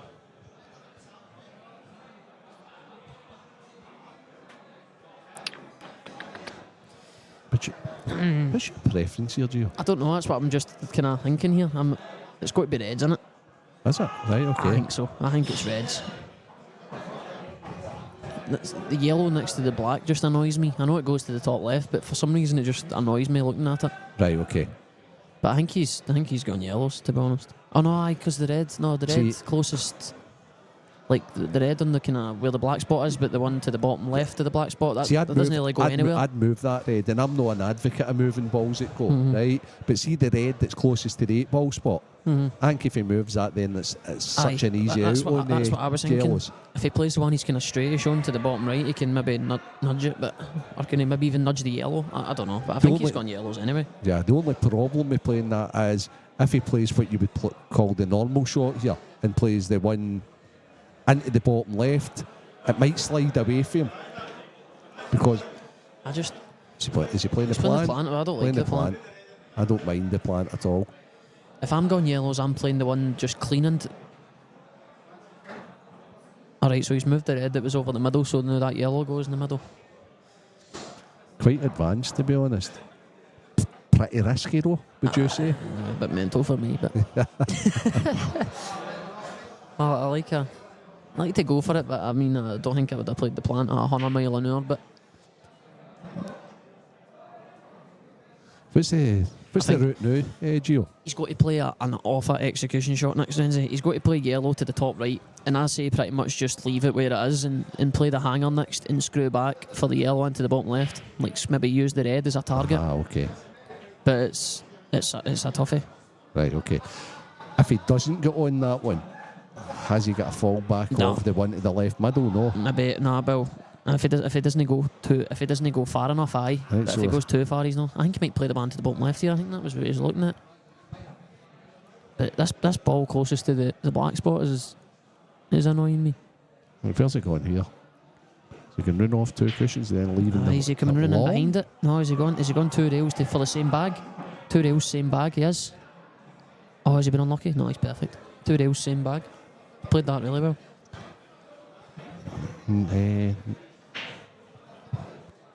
Renzi on referee duties again.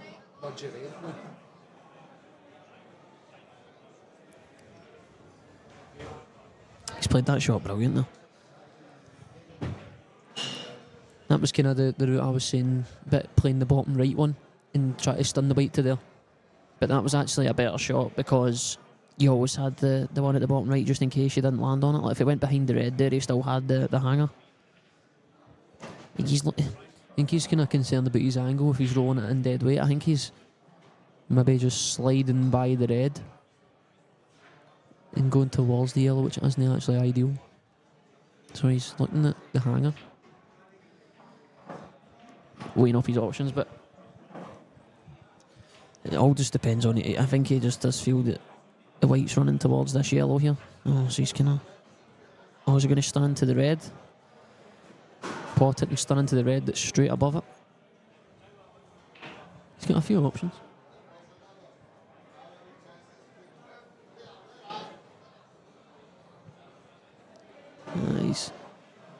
No, he's not decided. I thought he was decided. Is he? Yeah, I think he has decided.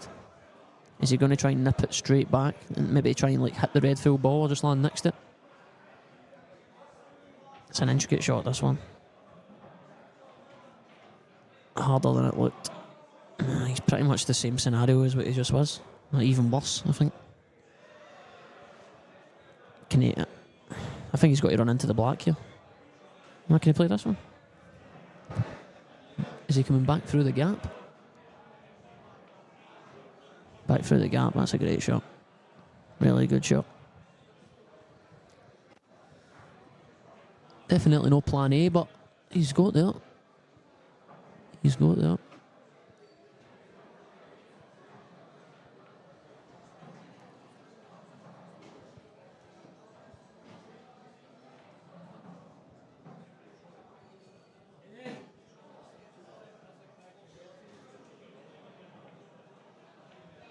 Yeah, good finish.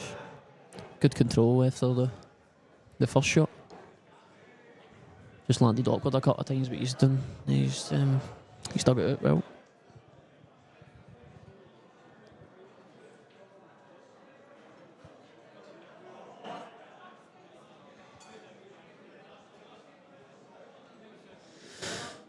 leading 5-2 now as Jamie Marks want that comfort break.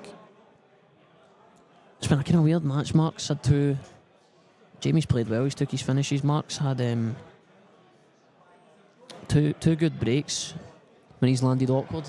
One of them he missed the first long red. The second one he went yellows. He got an absolute great result on his first shot when he went into the balls, and then he just missed the ball altogether on a cut. I don't know if he miscued or he just misjudged it beside. But all on that, Jamie's been really good.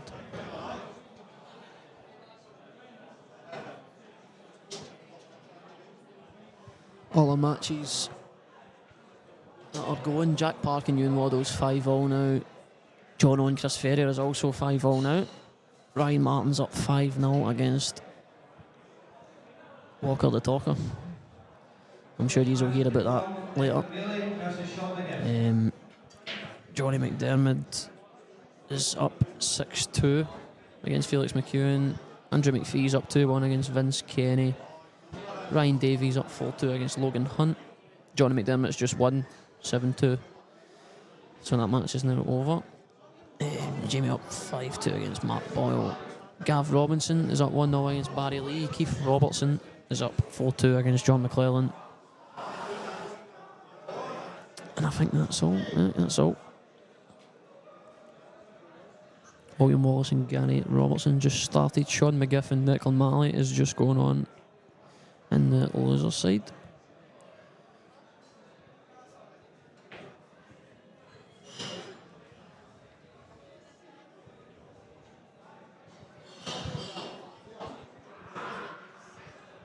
Some of the next matches up is John McAllister and Mark Hendry. Clint Jansen and Ethan Lang. Ethan Lang must have had a good result against Mark Fleming. I seen them playing, so he must have won that. Robert Stephen, Nathan Hunter, Davy Markey, Ross Ferney, myself, Shug Thompson, Liam Dunster, Sean McMahon. That finishes up the winners' qualification games. Mark's back. His break at 5-2 down. He's been breaking well. He's just the results and the layouts haven't been ideal from where he's been. Well, the layouts have been ideal, just not where the white's been landing. It looks like this one. I see that's kind of the other way around. He's good. He's in, but he's got a awkward red at the top. But I mean, he has to play the red to the middle now. If the red goes to the top left, it's ideal. If not, he will have a couple of balls up here to try and develop it.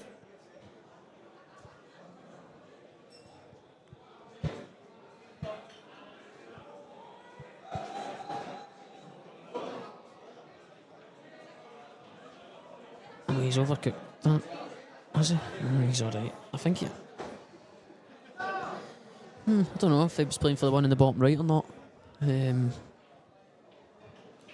But he's fit, that's fine. Just wonder if this red at the top does go or not. If it can land on it to the top left. Doesn't look like it will go to the top right. It looks like the yellow's in the way. If not, he's going to have to get into it. But it's actually not ideal getting into it because you're not guaranteed to leave anything unless you get into it off the one that's closest to the top left pocket. You maybe land on the red that's in the middle of the table. He's looking like it goes. So it must actually be alright. I'm creating problems that aren't there.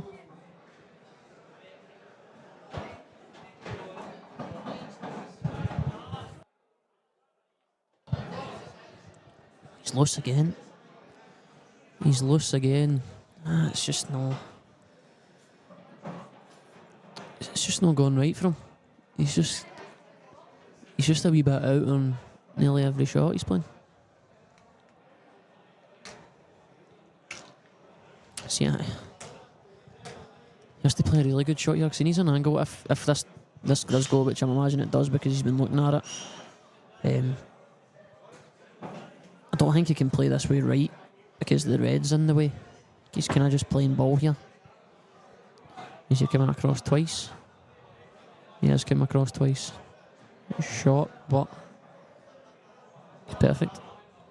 I actually think he's perfect.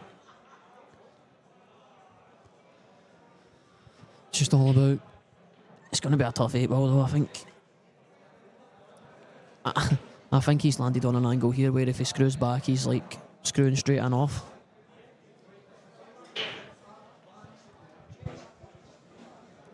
Or maybe he's not. Maybe he's just moaning because this is his last ball. It was a kind of straight and off screwing back. He's cheated that a wee bit. Just looks plumb straight here. It's going to be a long black in the bottom right. I'll roll it through to the cushion and play a long black in the bottom left. But it's no ideal for what we would have wanted at the start of the finish. Renzi is back. Yeah, and I'm back on cue. Yeah, pardon the pun. This is a tough one. Bottom left or bottom right? It's gone bottom right, but I've got an argument for bottom left here. Yeah, because you've got An more open and more. bag in it. Yeah.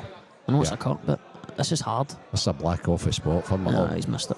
Okay, so Mark's I out of see- sorts. Yeah, sorry. Gio, it's okay. Definitely out of see- sorts. See how that's hung there, Renzi? Yeah. See the yellow he played to the top right earlier on? Do you remember he tried to hang the bag and it was Yeah. like so close, played it perfect, and it didn't hang? That black was a mile away, Oh, and miles it's away. hung the bag. Miles away, yeah. It's hung the bag, it was a mile away. But he played a yellow earlier, it was Tells me the perfect. cloth, the newness of the cloth, just pulling it into boards. And See, that's... he was like that. Mark will be the first one to admit that he wasn't even close to that. Oh no, it was to miles away. that there. It was miles away. But I was just so surprised the way he hit it. I thought he would have still played it with much more conviction. Aye, And he's babied it, isn't he? yeah, pretty much. It's so unlike him. Mm-hmm. But that's just what he's feeling, I think, innit? Aye, for sure. I think he's maybe actually thinking about the bag there. Yeah. I mean, it's negative, maybe just going, well, if I roll this down, maybe get the bag and maybe get a chance, but... But if you play it that way, you know it can deviate and move. Yeah. He's just a bit out of sorts. He's a bit out of sorts, but he's still in the match, and that would have made him like... I don't know, he was really still winning Really it there, still in the but match, if he loses yeah, of this, it's a long way back. So a long way back as well for our commentator, Stevie Walker. I know, I was After saying a that. magnificent first win, he's I was 6-0 saying down to I did. the future, possibly. Young Ryan Martin, but you think of him, mate? I know you're... He's good, mate. Yeah. He's good. He is good. I don't compliment many people, but he's good. No, you're not a very nice boy, that way. No, Cards close to the chest, Renzi. yeah. No, it's good to see you into it. Aye, You no, know, it obviously definitely is. you've had yourself, Johnny, Young Brian, Scott Coventry, Mark McAllister, all these guys coming through. Morgan. Morgan, of course, right? How could I forget him? And then, obviously, you've got this next generation coming through Actually, as well. I'm still the it's- next generation. Yeah. I'm You're more closer just to them between than I'm the up to two, the yeah. bigger ones, aye. Baz, it's nice to see, to be honest with you, and he's doing a job on our co-commentator, so I you'll did not have say, to be putting up with me for much longer unless Stevie makes a remarkable comeback. I did say to the spectators that they'll probably be hearing about his defeat when he's back on the comms. Oh yeah. He really loves a talk about his recent I was matches, doesn't he? talking to Craig there while having a laugh. I love Stevie but he's at the table now actually with him. I hope he gets one on as well. And we're like, well, we know what the commentary's going to be for the first match. It'll be all about Stevie's victory there and his victory lawless pool party last night. Now it's going to be all back to square one. Yeah, I'll actually do a bit of commentary on the game now. Oh, he's got it. What a shot. Oh, Brilliant. what a shot. Alright. See, I didn't like the shot for Jamie, but we were talking about it, and I said, but No. I didn't like the shot for Jazza, to be honest. It's not like Jamie Naughty. I know, he didn't Because he leave. had a pot. Did he have a pot? Oh, he had honours of pots. Yeah.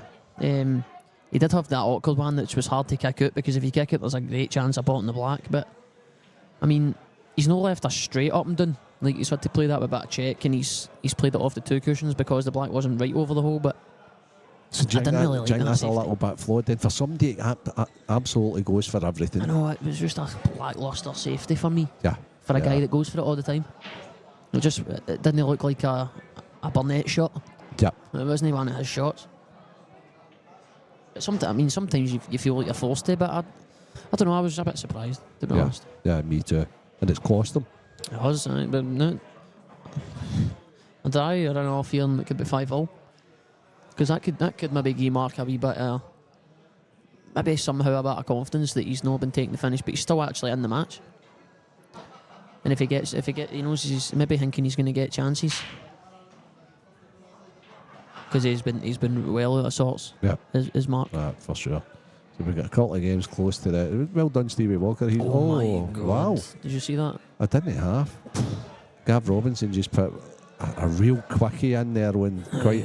I watched his first match. I was talking to him earlier on, so I've got to pass condolences on to Gav, who lost a family member last night, I believe. Oh. So yeah, feel bad now. so but I think he's playing with, I don't know, an increased rhythm, if you know what I'm talking about. It's like one of the ones that pulls here for enjoying, and I watched his first match. He was absolutely tremendous, but he was going round like I don't know. Obviously, like playing with rhythm. Stuff like you were talking about earlier. Yeah. If he gets him, he gets him. If he doesn't, it's not the end of the fair enough. Fair enough. I don't mind it. John Owen is now 6-5 up in Chris Ferrier, who had a 5-2 lead. John's shown his experience in that one. The Walker Talker's got one. Yeah. He's got one. 6-1 now. At least he's not getting whitewashed. You'll maybe not hear as much about it now. Yeah. Maybe you might hear about the finish. Maybe the finish you had. Yeah, you never know exactly. Aye. I love you, Stevie. We're only kidding you on. Wonder if Craig doesn't. Wonder if that's visible on the stream. Well, there's no scoreboard on that stream. Yep. I'm not too sure about that. Yeah, me either. I don't know if that's just our view or that's Some the actual set up stream in here though, mate. that's incredible, mate. The FIFA's great, isn't it? Yeah, we've got watching the we've got 6 screens in front of us here. One's off. So Yeah, we'll we're go 5. watching Wrexham against, I think it's Stockport. Then we're watching Jamie Bernett, Mark Boyle, Stevie Walker, Ryan Martin. We're watching Gavin Robinson, the BI World Champion, against Barry Lee. And then we've got obviously all the scores that we can tell you about as well. And we've got a blank screen. I don't know what that's for. We've also got the comments on our screen. We have got the comments. There's not been many today. He's a bit shy. I think they love Stevie for the comments. I think we must be boring them, mate. And there's the Ayrshire guys on as well, because normally the last time I was on it, me and Dunster got a bit of a right for questions. I tell you, well, Dunster were in an interview the last time. I'm talking about Liam. Your first event as a IPA professional. I've got a tap and draw. Aye, not bad. Liam, not bad. Tap-in. Lovely. The good old tap and draw. You must be looking forward to that as well, mate. Shot clock, hopefully. 2 good match. TV table possibly. You never know. Probably should be, to be honest. Yeah, it's for me. Especially with Santa running the. You can't. You've no chance of being on the TV now.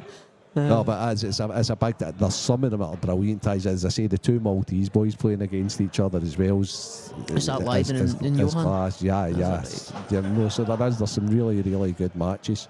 Where is Dunster? He's in the room somewhere. He is in the room somewhere. He's not playing, but he'll be probably eating. Probably. Aye. Yeah. I think he's doing a bit of stand-up over in the corner there. He's telling some jokes and. Nah, it's something I wouldn't go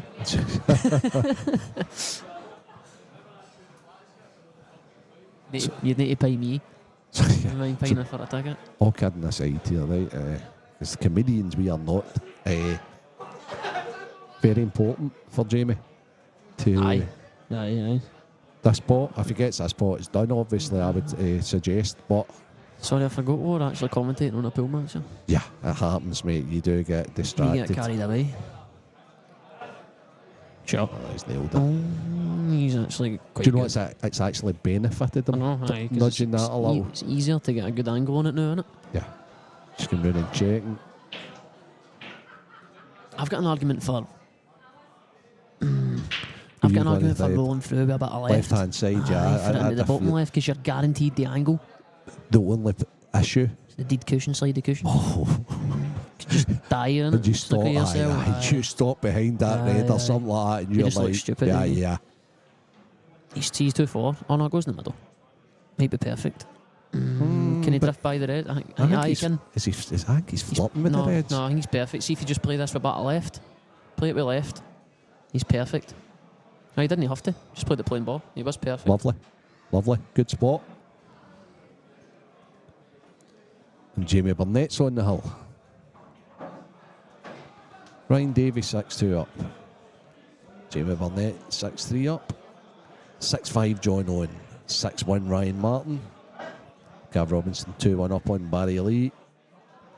Losers round. Sean Michael McGiff's a frame to the good and Declan Melee, and William Wallace Jr.'s 1 up on Gary Robertson. It's 1-0 with William Wallace and Gary Robertson now. Gary Just Robertson's as you just said that. equalised. There we go. Literally, just as you say that. Can anyone tell us if the stream is lagging? Because The stream looks to be lagging quite a bit, to be honest with you. I don't know if it's just us, or in here, or it's yours, if it's you guys as well. So let us know if it's lagging or not, because it looks to me as if it is, and it's quite a way behind.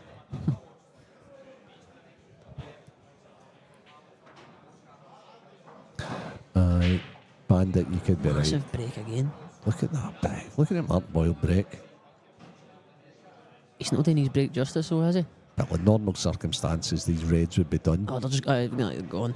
Either like before, like now, they're gone. Yeah. But he's nice. He's not been at the races, but And he's still got magic in him. Stream's fine now. That's good. Funnily enough, see what you would consider the hardest raid. That could quite easily be his last raid here. Just to be because you could just draft it in, can you? The connects one, yeah.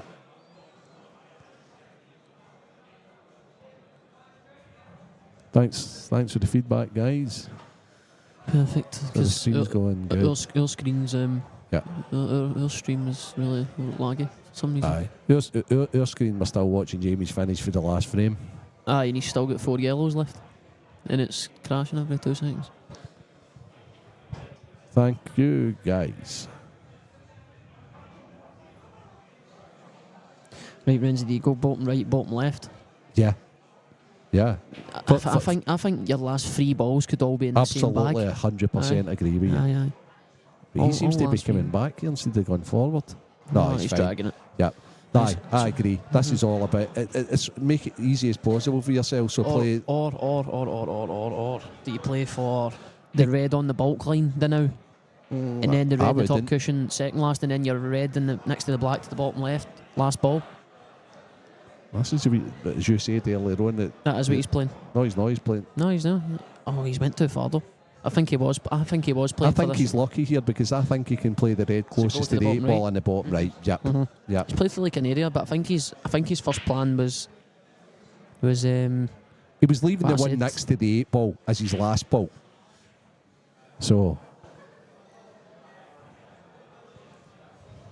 I think he's went to try and go top right, bottom left. Yep, that's I think correct. he's landed 2 straight. Yep.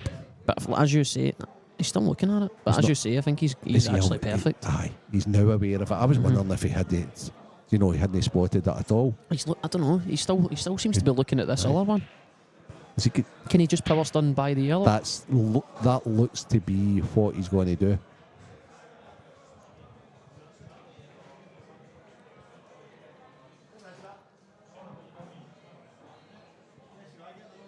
Aye, so he is just going to stop maybe back a couple inches. Perfect. Yeah. Are you kind of... I'm screwing on and off the cushion. 100%. I was going to say, you one for just kind of dying this in past the yellow, or are you coming on and off the cushion? Because you've got such a small margin for error, whereas if you go on and off the cushion, you've got like a quarter of a table. That's the way.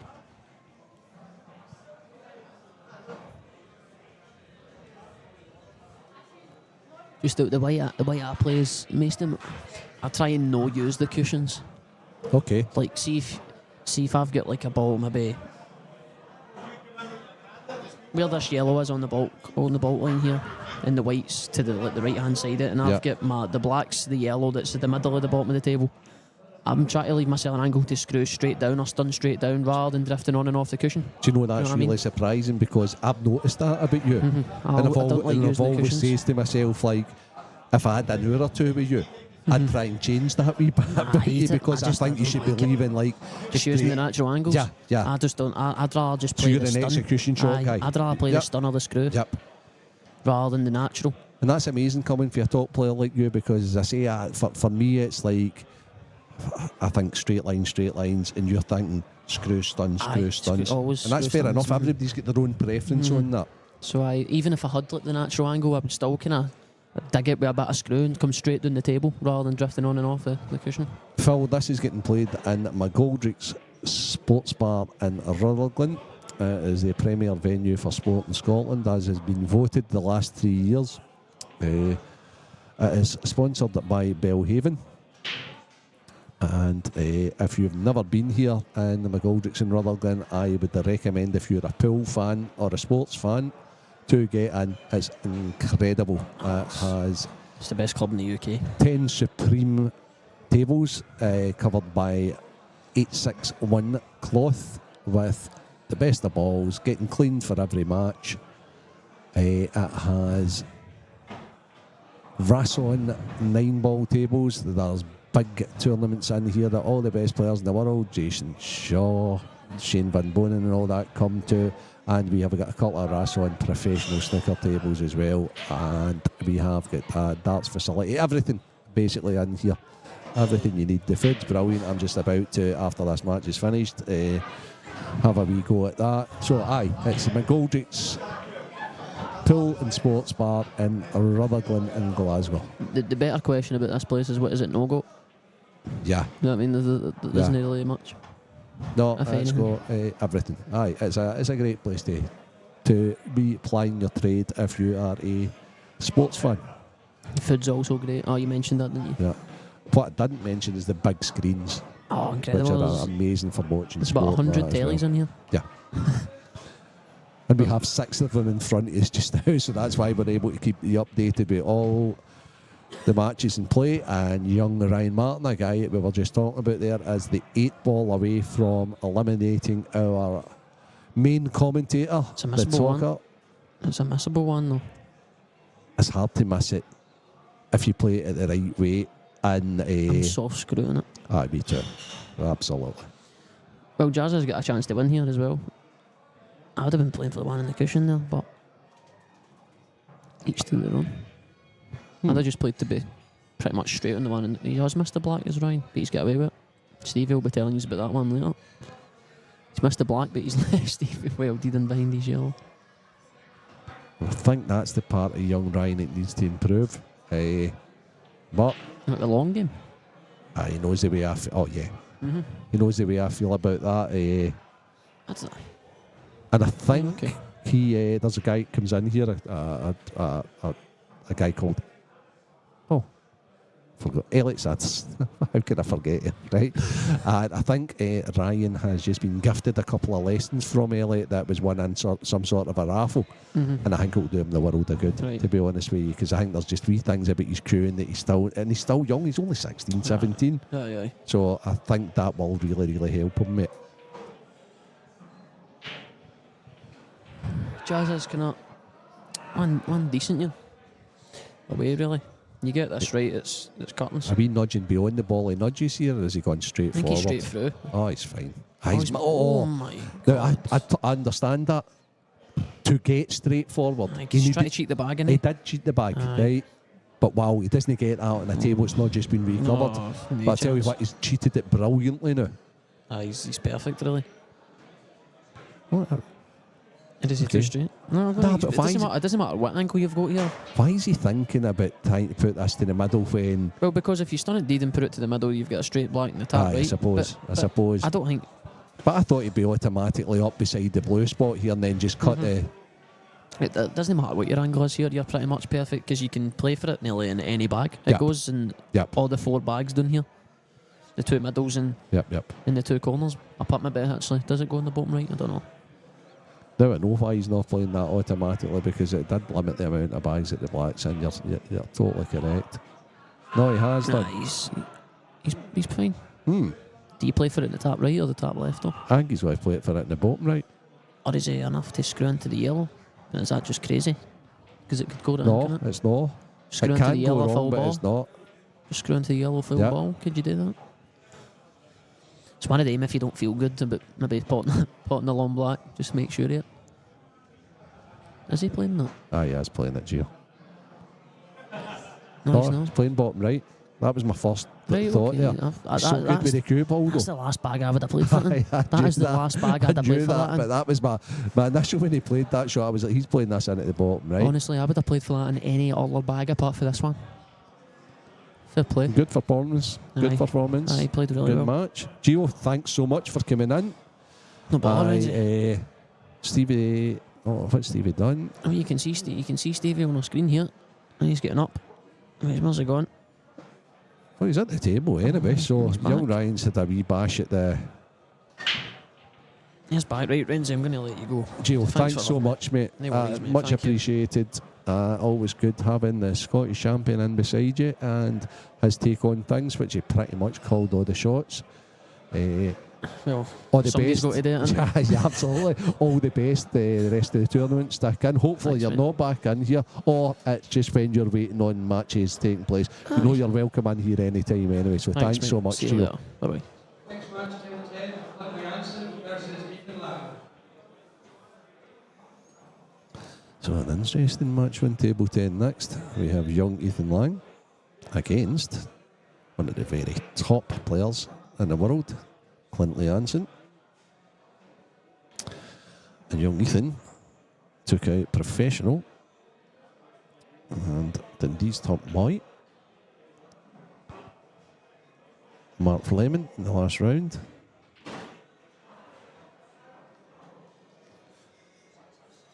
The talker on the outer table, table 9, is on the 8 ball to keep in the match. It's 6-2. Talker's fighting back.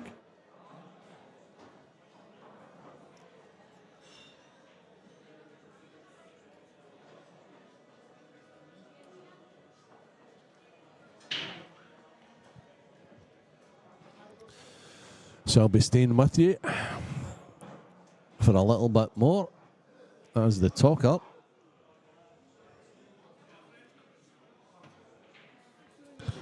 keeps in his match. This match is an interesting one. Obviously, everybody knows Clint. Clint's a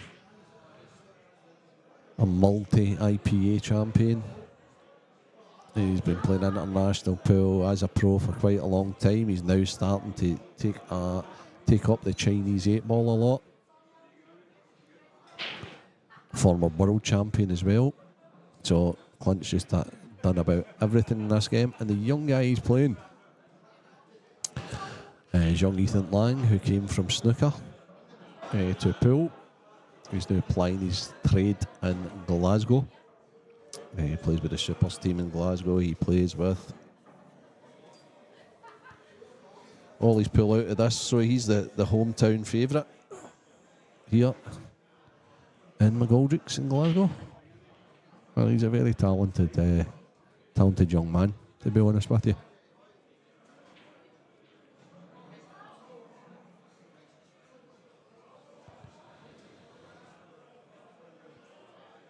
So, a lot of matches just setting out now.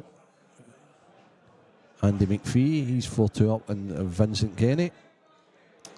Gav Robinson, the BI World Champion, is 3-2 up on Barry Lee. Nathan Hunter's a frame up on a local pro, Rab Stevens.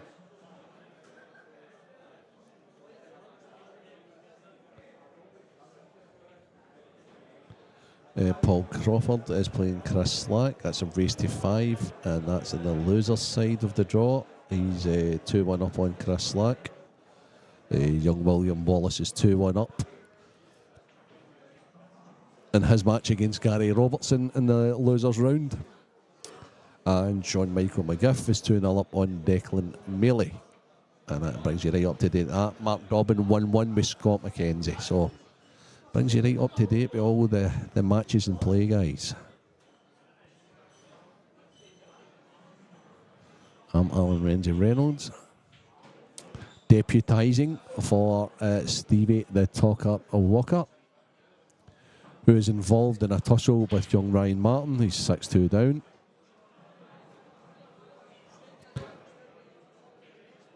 I was just joined by the Scottish champion there, young Gio Egger, so it was great to get a take on the way he looked at the games and his patterns and in general all-round way of thinking about the small ball game. And we are playing in McGoldrick's in Rutherglen Sports Bar in the Belhaven Saltire Event 2.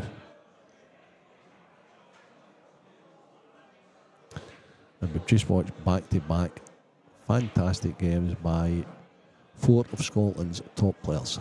David Marquet, Scott Gillespie, Jamie Bernett and Mark Bole serving us up with some possibly 2 shocks. 2 shocks, but there's no shocks with guys of this ability.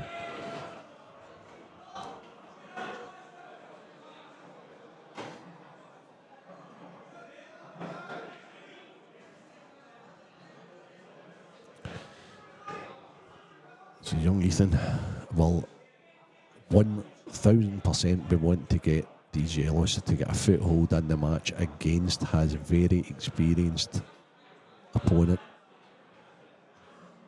I tell you what, looks as if he's striking the ball fantastic.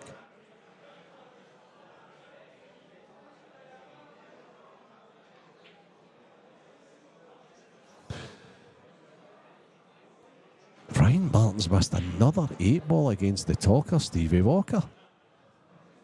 Now Stevie's got a free shot and a visit and 6 balls out, and that's in the middle table 9 if anybody's watching that one. However, on this featured match, the only issue Ethan has here is how he gets upstairs.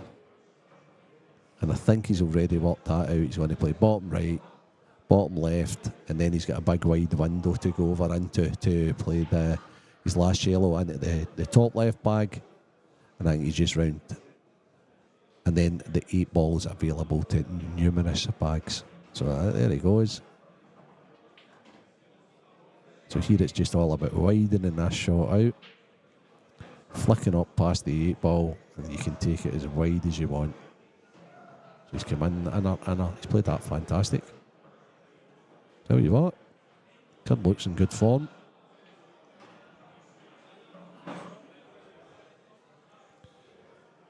And I think he's putting a fair wee bit of practice in, and he's in here quite a lot. That's the half. That's what they call the halfway line at the game. So I think he played for it in at the bottom right. Wasn't hard enough for the middle right. He should have been more decisive there, because it doesn't matter how far down he comes, he would have 100% had that into the right middle.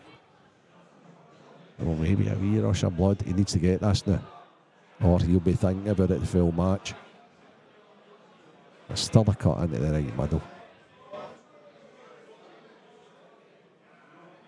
Oh, he's not hard enough. That's a bad error. Clint could not get out his seat quick enough. So he never looked as if he was going to do that there. He should have just took a wee bit more time over the last yellow.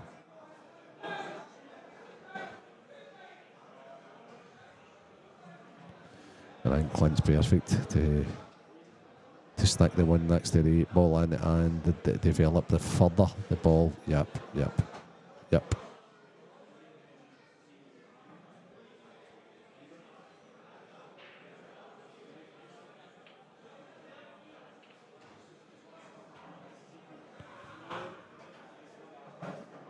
So Clint's just going to leave his cell angle.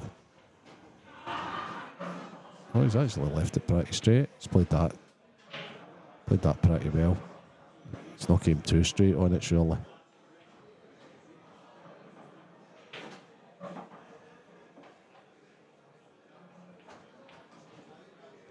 that in.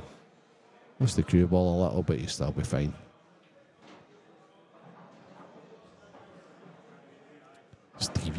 Stevie's a yellow and 8 ball away from making it 6-3, and Ryan Martin's just missed 2 8 balls to frame after frame to eliminate Stevie, so you'll be feeling it a little bit now. Okay. Wow. Ethan's got to be the happiest lad in the world just now after that. Okay. So, interesting first frame. Both with a chance. So un-Clint-like what he just did there. But that's probably as a consequence of playing the third shot and coming a bit too straight and then losing the cue ball a little on the speedy cloth and then putting the cylinder a bit more pit. No matter what though, Clint should still be potting that last red.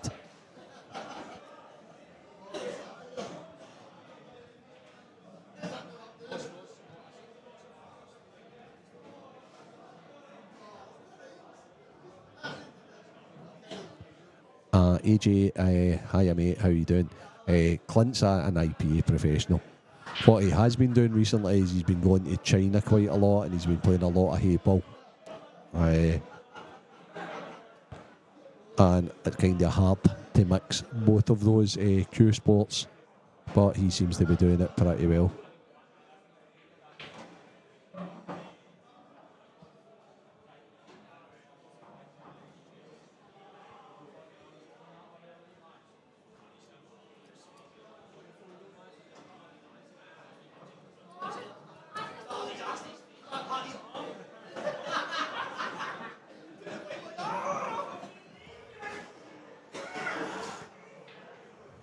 So, any questions?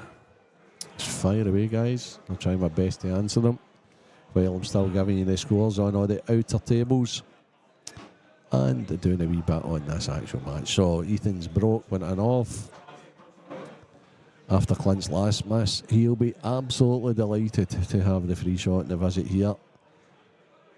And I think the reds look pretty standard.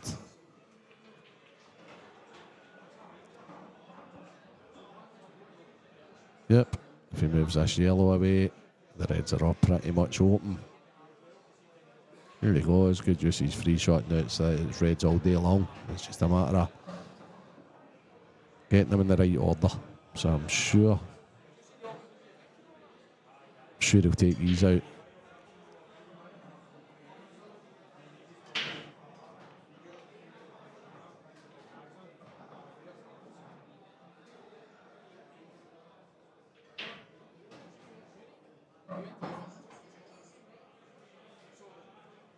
Yeah. These two up here. Left middle, top left, middle right, 8 ball on 1 all. That's exactly what Clint wants to be happening here.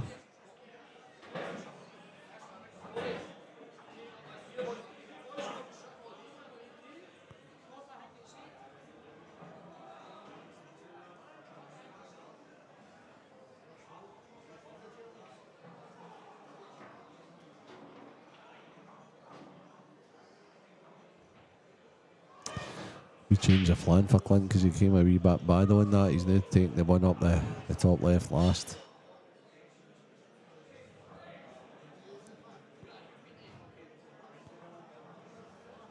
Yeah, good shot. Good shot. Just shows you how sometimes finishes can be so easy, and then just not being in control of that cue ball just makes it a load harder. But the table's just been recovered. They're accepting these pots a lot better. So yeah, as you see, I was straight in the middle anyway, so good shot.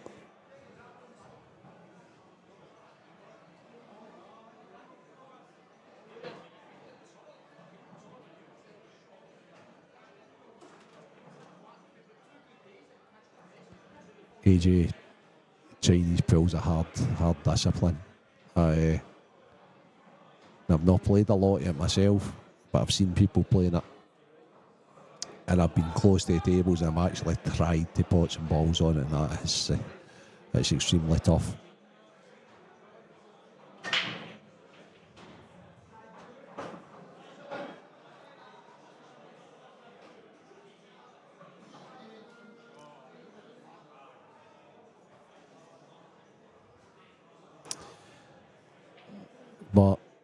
for example, the two guys who just served us up a nice match there, Jamie Bernett and Mark Boyle, who have both came from snooker. Their pattern playing all that small ball is like fantastic. You need that for Chinese 8-ball, but you also need to like have the snooker ability of playing in like maybe tighter bags and things like that. So these guys would excel at it, I believe, if they could put the time in, or if it was like, you know, the only problem with that is most of the events are in China, etc. And not everybody's willing to do that, especially people are working like 95 jobs and all that sort of a thing, you know.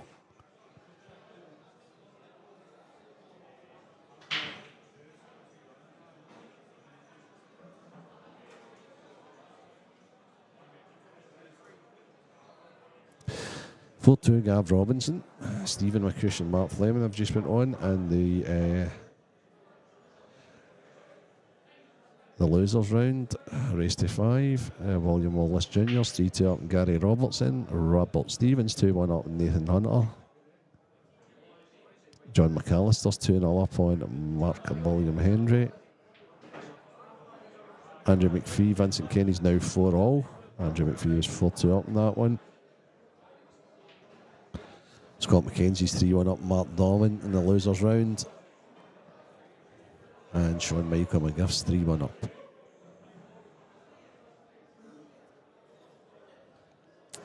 And our featured match.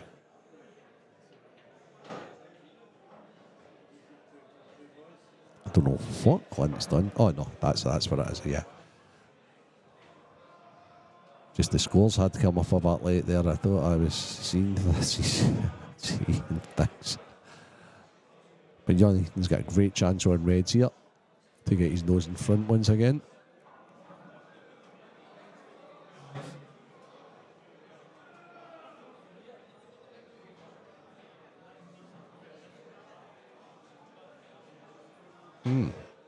Has he lost the cue ball?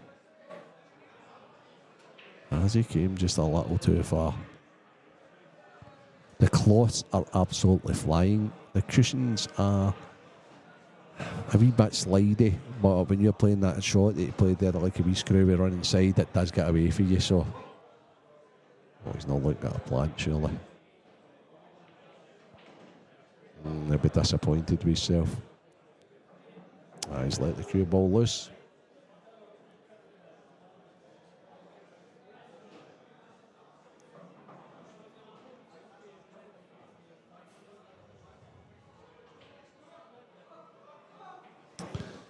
And now on the second feature table, and table 9, good recovery shot with young Ethan there. As Stevie the Talker Walker has actually missed the 8-ball this time to get right back into the match. So now it's young Ryan Martin's turn to have 6 yellows and the black pretty much sitting lovely for him to take out.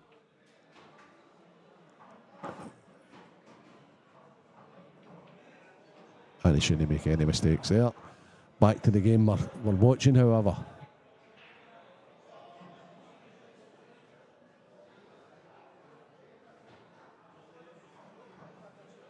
Hello, Kieran K. Pilper. I hope you're well, mate. I believe a young junior has been in touch with you, and he's going to go and get a wee bit of practice on the tables tomorrow in the ballroom in Dunfermline in preparation for going and playing in Bridlington. I hope you're well, and I hope all the family's well as well, my friend.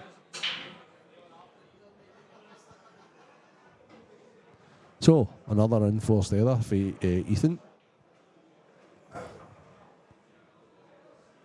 And that was simply down to losing the cue ball a little.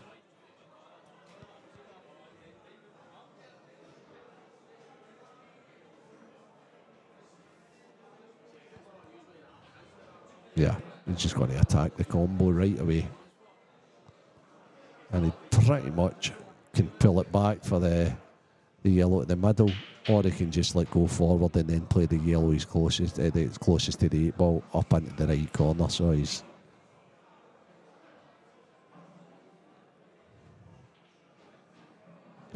pulled back, played it well. Young Ryan Martin on the table 9. He's making hard work of a tap in here, and he's got a little bit close to the shot that young Ryan Martin's left himself is very similar to the one that Clint missed in the first frame. Well, Clint's underhit that by a considerable bit.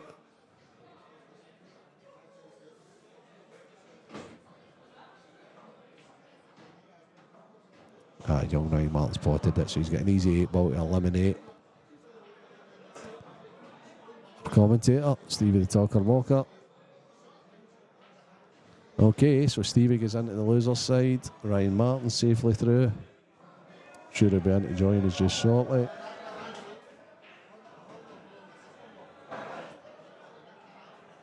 No, AG, you're right.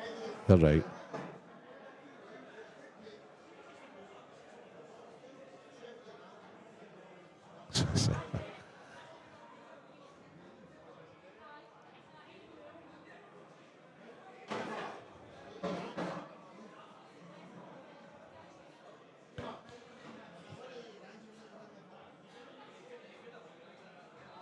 So 2-1. Ethan will be kicking himself a little, but a great chance of getting back on the horse again because it's his break.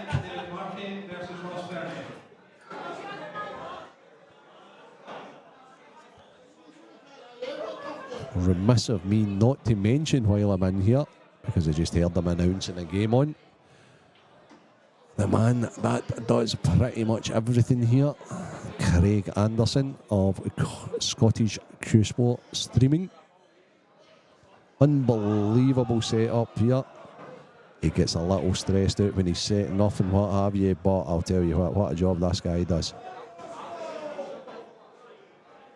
All the tablets set up for all the tables with the live scoring on Cuescore. Three tables all getting streamed. The commentary booth is second to none, so a big shout out to Craig. Doing a grand job, Craig.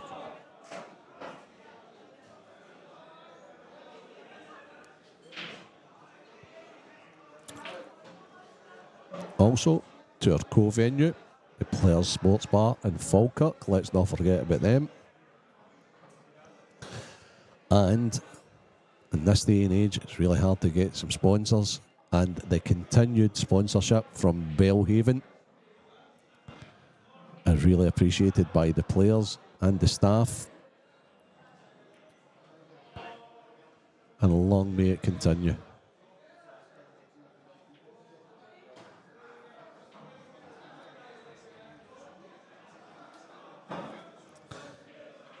So Ethan dry. Clint. Good chance. And he'll be knowing now that his young opponent has turned the table over to him the last time, and he will really be wanting to stamp his authority here by getting 3-1 in front. Knowing he should certainly be 2-1 down.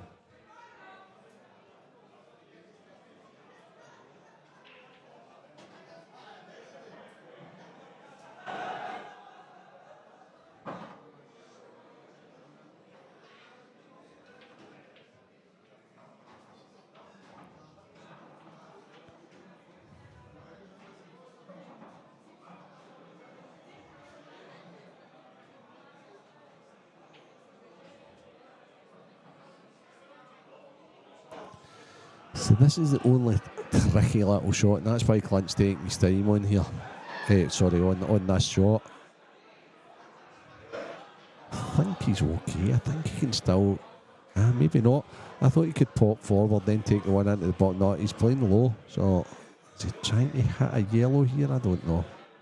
He has hit the yellow. It's not done a minute. Yeah, he's still on the one at the bottom right. He's okay. He's actually fine.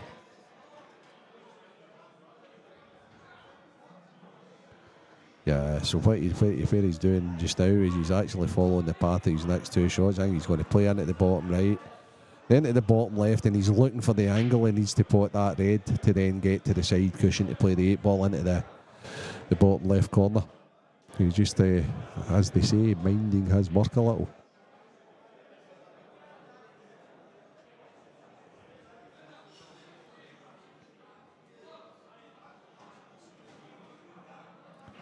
Okay, so that's part A done.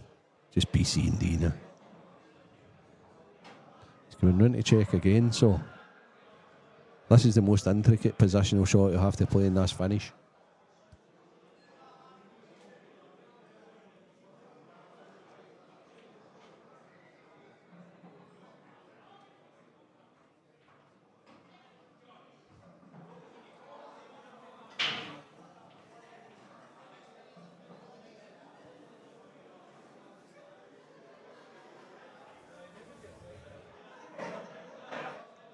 Good pace about him. Clancy never rushes. Oh, he's not played that. Oh. So I think the table's catching him out a wee bit. I think the new claw's catching him. It's just like, don't know how much small ball he's been playing either, or if he's just back from playing Chinese, or he's mixing them or what have you, but he's a little out of sorts just now. And is he going to leave a longer 8-ball here? Oh, he's played that. He's played that just fantastic, to be honest.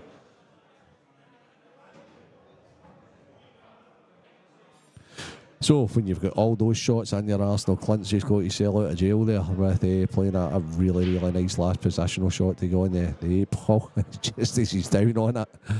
Somebody for table 9, Big Davy Marquet crashes the balls as he does, and the fights came underneath his table. However, he's get back up off it, readdressed that. Yeah. Yep. 3-1, Clint. Andy McPhee, Vincent Kenny, 5-5 in the winners' qualification. 4-2, Gav Robinson. 3-0, John McAllister. 4-0 now, John McAllister in the winners' qualification. Robert Stephen, Nathan Hunter locked at 2-2.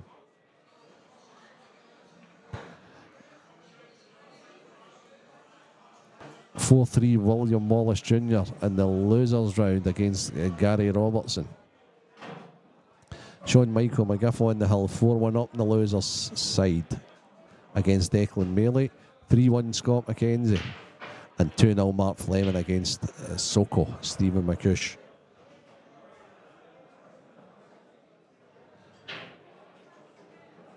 That's us up to date.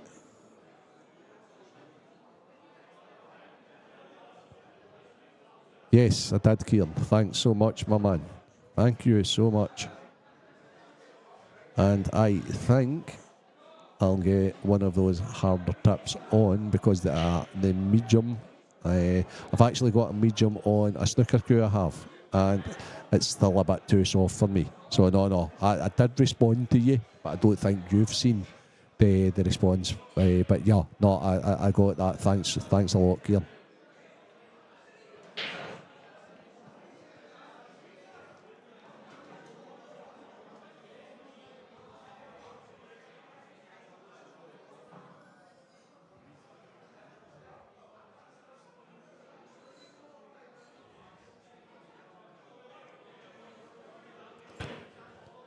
So again, no roadmap finish for Clint. But he's definitely going reds. I wonder if has he gone reds? Yeah, I think so. Is he going to try and get the 8-ball in play? Yes, indeed. Always attacking. It's not too bad at all. And I think he can get around past the yellow here and get the cue ball back out. So he needs to try and get out here without hitting that yellow. So he wants to like screw around past it. He's hit the yellow again. Aye. So as I say, I've watched Clint playing lots over the years, and he's just a little bit out of sorts just now. But he's still 3-1 up, and he's still finding a way. But he likes to be better with the cue ball.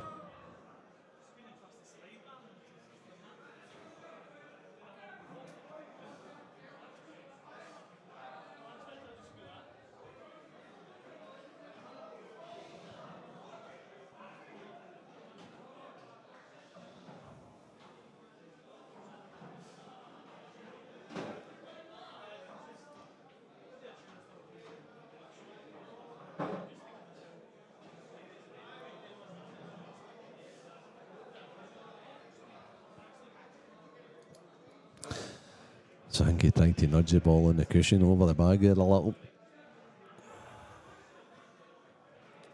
Missed it.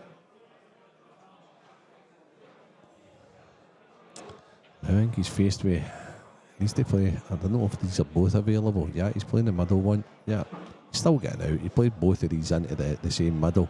Lovely wee angle. And now what he's doing is he's just going to screw a stun across so that he plays the last red. But he needs angle on that as well. Up to the top right. So anything but straight here when he pots this. He knows the 8 ball goes, but he needs to give cell angle on this last red.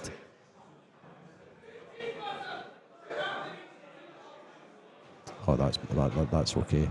He's just, I think. The thing is, because these tables have just been recovered, it might accept this because he needs to, as young Gio, one of his terminologies, he needs to kind of power this out. Because where he is looking at just now is how far he needs the cue ball to be over. And I think he'll just about do it because the bags are accepting the pots, because they're pretty open. This would be harder to play on tables that weren't really accepting these. Let's see how he plays this.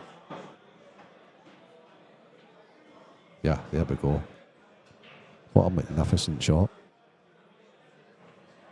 What a top shot. And to be honest with you, again, that didn't even look like mashing. That went straight in the middle of the bag. That's a good finish.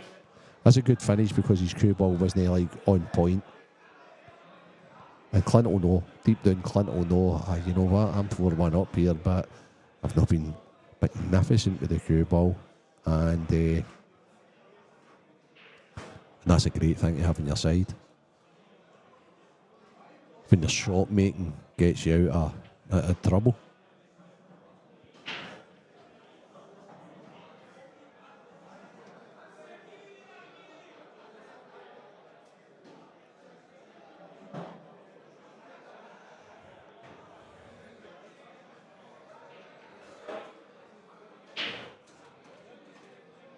You'll find it, Kieran. Just to need to experiment, to be honest with you, mate. I always liked playing when I was playing a harder tip. But I'm sure you'll find it.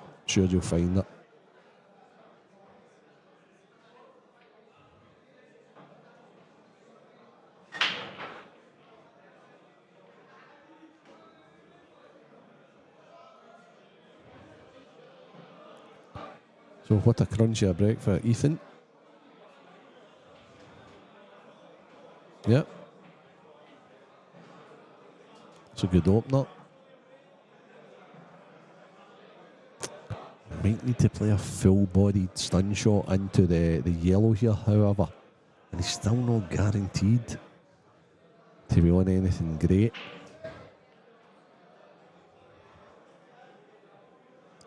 But I think he needs to take a slight risk here.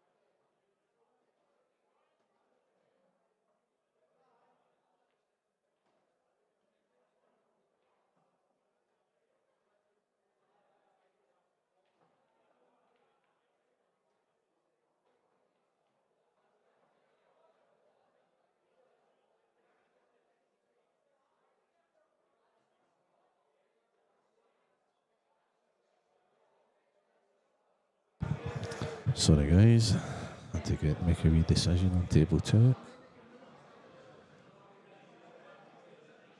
Somebody looking for a total sticker. It was quite clearly not a total sticker. Even with my old eyes I could tell instantly.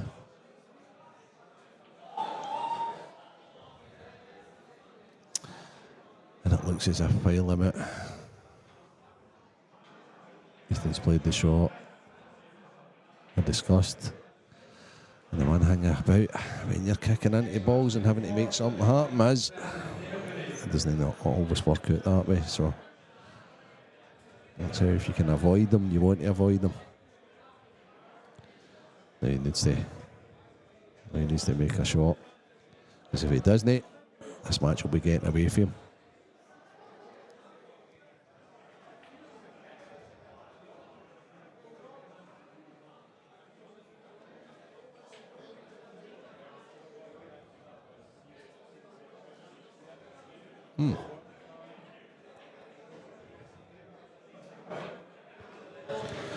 John McAllister, 5-1 up on Mark William Henry, and that's the winner's qualification.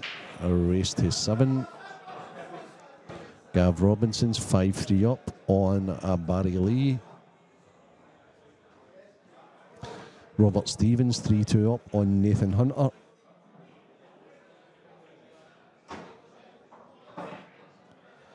Lissandro, what do you mean? As a total snooker a foul?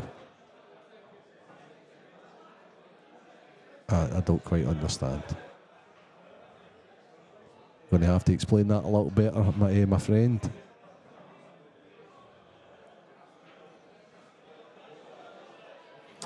(4-2) now, Robert Stephen turning the screw on Nathan Hunter. That's the winner's qualification in table 5.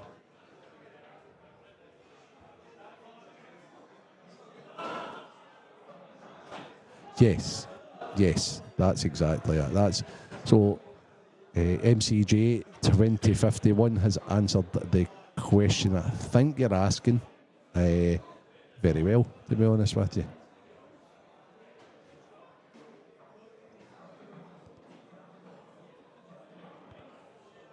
So different disciplines, Lissandro play different rules. I know the Chinese and the American side of things, you no matter what, whether you're total snookered or not, you have to hit a cushion after contact. But it's different playing black ball rules. Black ball rules, if you're snookered, you then do not have to hit a cushion.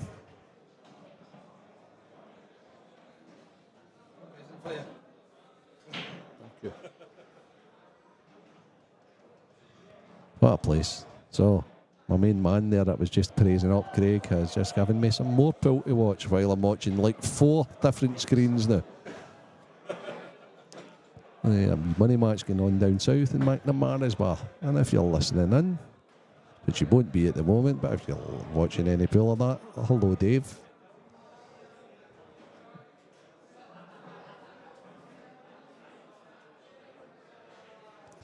Young Tom Jones and Jaden Billingham, 2 of England's best young players. They're playing a race to 30 for a few quid. 10-9 as to Jaden Billingham at the moment.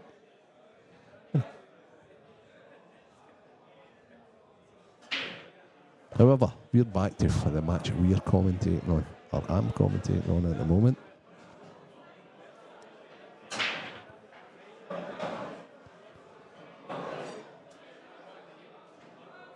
And that's a nice spot for Ethan. How?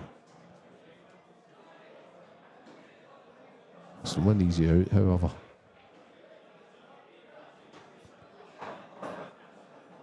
But I think he's going to be going for these days. He's definitely going to be going for these, and he's going to play the pot in at the bottom right. Maybe try and come off the cushion and pot of yellow. I don't think he'll be playing to try and put this over the bag and shielding. No. Okay, seems a bit low on it. He's stunning this in. Oh, he's developed that, okay. I mean, he needed a lot to happen there, the young man. And it almost looks as if he's deciding to throw his arm at balls now.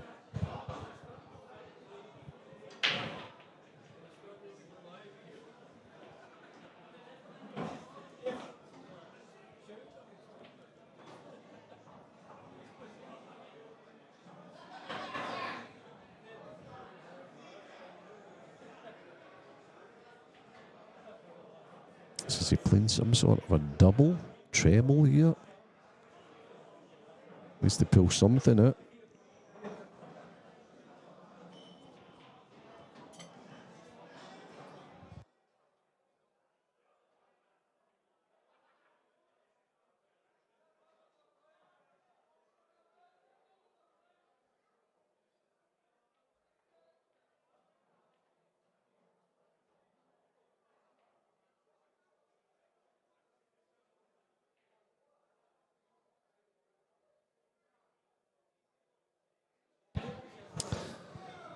Okay. So Clint will be thanking his lucky stars.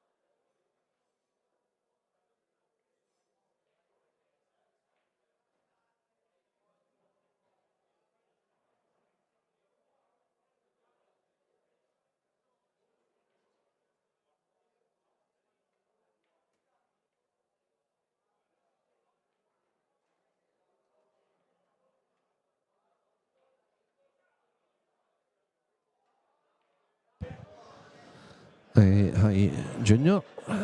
Junior Maxie. I hope you're well, my friend. So,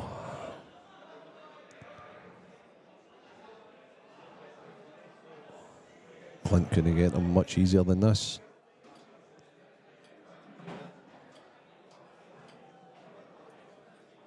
He's played that pretty well. So it's going to be 5-1 Clint here, and that's not a true reflection on the actual match. Young Ethan's had chances. That was very difficult. Very, very difficult. And he was just, I think he's just more or less says, if I'm going out fighting now. Gav Robinson's on the hill, 6-3 in the winner's qualification. Rab Stephen was trailing 2-1. He's now 5-2 up. Andrew McPhee's on the hill, 6-5 up on Vincent Kenny. John McAllister, 6-2 up on Mark William Henry. And Sean Michael McGiff's 4-3 up in the losers round against Declan Mealy. Scott McKenzie, 4-2 up. So these are Hill's matches as well, because obviously it's a race to 5 in the losers round. Lucas Bryden's going on to play David Rooney, and John Joe McCauley is going on against Scott Gillespie. The only game I forgot to tell you about there is Davy Marquis 1, Ross Ferney 1, which is on table number 9, which is one of our featured tables.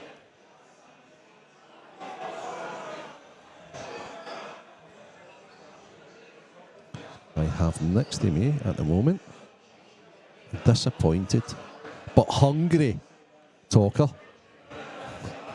He's munching his dinner just now, which he looks to be enjoying, and it is making me absolutely Hank Marvin here while I'm doing this one.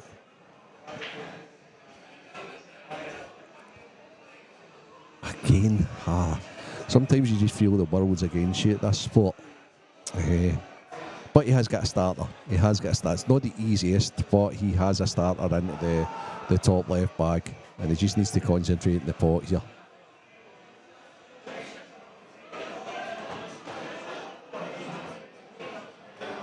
Just make sure of the pot and try and get another frame on board, and you aye. When you're toiling, which young Ethan's doing at the moment, what you want's an easy starter, and that wasn't an easy starter, and even at that, it wasn't, he had no control really of the cue ball. And it's just going to make a guy of Clint's. experience get stronger and stronger in the match, to be honest with you.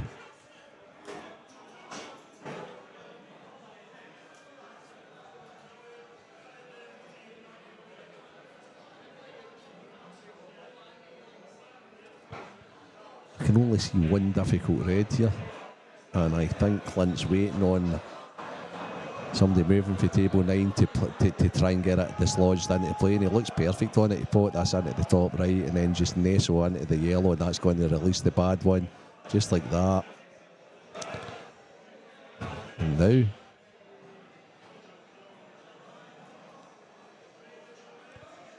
if he minds his work, he's got a good chance. He might have to play a plant.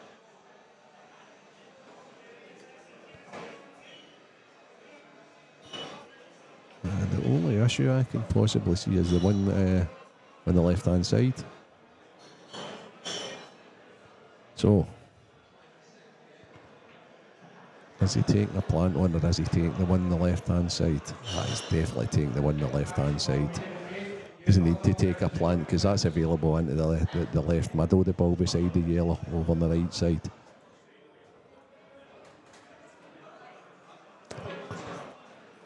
He's actually played that very well, and I don't think he's blocked the red for getting into the left middle either. So this is all about the 8 ball now, because I think he's in good shape to play bottom right, left middle, bottom right, and then it's all about getting a shot at the 8 ball. He might have to play the 8 ball top left, but all be revealed in a couple of seconds.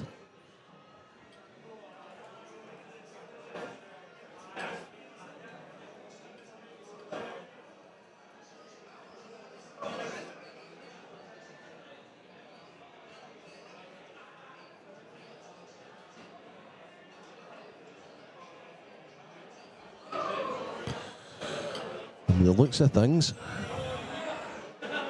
and the fist pump, I think Sean Michael McGiff is through to the next round. I think he's just defeated Declan Mealy. Sean Michael comes in and does quite a bit of commentary with Stevie and myself at times, very knowledgeable of the game. Well, I don't think I've ever seen a guy that enjoys the game and loves the game as much as Sean Michael.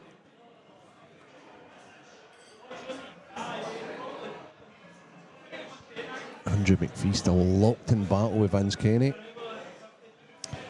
Okay, so here we go. So I'd predicted he was going to play the 8 ball into the top left.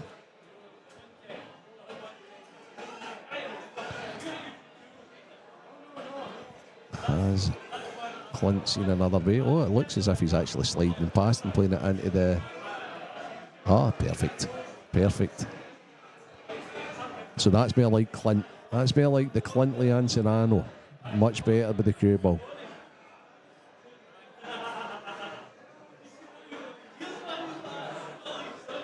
Much more precise finish, this one.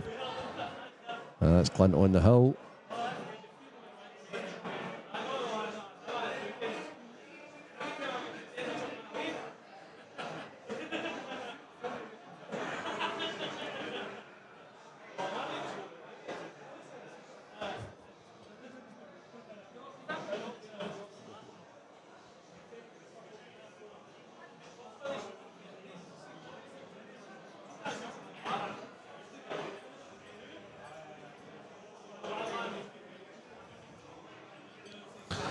Hey, what have you got, Ethan?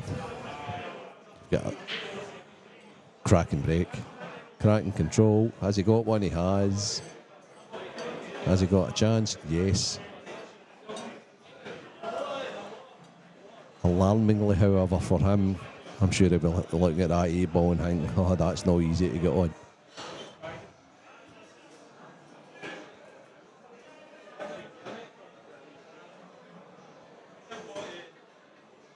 Yep, that's the one to get it into play, that's for sure.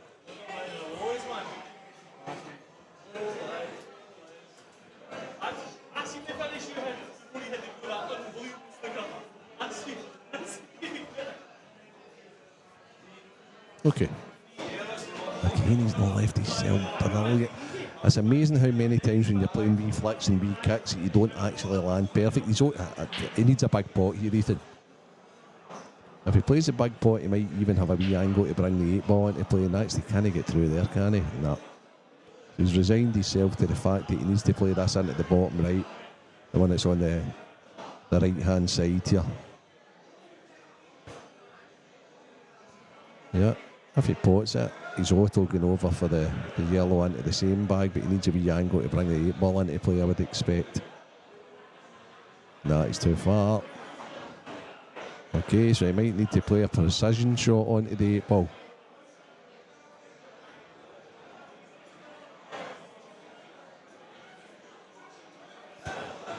Where his cue ball is just now is where he wants to be once he's pocketed all 4 yellows.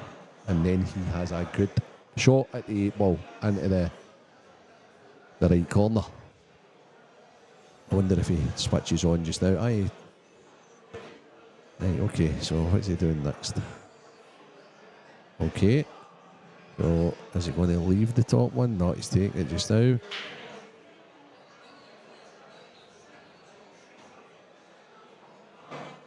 Yep. Hard shot to play on such a fast table, this. Seems to be playing with a touch of left. He's actually played it brilliantly. He's knocked him just a nudge too far, has he?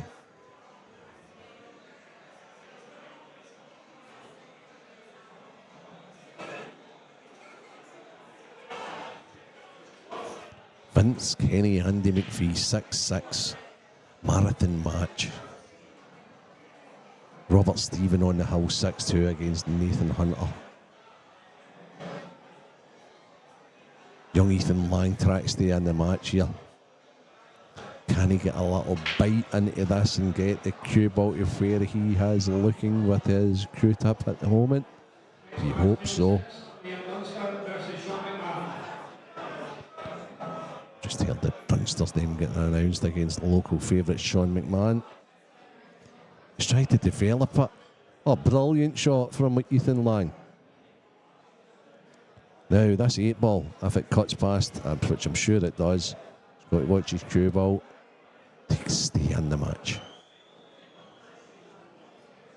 Ewan Waddle, Morgan McInnes going on in the winners' qualification. Gio Egger, who was in earlier on, is playing Shug Thompson, winners' qualification.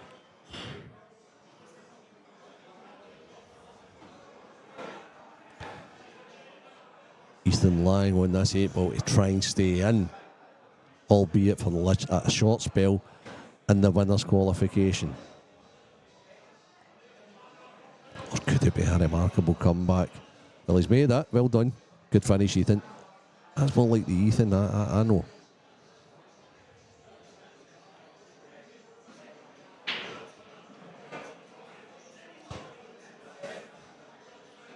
Lucas Pride in the frame up on Dave Rooney. That's a race to 5. That's in the losers' side. Gibbsy Gillespie 2-0 up on John Joe McCauley.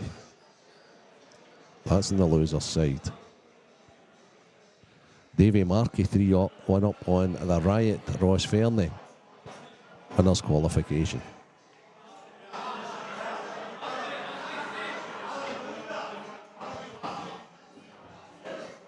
Clintley Anson on the hill, 6-2 Ethan Lang. Robert Stephen on the hill, winners' qualification, 6-2 and Nathan Hunter. And that's all the scores for all the matches as they're happening right now. Big money game down south, 2 young guys. Tom Jones. 11-10 on Jaden Billingham. So it's all going on.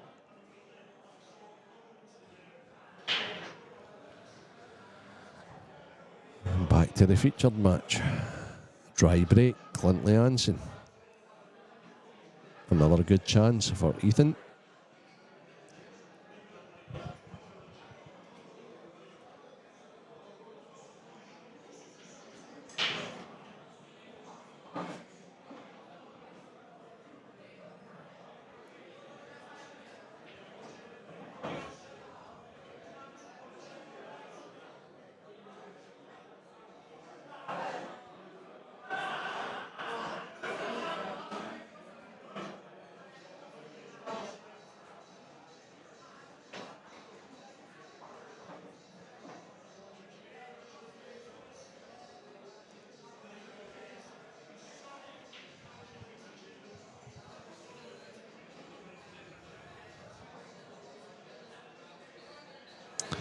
So young Ethan's taking his time here.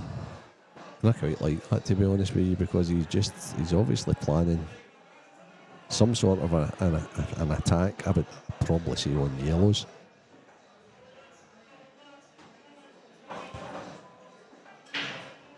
But he just doesn't know how to join the dots a little bit. So for me, the issue is the ball at the top left and how you deal with the 3 balls up closest to the line.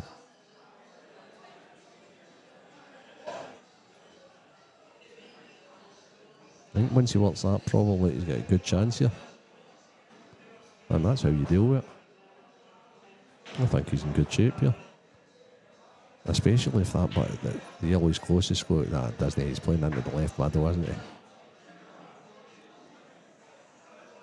And just a nestle on the reds. Good shot.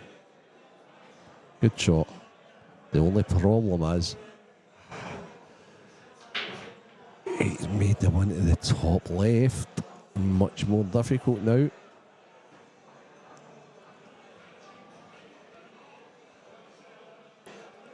They might have to play another wee kick out, and we know they've not worked out particularly well for him in this match. If he is going to kick it out as early as possible while he's still got the fallback ball over the right middle bag.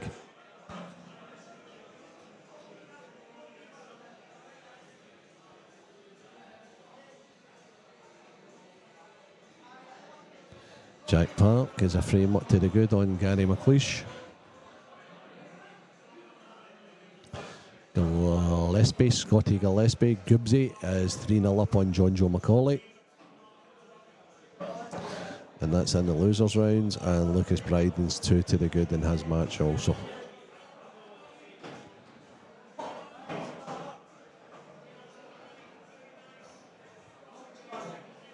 Good shot. Now he has got a couple of pots that he can go for. He can go for any of the 2 pots in the bottom right, and he's also got a pot into the bottom left. He may even have a big bag into the left middle here. So there's a good chance. I think he likes the one into the bottom right. So we're going to have another look.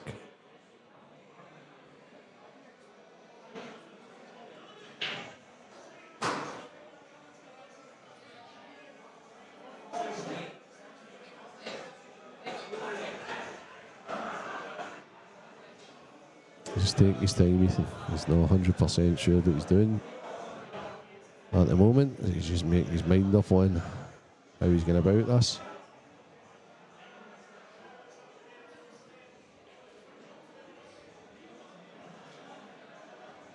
So he has taken one of the ones into the bottom right.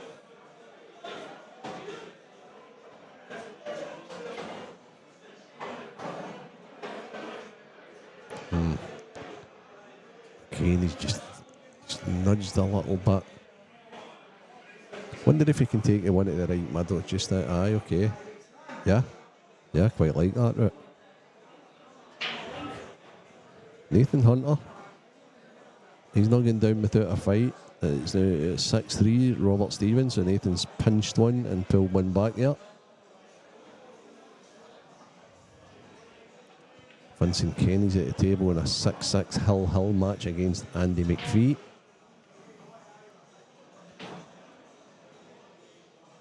But I think Andy snookered him, and Andy's now got a chance to win that match.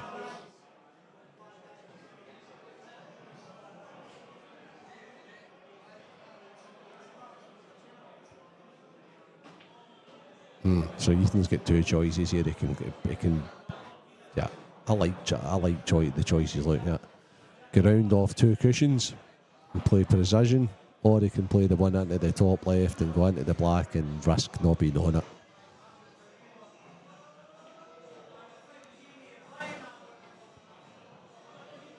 Nothing for sure.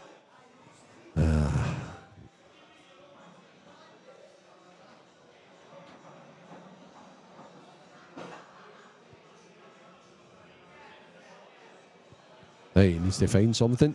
He needs to find something to stay in the winners bracket.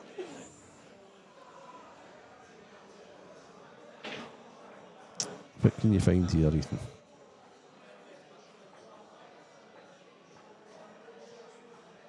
He's going for the cut. I think he's going to cut this. Paper thin. But watch your cue ball. He's overcut it. That's unbelievable.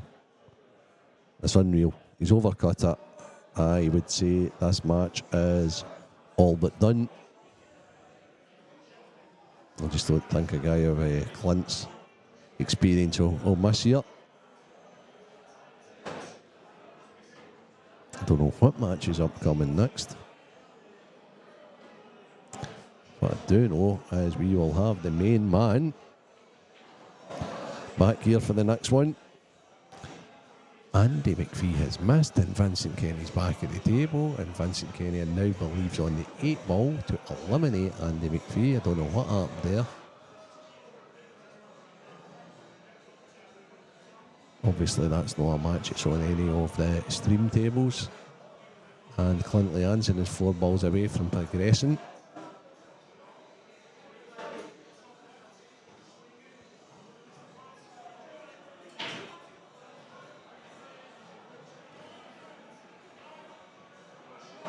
Ross Fairley's pinched one back against Davy Marquet. It's now 4-2 Davy Marquet. Clint's just tidying these up.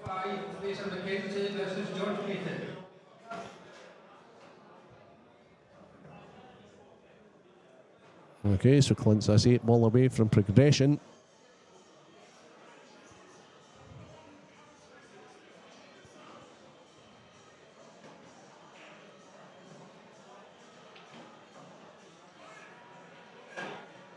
We played Clint Leanson, unlucky Ethan, but he'll have learned a lot about himself there, young Ethan. He'll be disappointed with himself, but these tables are slick, very, very slick. So it's over and out for me. We'll be back with the next match with Stevie the Talker Walker as Robert Stephen passes me, so he's obviously made progression through as well. And just as I say that, Liam Dunster's 1-0 upon Sean McMahon. So it's over and out for me till later on, or whenever Stevie's back playing again.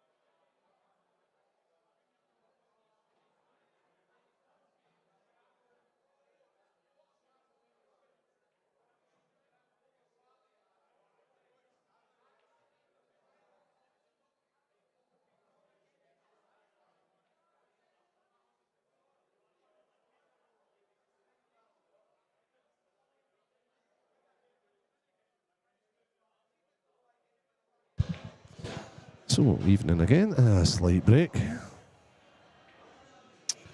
And we're back with the Ryan Davey Keith Robertson round of 32 match. These are now races to 7. I'll keep you updated with all the scores as they're coming in.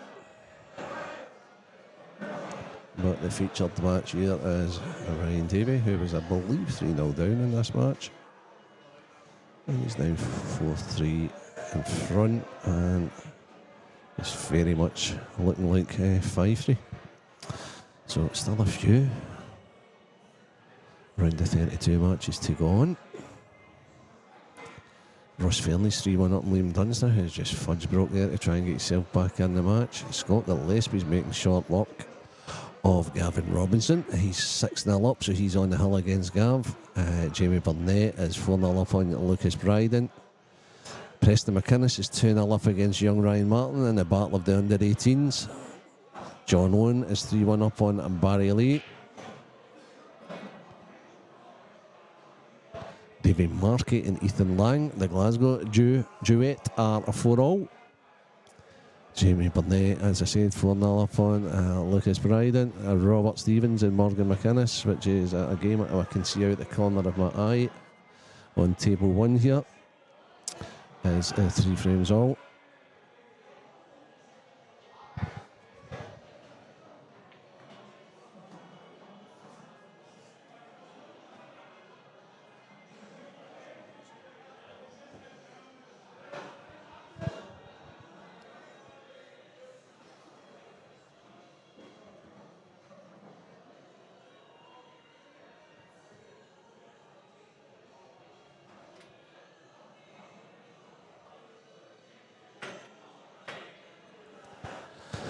So 5-3 Ryan Davey. And as Keith breaks to try and stay in this race to 7 in the last 32, I'd like to introduce into the commentary booth IPA Pro, Scotland International, numerous tournament win under his belt. Mark Fleming. How you doing, Mark? All right? Good, mate. Yeah, thank you very much. Nice introduction there, thank you. No, you're more than welcome, and you have earned that. Another couple of matches that to keep you updated on. It's Clint Leanson is 6-2 up on Sean Michael McGiff, so he's close to completing the victory and getting himself through to the last 16. And Davy Marquez has just went 5-4 up on Ethan Lang. How are the tables playing, Mark? Really well. If anything, I said that in my first round match, they were not playing too good, they were playing too open for my liking. Like, they're playing so well down the cushion, so it's kind of like a really open game. There's no backup. Not that I'm anything other than attacking, but you don't really have a plan B. Like, it's just sort of the game just is dictated by the chances and the breaks, really, rather than sort of there's no game plan. You're just all out. Do you know what I mean? But yeah, really, I never I played on. Every table I played on was brilliant, to be fair. So. Do you think it's pin the tail on the donkey for the winner then, pretty much, because of the openness, or is it the usual suspects will still be there in their numbers? Nah, well, to be fair, the main thing we're trying to figure out who's going to win is there's so many big ties in this round compared to usual. Like, it's so evenly divided between the who's came through the winners, who came through the losers. Do you know what I mean? There's like the amount of unbelievable ties in this round is crazy.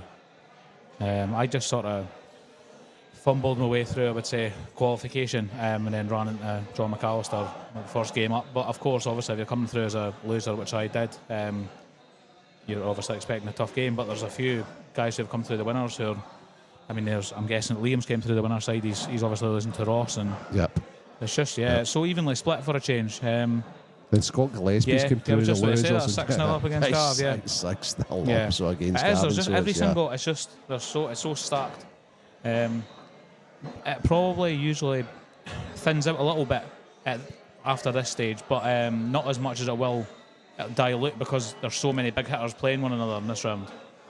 Yeah, and then I'm looking there at the Robert Stephen Morgan game. Who was the loser there? Was that Morgan? Did Morgan lose a game earlier on? Or? Yes, he lost to Ewan Waddle. Yeah, so that's another stacked game, as you would say. Ewan came through as a winner, I think, and played Mark Boyle. Did Mark lose earlier? So he did.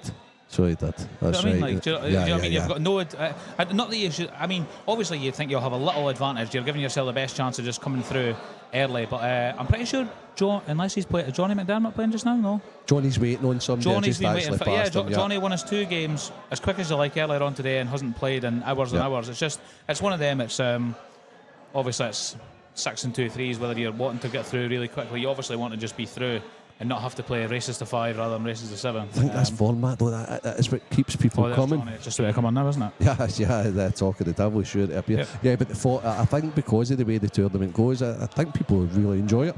Yeah. So I did notice in my passing there that Liam 3-1 down did his like usual stuff. I'd fair play to him because it's within the rules and like tapped against Fernie. I think Did he, yeah. I think Fernie had a wee smash at him and it's taken Liam that time to get back in the match, so it's 3-2 there as well. There's some break there as well. Aye. As you can see, if you're watching that other game, we're commentating on the Ryan Davy Keith Robertson game, obviously. But anybody that's watching the other screens and they're tuning into the Dunster Fernie game, Fernie's certainly not heartbroken there, did he? Yeah, no. I haven't seen Keith actually playing at all today, but obviously he must have been playing on tables not near myself, but yeah, I've not seen him hit a ball today. Yeah, well, this has been a strange match, to be honest with you. I don't know if you were watching any of it. I've not seen any of it. No, yeah. I was waiting to ask how both the games are going. After I'd lost, I went across to watch a bit of Morgan's game and just Sure. I got changed and stuff like that as well.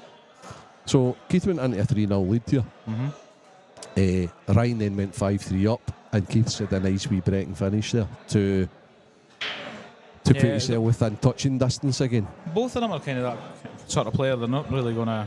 Their head's not going to fall off if they go a few behind or anything. They're just going to play the table, play what's in front of them. So, what do you think of the clash of the young guns in the last 32? Ryan Martin and Preston. But Preston was a couple up there, and there's such a rivalry between the youngins as well. To be honest with you, young Gio, he was in earlier on as well, and I just put it straight on him. I was like, "What do you think of Ryan?" He was like, "He's very, very talented. He's very, very good." He says, and I don't like really praising anybody up. He says, but no, he's very good. Preston's full of confidence, obviously, and Ryan's a little quieter, but it's good to see them all like starting to. Yeah, he's we've got like obviously in Dundee we've got a group of us that all sort of play at a decent level and play in all these competitions. We've got like a group chat and we arrange to practice quite a lot. So I had Ryan to earlier on, maybe the start of this year or something. Just to get him more out of his shell as well, as much as anything, to get him used to the sort of banter. And I understand he's young, that there's some things that we're going to say that he probably shouldn't be hearing or something, but just to get him a little bit more accustomed to it, because it's a shock to the system when you come up against somebody and there's sort of banter and there's the sort of, like if you're playing in pubs and you're a bit quieter, you need to sort of absolutely come out of your shell a little bit. Yeah, and not everybody's a Brian at that age. Yeah, if you of course, know, you know what I mean. And some of them. I don't think it's a bad idea at all. Yeah, it's been beneficial even for practice as well, because obviously Ryan's from Forfar, so he's a little bit away from us, so I don't know what he does for practice. If he practices with brother or if he just practices like individually or whatever, but obviously if he's able to arrange practices with sort of myself, Gary McLeish, Vince, Kenny, Brian coming, do you know what I mean? It's beneficial for him. Yeah, absolutely. The better quality of practice, and of course they're getting their eyes opened up to how good a player he is as well, because they maybe just see him now and then they come up against him in practice and think, oh, he is actually fantastic. You know, he's a real deal. So that's only going to be beneficial for all of you. Yeah, to be honest with you. So that's a good way to do things. So this is kind of the way the balls are. I mean, it's not Keith's first rodeo, but obviously this is going to suit Ryan. Yeah, of course. I was thinking that even though he sort of just tried to dump onto this one on the top cushion twice, I still thought there's not really a lot that Keith can do. Maybe now he can push the boat out a little bit if he gets another sniff, but I don't know if Ryan's going to leave my sight at this plant on the cushion. Do you know what I mean? At any point, he's got to tuck him into. Yeah, he's going to tuck him into the one that's on the balk line here. That'd be it. Do you think he'll flick off that one and go behind it, or do you think he'll sort of stand? The thing is, see the way he's like standing just now and studying. Yeah. to me, that's like a pretty obvious snooker. I'm wondering if he is worried about how easy it then is for Keith to play out the snooker and where he'll be next. But it seems to be the go-to shot, doesn't it?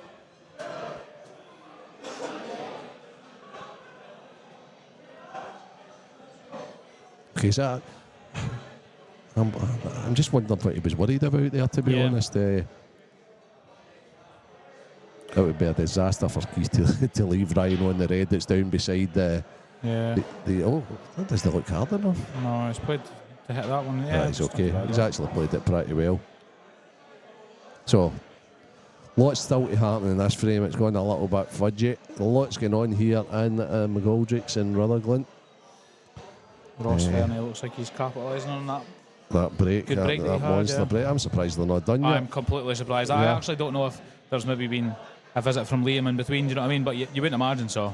Or maybe Ross has went to the toilet or something like that. I don't know, because maybe he's just taking his time. It was funny earlier on. I went to the toilet after one of my games, and I just went to go and check the scores. Do you know what? I was waiting to go on, so I was checking how long it is till I'm on, and I looked and I seen 5 each with Chris Ferrier and John Owen. Yep. I've came back from the toilet just to sit down. I knew that I was next on. My game's got called on. I've seen Chris putting his case to the side, and I'm thinking, well, it must be over already. I wonder who won at the two, and then I just thought, well, it's of course, if there two frames were needed, it's definitely John Owen. Do you know what I mean? You just know the pace that some people play at. You just think straight absolutely. away. I take it this flies in, I wasn't sure if he was going to play short position, but obviously it goes easy for Ross. So whereabouts here, Marquet? I know we're commentating in one game, but if you're watching the other game, what you talk about, like the close to the right middle? Yeah, right middle, basically, just put enough side so that you know that you're not. He's not even taking that into the equation, he's just played short. So let's see what's Ryan thinking here. It's kind of hard for Ryan because he can't really gain an advantage because I think Keith's just going to keep sort of... Ryan's one shot away from winning the frame. Yeah, of course he is, He's one error from Keith away from winning, Yeah, so he's happy to just let Keith sort of push the boat out, even if he's leaving a sight or something. He has left him a sight this time, has he not? Even Cush first the plan, or...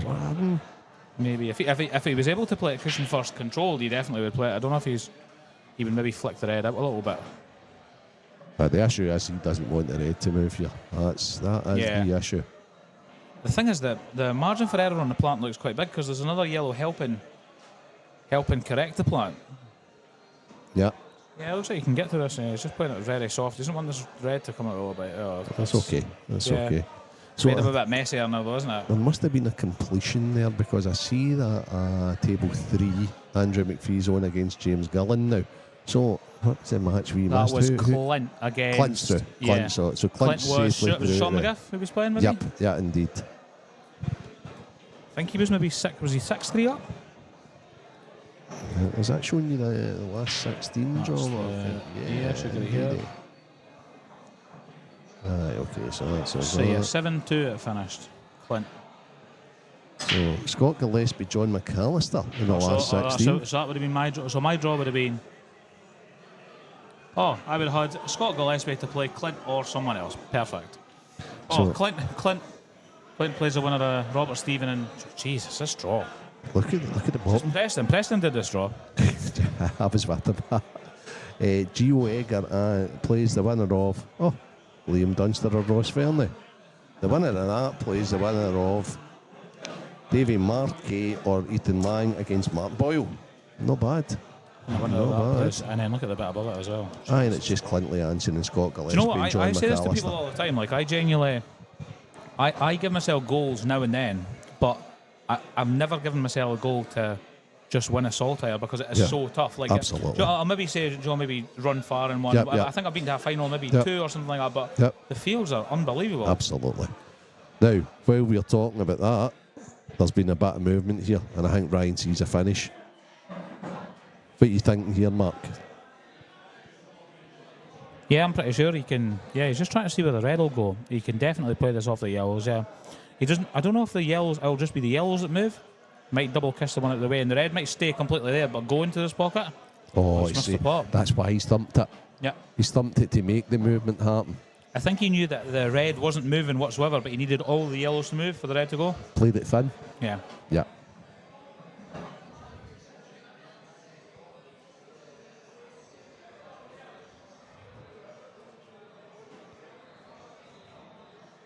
brilliant in here, that in this commentary booth. We've got like 8 screens in front of us. We've got the scores up on the top left. We have got the other 2 featured matches on table 9 and 10. Johnny McDermott's match. Who's Johnny playing again? Who's Johnny playing? Sean Donachie, is it? Sean Donachie, and that's in one screen. We've got Fernie against Dunster on the other screen. We've got the match we're commentating on the big screen. We've got Tom Jones playing Jaden Bellingham for a few quid on another screen, and we've got the YouTube chat. If anybody's want anything to know anything, if anybody's got any questions, fire them into Mark.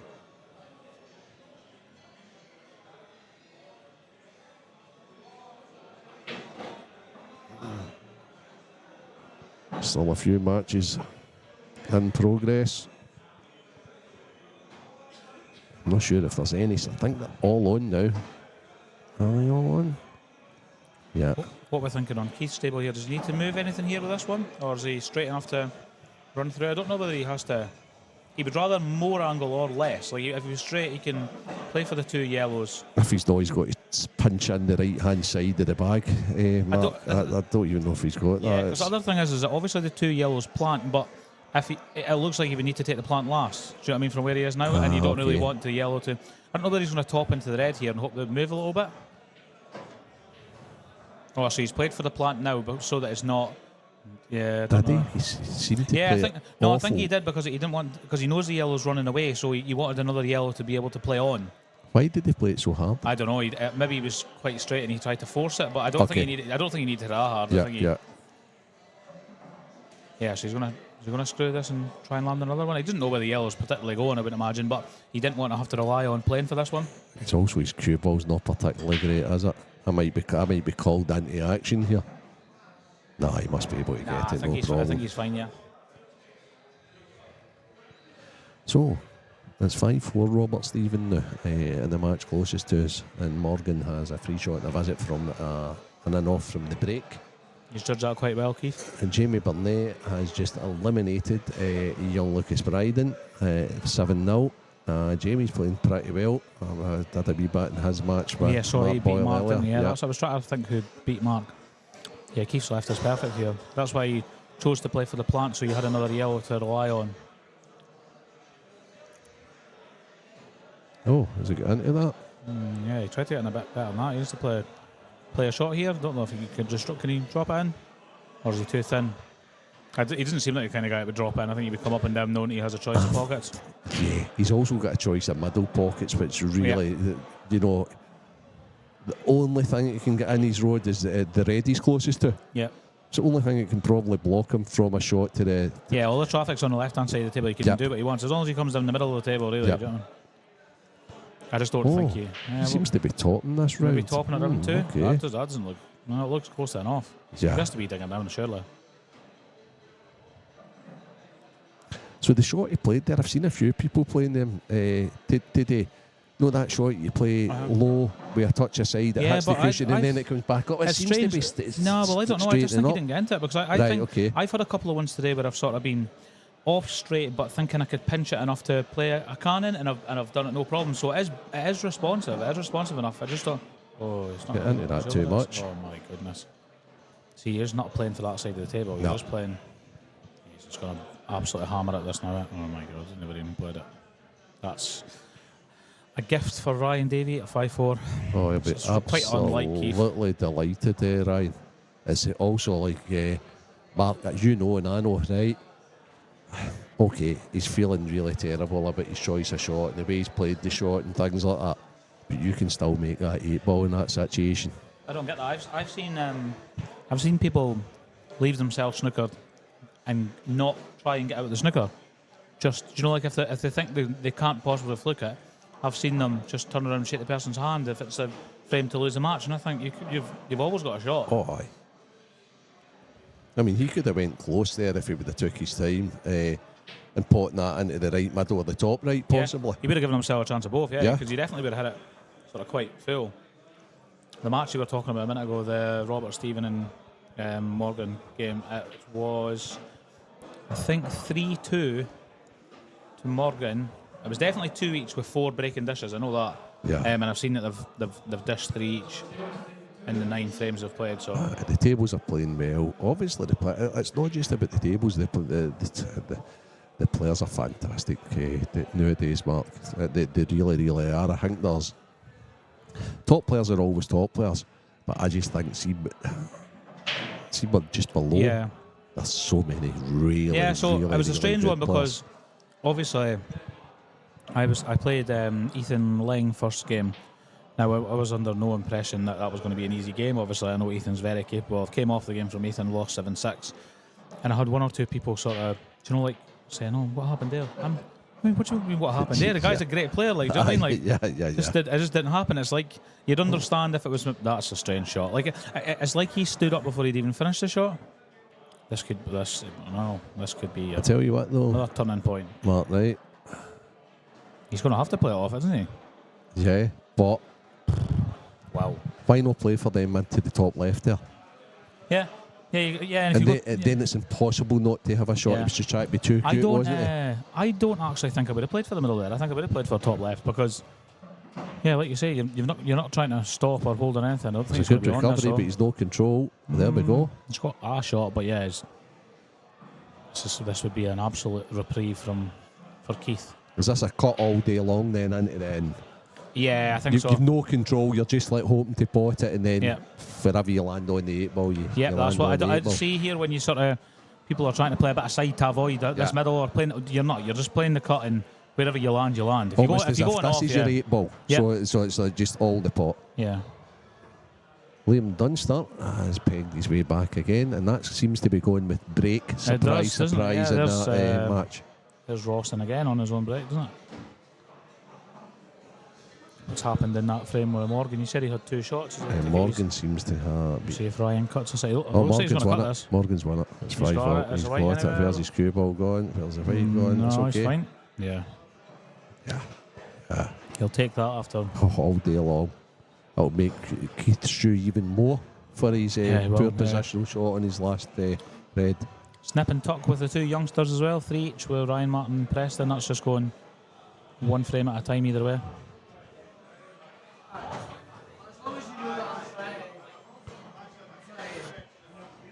It's 6-5, Davy Marcus. So your opponent for earlier on, young Ethan.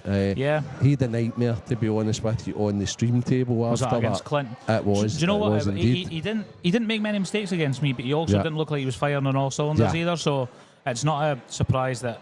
Do you know what I mean? Obviously, Clint could sort of close anyone out, but he looked disappointed when he came off. So it looked like just one of them games he never really. Absolutely. And the thing is, Clint's cue ball wasn't as good as it normally is. So he was on the table next to myself Yeah. and Ethan earlier on, obviously because we were beside one another on the draw. And I'm not going to lie, he was all over the place. Toiling, Because he's usually got really good close control. Absolutely.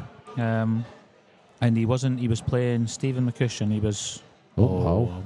He didn't fancy that. I don't know whether. He came right I don't know across whether. it, Do you Mark. know what he was telling someone to? Yeah, look, so he's gesturing. So he must have been. Someone must have been moving about or going to walk past, and he told them to go. Yeah. To be Doesn't look honest, happy it's though. a busy Saturday course, yeah. night here in Glasgow. The club is really busy. There's a lot of people playing darts. There's a lot of people playing darts in behind that. He's been distracted somehow, I think. But he's doing the right thing. He's actually gone into the toilet for a comfort break.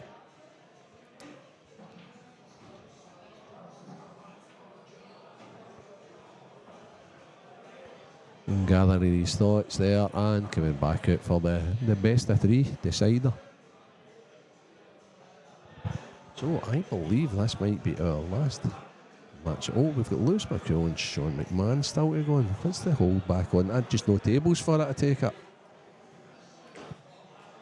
Jaden Billingham's just played an unbelievable shot against Tom Jones, but he's got a tough block here. He's on the 8 ball. Yeah, he's Big played frame. Yeah, Big frame. he's took out the last 3 balls unbelievably, to be fair. So you're not, obviously, if you're tuning in here, you'll not be watching this Yep. match unless you've got all sorts of devices or it's on Yeah, the we're Yorkshire spoiled here, Product aren't we? Live. It's 25-23 Tom Jones, a race to 30 for a £45,000 pot. That's down south. The scores in the doors here. John Owen is on the hill 6-2 against Barry Lee. Dylan Newlove is 2-1 down to Dylan Stansfield. 3-all with the young guys. Sean Donaghy's a frame to the good against Johnny McDermott. Andy McPhee 2-0 up to James Gillen. Robert Stephen Morgan 5-5. Davy Marquet on the hill 6-5 Ethan Lang. And the Ross Fernie 4-3 up on Liam and Dunster. Guys, we already have through to the last 16 at 11 a.m. tomorrow. Jamie Bernett, Scott Gillespie, John McAllister, Lindsay Hansen, Mark Boyle, and Gio Edgar. It's not a bad list of players. That's not bad. You get not a bad team out of that. I feel like I'd stick out like a sore thumb and I was line up there and that's saying something.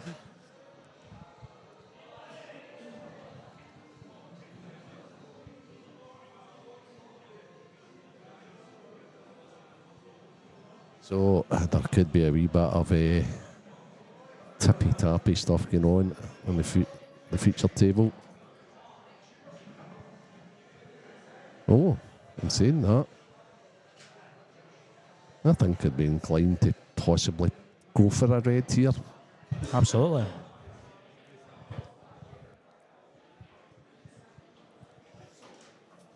Renzi's been called into action here, so it'll just be myself.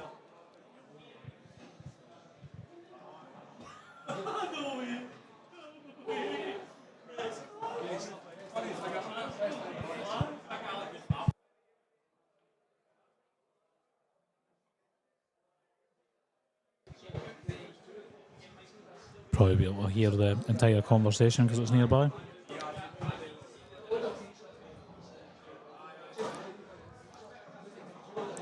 So again, Ross Fernie, who was in on his own break, he has 3 reds left against Liam.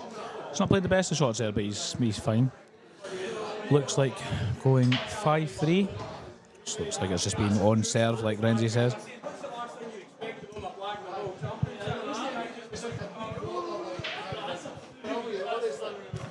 4-3 to Ryan Martin against Preston McInnes.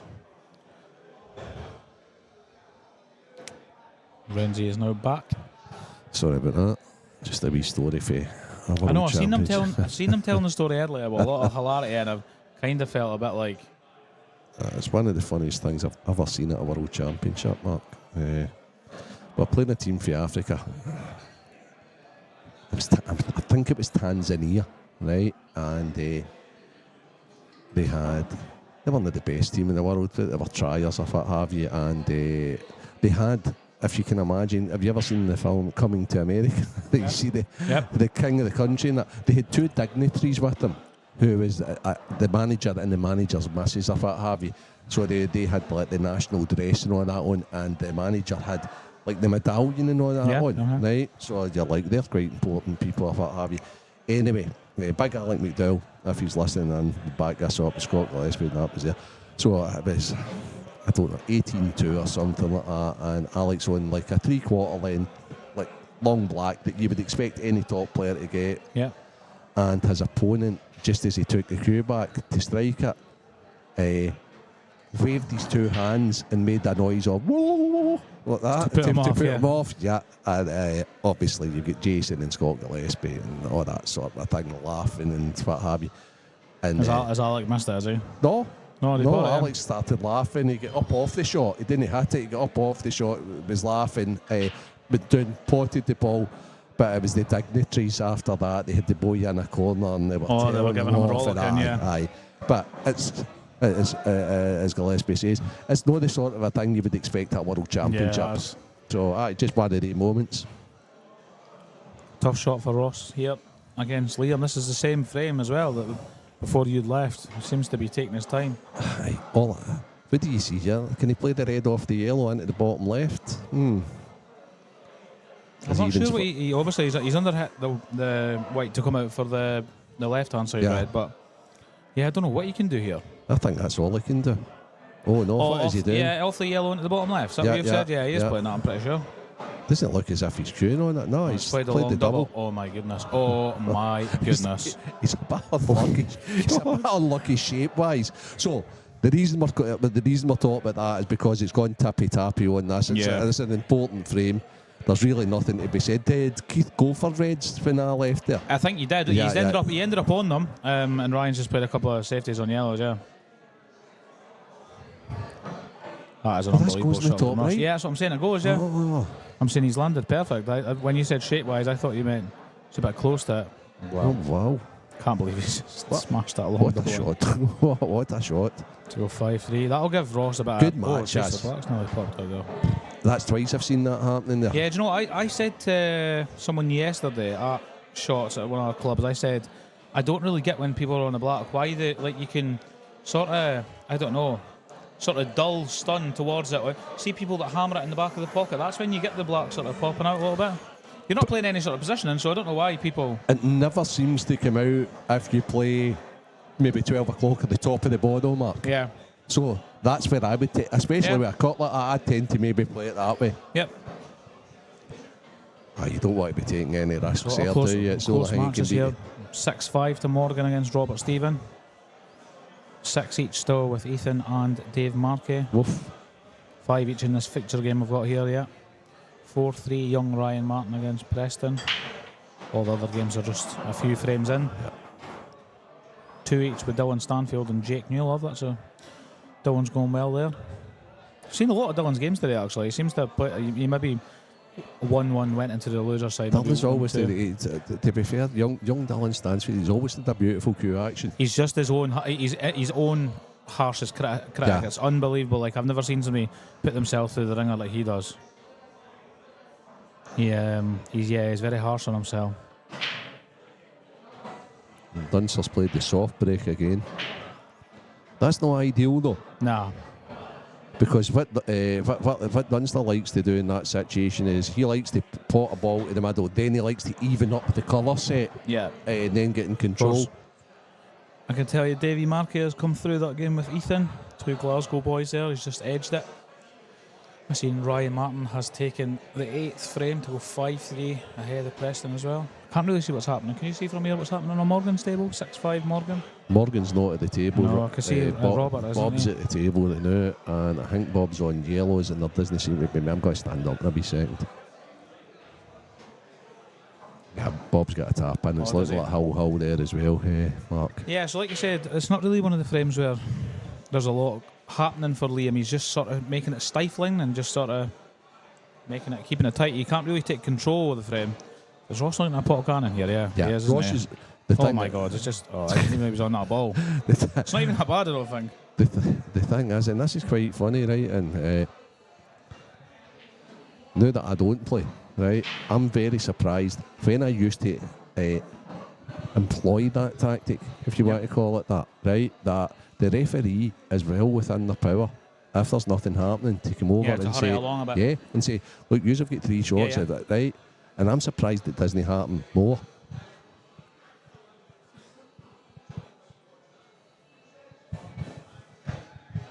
Because as I say, it's like slow, it's negative. It's quite negative because you're fudging it. That's why it's called fudging, because you're fudging the issue.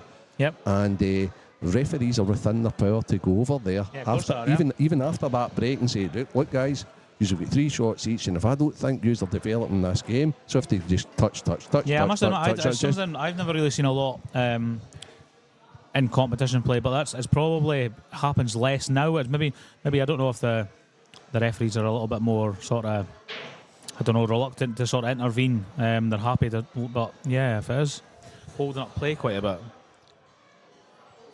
they're within the right, like you say. Yeah, so it has gone 6 each with Robert and Morgan. Morgan's absolutely, is a white in? No, it's not. He's potted, he's smashed the front ball back, but it doesn't look a great layout, but I can't really tell from here, to be honest with you. Yeah, Ryan's relentless here in this frame. He's turned it completely. Like you said earlier on, Keith got on the right colour set and he still looks miles behind.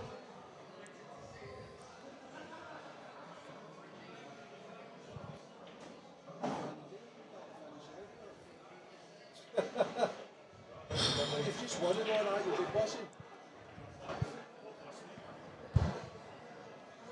So they were just talking to the winner in that last match, asking if he wanted to come in and do a wee bit. He says he's far too tired after winning 7-6, big Dave Marquet.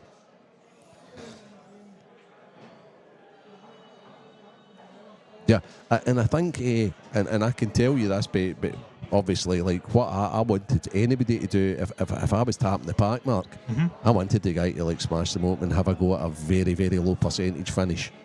The first time I actually seen someone do that, and I mean, when I mean smash the pack, I mean they could be a couple of inches away from a ball, smash through them, almost, even if they push through, even if the white goes clean off the table. It was when Santa used to have the corner pocket in Camelin or Camelin or whatever it is. Yeah, he had that there, and he had a big competition. There was guys from down south came up, and I remember Ants Morrison was playing Tom Cousins. Sure. And obviously he just decided his best sort of way was sort of fudging away. Quite right. To prevent Tom, doing what he does. And Tom was just leathering through him. The white was jumping up and hitting because it was old style lamps, hitting the metal lamps above the table, and he just wasn't. He would happily just lose the frame in one visit, or if Ants never finished it, he would get in. Then he would happily go back to his break, smash them open, try and win. And he just didn't want to be dragged into the trenches, as you say. The Welsh boys that don't.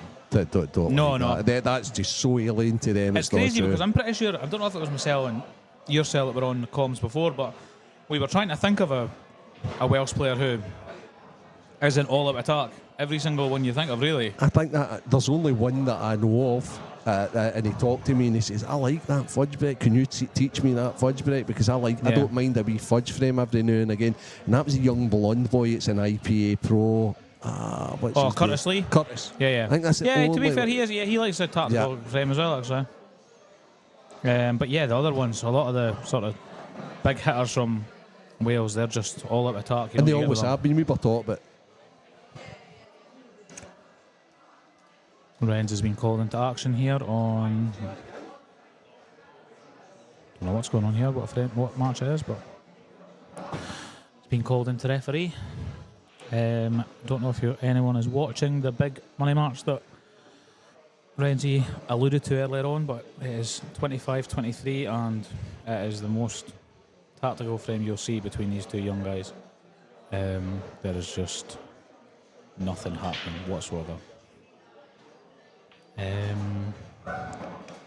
Give you an update on scores. Andrew McPhee is 4-0 up on James Gillen. Sean McMahon 2-1 up on Louis McCool. Still a decider with Morgan and Robert Stephen. Obviously 5 each in this game here. 5-3 Ross Fernie against Liam Dunster. 1 each with Johnny McDermott and Sean Donachie. 4-2 Jake Mueller versus Dylan Stanfield. And a game that's just disappeared there because he's won is John Owen has just won 7-3 against Barry Lee. And Rob Stevens just potted the match winning black there as well. Oh, did he? He's just won 7-6 and a absolutely fantastic tussle there. With the Scottish number 1, Morgan McInnes. Oh wow. Oh dear. That's not a slide. It's slide, isn't it? And the thing is, he's playing it as a bit of a not a nothing shot. He's just playing it as a containing shot, and it's just flipped the frame on its head, really, isn't it? It'd be much better if it was like those Chinese rules, or they don't know the international rules. Yeah, absolutely. They're crazy because you don't until you don't land on what you're trying to land on, you don't play one. Yeah, it's like a backup plan. You just think, what could I do now? Oh, I could play my last turn. Yeah, it's Keith. This isn't easy. No, it's not. Is this just a real gamble, this first shot? I think so. I think it's one of them, sort of as if at the start of a frame when you're trying to open them up and you're trying to be good on either colour set. I think he's just got to play it not knowing what's coming out. All you're trying to do is leave your cue ball so you're definitely on a ball. A ball, yeah. Yeah, that's all I try and do on these sort of shots is, like, if my cue ball's here, I'm still in the frame and I've still got a shot to go at. So I think he'll play the 3 ball, yellow on yellow on yellow, and try and stay on one of those reds there, and then hope he might actually roll. He'll stun it back and play for the yellow at the top of the racking. That's brilliant. That's fine if it doesn't intervene. Oh, how unlucky is he with it? It was absolutely perfect. At one stage he must have been thinking, I'm 6-5 up here. Unbelievable. There's still a bag for everything, no, Mark. Yeah. But it really needs to. This shot needs to be precise. I think he needs to be shy of the 8 ball and then plays the 2 into the bottom left and then the tough shot is to then play that last red into the right middle. So I think he's looking Or at. develop. So I think he's looking. Yeah, I think he's looking at trying to leave the cue ball about the right middle now, to be playing probably play the red that's tied up to put the cue ball into the other red rather than cutting it in. Okay. So the red that's closest to the left middle, playing off the other red first to knock that one in. Oh, like a billiard. Yeah, but I don't know if he's Aye, guaranteed to be. carom. He's probably not guaranteed to be on the next one, unless the red sort of is hanging about Yeah. beside the yellow that is sort of nestled against just now. I think I'd take my chances with the kick before that. Yeah. Ah, okay. He's playing something totally different. He's not just playing to put this over the bag, is he? I think about it by the way his hand is, he maybe is, but That would a be very play- un-Keith shot to be fair, and he's left the bag completely open, isn't he? It's absolutely playing into your opponent's Yeah, hands I in just this think situation. Ryan's got the yellow that's.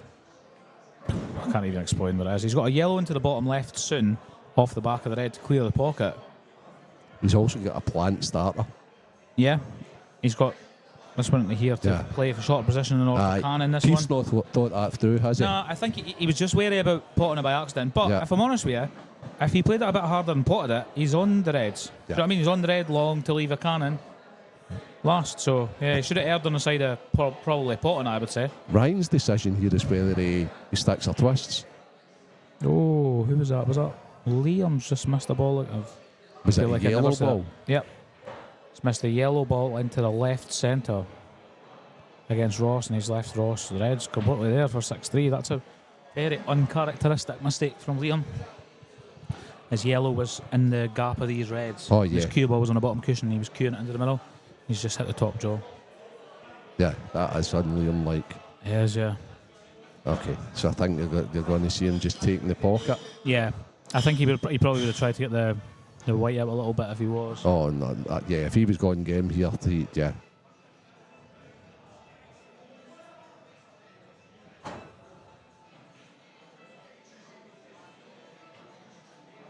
That's okay.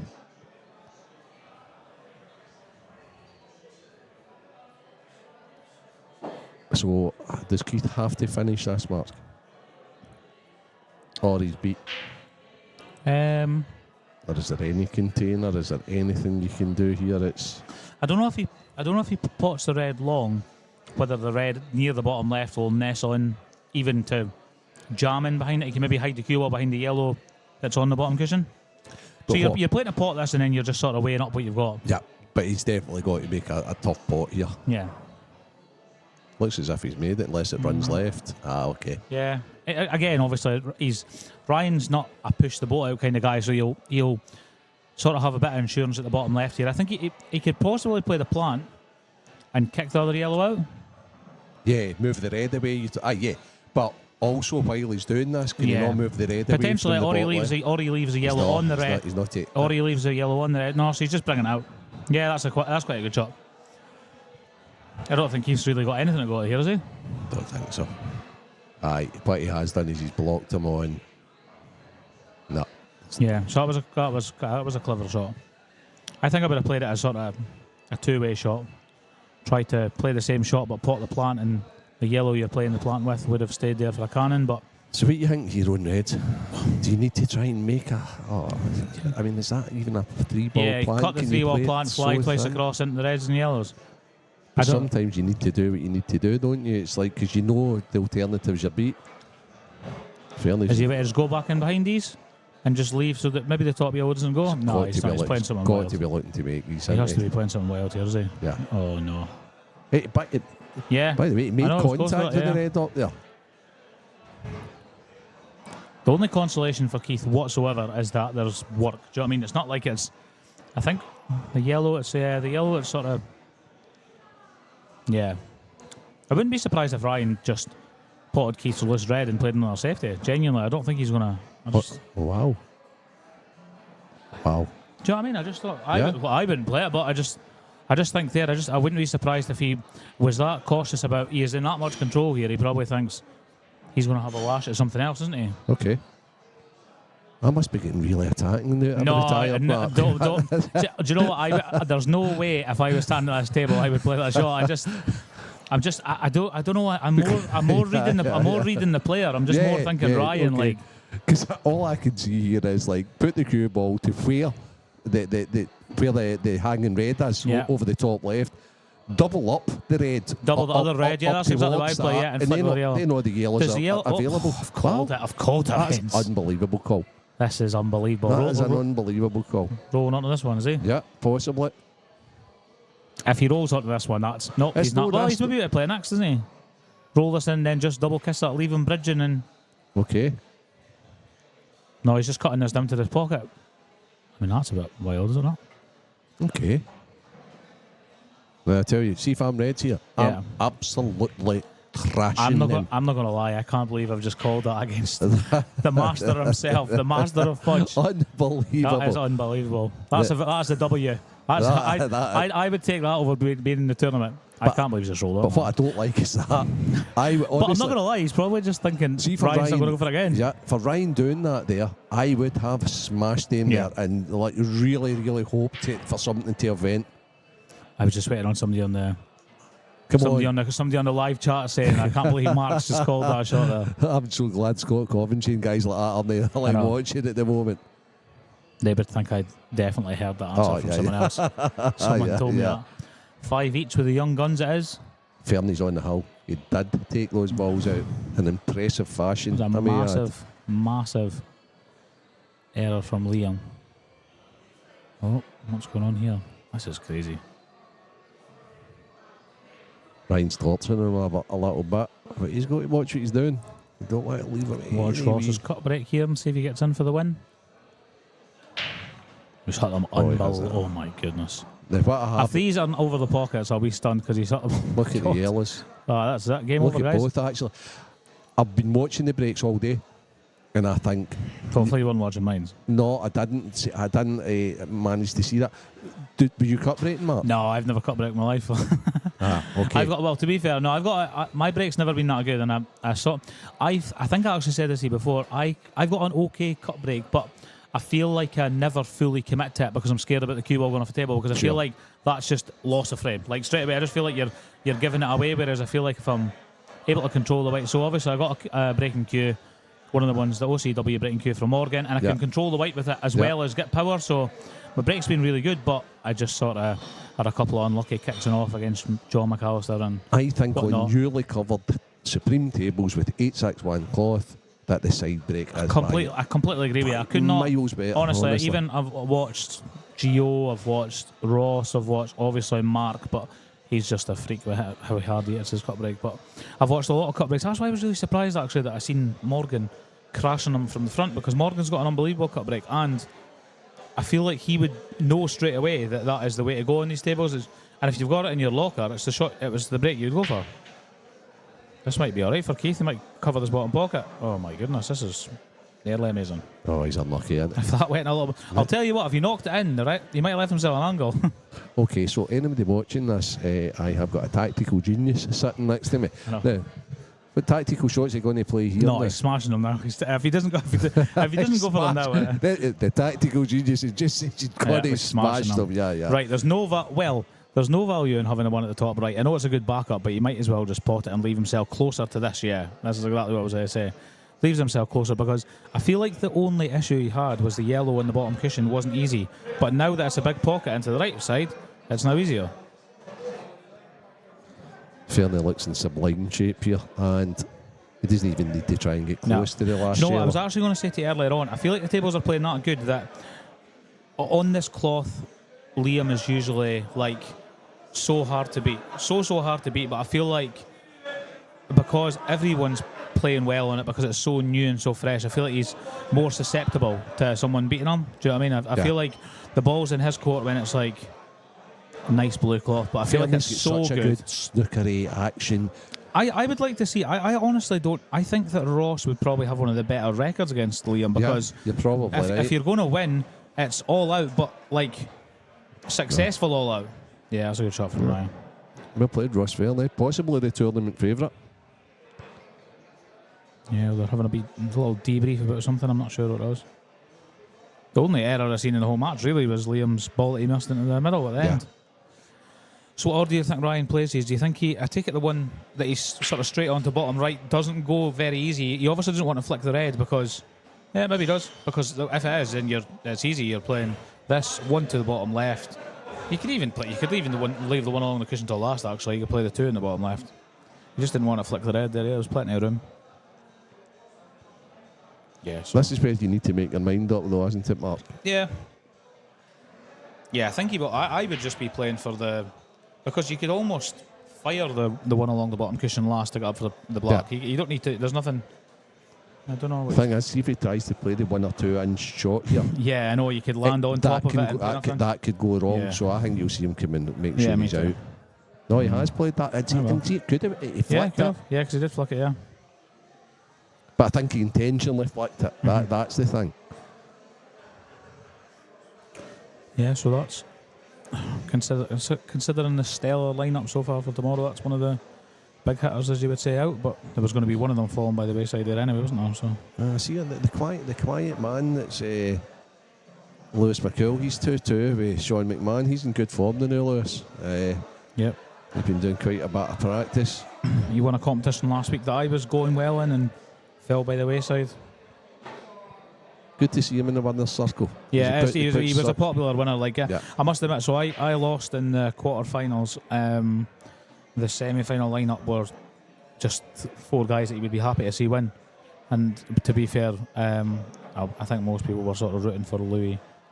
He's I wouldn't say he was a bridesmaid, but for how many good performances he puts in, he's not got the sort of you would say the accolades to go along with it. Like he genuinely, I've seen him blow pretty much everyone out of the water. Do you know what I mean? At some point, but maybe he doesn't turn up the results into wins. Do you know what I mean? So yeah, no, it was good to see. And he's 2-2 here with Sean McMahon. So the matches that are still on. Jake Dillon Newlove 4-3 up on Dylan Stansfield. It's 6-5 Ryan Martin against Preston McInnes. Johnny McDermott, Sean Donnick. He's no long started. It's 2-1 Johnny McDermott. And the featured match, it's Ryan Davies 6, Keith Robertson 5. And Ryan's another person who utilises the cup break really well as well. Yeah. It's weird because he has the same break queue as me, and I seen him. Didn't he hit that good? No, he didn't. Have just totally jinxed him. But he is using a breaking queue, the same one as mine's, and he's maybe just not getting the results from the front, so he's changed. He just did not hit that good. No, so that's what I mean. That's why I don't play a cut break, because I feel like if I'm not going to fully commit to it, I can't really get the rewards from it. So I just feel like it's a bit of a I don't know. And that was almost he was scared of. Yeah. You said exactly what you said. That's the only reason I don't like. Sometimes if a table isn't breaking well, I'll move to a cut break, and I'll just sort of go at it. But I just feel like I can't attack the break as well as I would like to. Like Mr. Boyle, who can throw the kitchen sink at it. The white balls never go on airborne; it just stays on the table.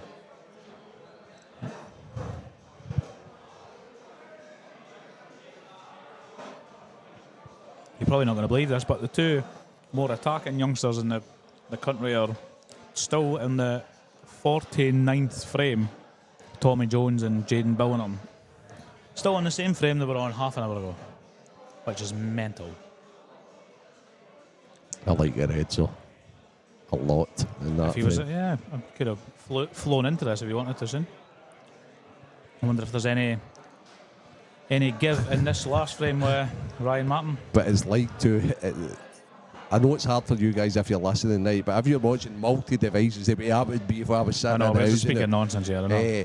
The Tom Jones, Jaden Billingham game, it's like it's incredible. It's incredible. Like they're right out of their depth playing this way, and based on the shots that they're playing, I mean, Tom should have a red right up the table.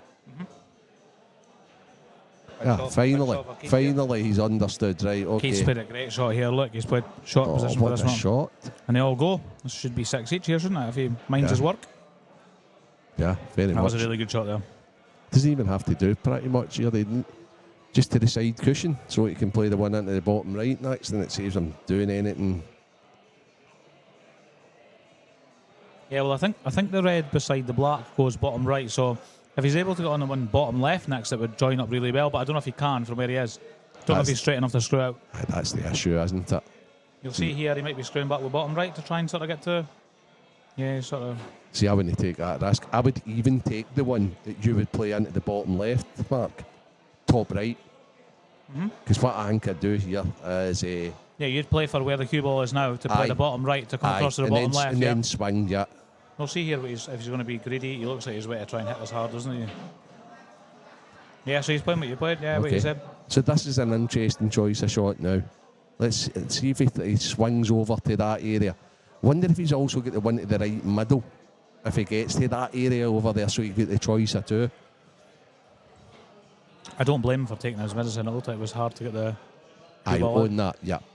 Do you know what's happening in youngsters match? I'm trying to look up at the youngsters match. They're quite far down the hall, aren't they? I'm pretty sure. There's no many reds on the table, and no, there is. There's 4 reds on the table, and Ryan Martin's at the table.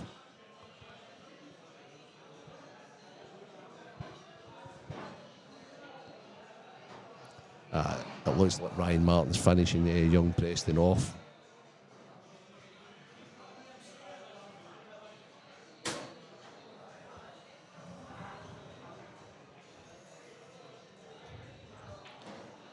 It's also a weird one stylistically between Ryan and Preston because they're obviously similar ages, but they can both play so differently. He's played a cannon here. Oh, is he on it? Oh my goodness, that's come out unbelievable. So is he perfect on that ball in the middle? I think so. What cannon did he play? The one that you would have played top right, rather than playing position on it, he's played to sort of go into it. And obviously, if he knocked it, he knew he was on the one to the right middle. Yeah, sure. Maybe just didn't want to play the fiddly sort of hold shot. Yeah.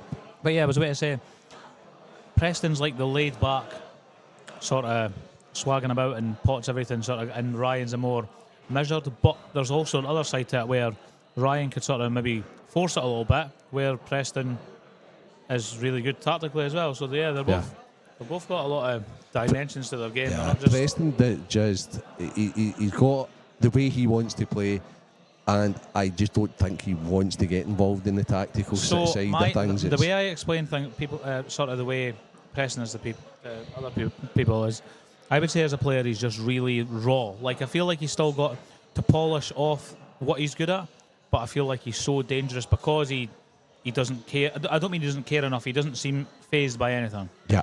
But I feel like it counts against him sometimes. He's almost so laid back. He's sort of almost too upright in his. Do you know what I mean? His demeanour. He maybe isn't. Yeah, and as we're talking about them, Ryan has came a little unstuck on his last red. He played it horribly because he was very close to it. And is he lucky enough to have a shot in the black? I think he might. No, he's snookered. A free shot and a visit for Preston with all the balls sitting pretty much on. It's looking like 6-all over there in the battle of the young guns. It's looking like 6-all here. 6-all here. Oh. It's all happening. Jake Dillon New lives on the hill. He's 6-3 up against Dylan Stansfield. You'd probably have fancied Jake to win that one. It's still nipping tuck in the Lewis McCool Sean McMahon game. It's 3-all there. There's only 5 matches left on. 2 of them are very close to 3 of them are actually close to their conclusion. Johnny McDermott 2, Sean Donachie 2. So there's always a game you look at. It's going to be. So AJ has asked on the comments. He said, "What would you say the most horrible part about the cup break is?" Mine is when all the balls go to one side of the table and close to each other on the cushion. What would you say? That's one for the commentary. So, my reckoning is a bit different as well on it, because I think that if you go to a cup break, I think you leave maybe a better pattern than the front ball. I think with a front ball break, unless you've really hit them well, there's work to do. Like there's balls tied up. Whereas if you really hit the cup break and you don't pot, you could leave they're all in close vicinity to one another as well. So yeah, but I know if somebody doesn't commit to them as well, AJ, they can just go like, oh, that was a foul. Wow, was it a foul? Was it? Yeah. I just seen the black flying in. So sorry, yeah. I get what you're saying. If somebody doesn't fully commit to it, it could come out horribly and the frame could be a bit messy, yeah. I've got a few, AJ. You ready for this? Yeah, you asked the question, here you go. One, you can get it too thin, which is horrible because it skites. Secondly, you can hit it too hard and therefore the cue ball comes off the table. That's my bug. my bugbear. That's two of the negatives. The worst one of all, however, is if you flush them. You get a couple of balls, the fight goes through the pack of balls, which looks impossible, and goes off into one of the bottom bags. That's the most horrible of all. When it's you think it's like defying gravity, go through all those balls without hitting one and getting off. The positive, as Mark says, I think the patterns are easier. Definitely come out better, yeah. And they're all in close vicinity. I sometimes opt for the front brake if I'm say it's a decider and I feel like, do you know what I mean? I'd like it to be hard work. If I don't pot, I'd like it to be harder work for the other person. I feel like I'm like a decent shot maker and like a sort of, but I feel like I just don't want it to be like a gimme. So I feel like if there's work to do, you know what I mean? That's fine. Whereas if a cut broke and a cut broke as well as some of these players do and nothing went in, I feel like I'm almost resigned to losing. I'll tell you what, that was a front break, and that was a awesome break. But again, for how good he's hit, there's work to do on both colour sets. Do you know what I mean? It's just one of them strange ones where... Without a doubt there is, but how do you see this, Mark? So I feel like if you were being brave, right, and this isn't really what... But you should be. Right, so I don't feel like this is a shot I would play, but I feel like if he was able to play... I don't think there's access to the yellow that's on the far left of the table on the ball play. So I think if he was able to play the plant and leave himself the angle on the one he's playing now. So he must have the angle now, but I think if he was able to get the white out a bit... I totally agree. And play this shot that he's way to play now, the screw shot, I didn't think that was there. Did you? No? I thought it was too thin on it. No, and I think the way you read it is how I seen it. Yeah. But I was just wanting reassurance without saying that and handing it over to you. Plan, then the perfect angle, the perfect angle to go into it, so you didn't need to... So now he is now completely on the back foot here. Like the Reds are better now. Do you know what I mean? So it's just I don't know. Like you would want to bring this ball up now while there's work to do on Reds, but I don't know.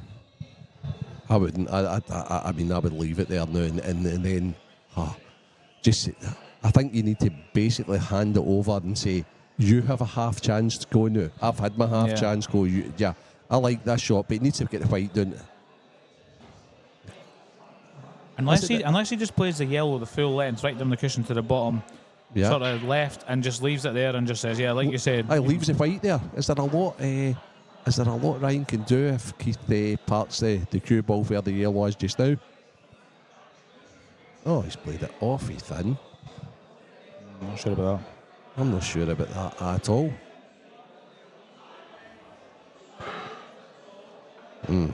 So it's going to be...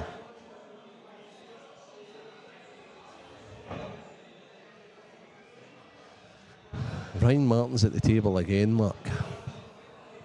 So his first chance, I think the black's hanging over the bag. I don't know who broke. Can't really see because there's a post-mortem going on between Dylan Stansfield and Jake Dylan Newlove, who has just got himself into the last 16.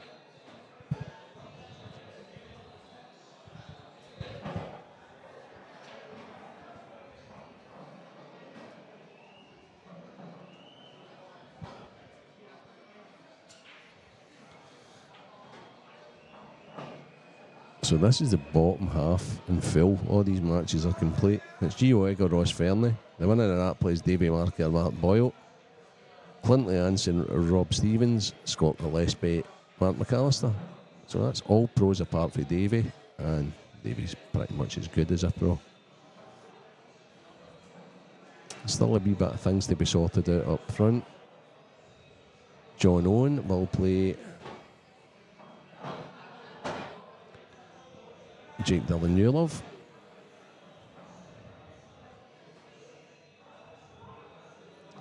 Lewis McCool or Sean McMahon will play Ryan Martin or Preston McInnes. Andy McPhee's awaiting the winner of Johnny McDermott and Sean Donachie. And Jamie Bernett is awaiting the winner of our last match between Ryan Davey and Keith Robertson.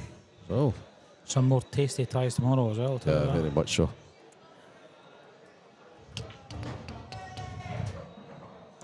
So what we're seeing here, nothing much from Ryan, I wouldn't imagine. It was absolutely nailed up. But what's next? What is next? Ryan's now going to have to go for a very low percentage finish. Yeah, there's not really anywhere to hide. I don't know if he's got... No, he can't. The red that he's closest to, I don't know whether that will go off of the yellow or red to promote them. Okay. Do you know, like if he played the double into the right middle and he was able to leave this red Right, off okay. No, they're showing that one that was a foul that you said. I don't know, can he play like a billiard as well? Can he thin off the one he's closest to play the yellow onto the red? Maybe. Yeah, I don't know. But, Obviously, I mean, what's he on? He's going to push it safe, and then he's got the one in the... be interesting. I actually am just looking forward to seeing what he sees here because I can't really see a lot. Friends, I've got a question for you, right? This is a really strange one. It's not even really I wouldn't say a refereeing question, right? So, as you know, I like a gamble now and then, okay? So I've had a bet yesterday on the snooker. I was watching the snooker. It's been brilliant on telly, right? And I have had a bet which involved there to be a foul in the frame. Okay? But this is more obscure than you can imagine, right? So there was a foul in the frame, but someone fouled on the respotted black, and it went down as a loss. A respotted black not counting as the ongoing frame? You would think so. So is that a bookmaker's thing then? They say So that's not part of the what frame? I mean is it's almost like Ryan Martin has taken a decider. So Sorry, we're totally distracted. they're using that almost as if it's extra time. Like then. extra time, yeah. So not in 90 minutes basically, which That's is unbelievable. So I've took like a screenshot of it to run by the bookies to see if they're. But I'd just be interested to find out what their thought is on it. Like, do you know what I mean? It's the frame isn't decided until that's over. But yeah, it's maybe not in regulation play as they would say. Yeah, I just find that it's like, for example, if like there's something slow and negative, it goes to a 9-ball re-rack or what have you. Is that not the frame? It is the frame, you know. Yeah. That's the frame, because winning and losing that is decided on that respotted black mark. That's shocking. That is shocking. So AJ's came back at us as well. Sorry, AJ, we've never seen that there. I also have one as well. I have cut break. I've had 4 or 5 balls off. Then the cue ball sticks to one ball and goes in off the middle or the bottom. Yeah, that's the same as the one, that you're on about where it comes back through the park. Yeah. Yeah, that is horrible when you see someone really crunching the cut break and it comes back through the park and it just opens like the Red Sea and it just goes through. Nah, we got you, AJ. Don't worry, we've seen you.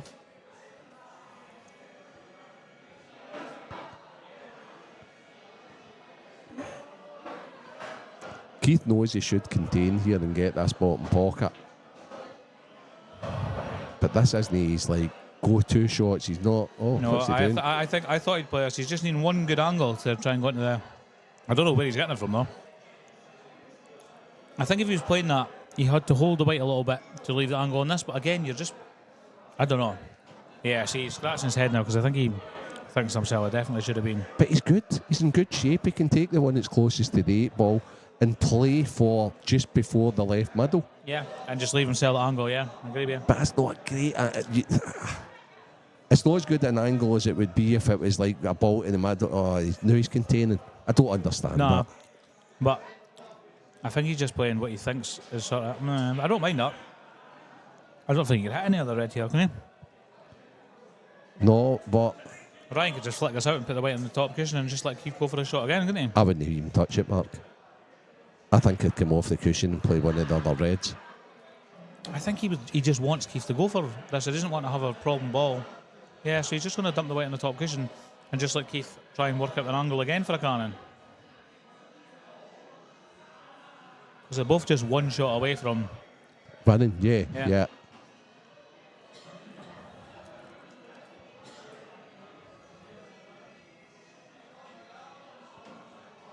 So does Keith develop? Unlucky. He won? Unlucky. Oh, sorry, I didn't read the room there, sorry. That's okay. Young Ryan Martin and his father are my lift home for this evening. So, Ryan, I'm having quite fun here with this cider. So I'm going to try and figure out what's happening with the cider. 5 minutes, son. 5 minutes. Ryan, could you do me a favour, please? Can you get Craig to stick this on charge somewhere? This charger is hopeless. Just say, Matt says, yeah, can you put this phone on charge? Just need some battery for the way home, so I don't need to listen to your nonsense. See, he's doing a bit of commentary. Oh, Craig Anderson. For those who don't know Ryan very well, he is as thick as mince. Mince, I was so glad you said mince. He's funny, yeah. He's funny though. He is. It's funny how, I don't know. He's just so innocent. He just doesn't get anything that's going on. And the thing is, his dad slags him more than anybody else, which is fantastic, isn't it? Random game came up on there that isn't in this tournament. Paul Sanderson joined on, yeah, match 1. That was this morning. That was one. I think was that it? was, yeah. So yeah, Sean I've seen it. AJ has replied as well. 5-3 No up on. problem for replying back, AJ. Thanks for interacting with us. What's Keith doing here? Keith's Oh no, he's fine.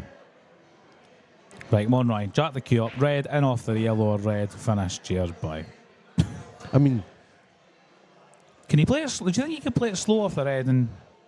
Do you like just play it thin off this one and just the red will pop out a little bit? The red's going to be covering the pocket anyway, or do you think if he gets the double kiss, if I'm Ryan there and Keith just played that kind of mad shot, you dangling a carrot instead? Is that what you're saying? I'm thinking to myself, right, okay, hold on a second. He's going to go for on? something mad here. But he probably should play the 3-ball plant. Yeah, either the plant or the sort of billiard sort that you were on a bit earlier on, like the, whatever you would call it. Playing it thin off of this to pop this red out. Yeah, I don't know. okay, yeah.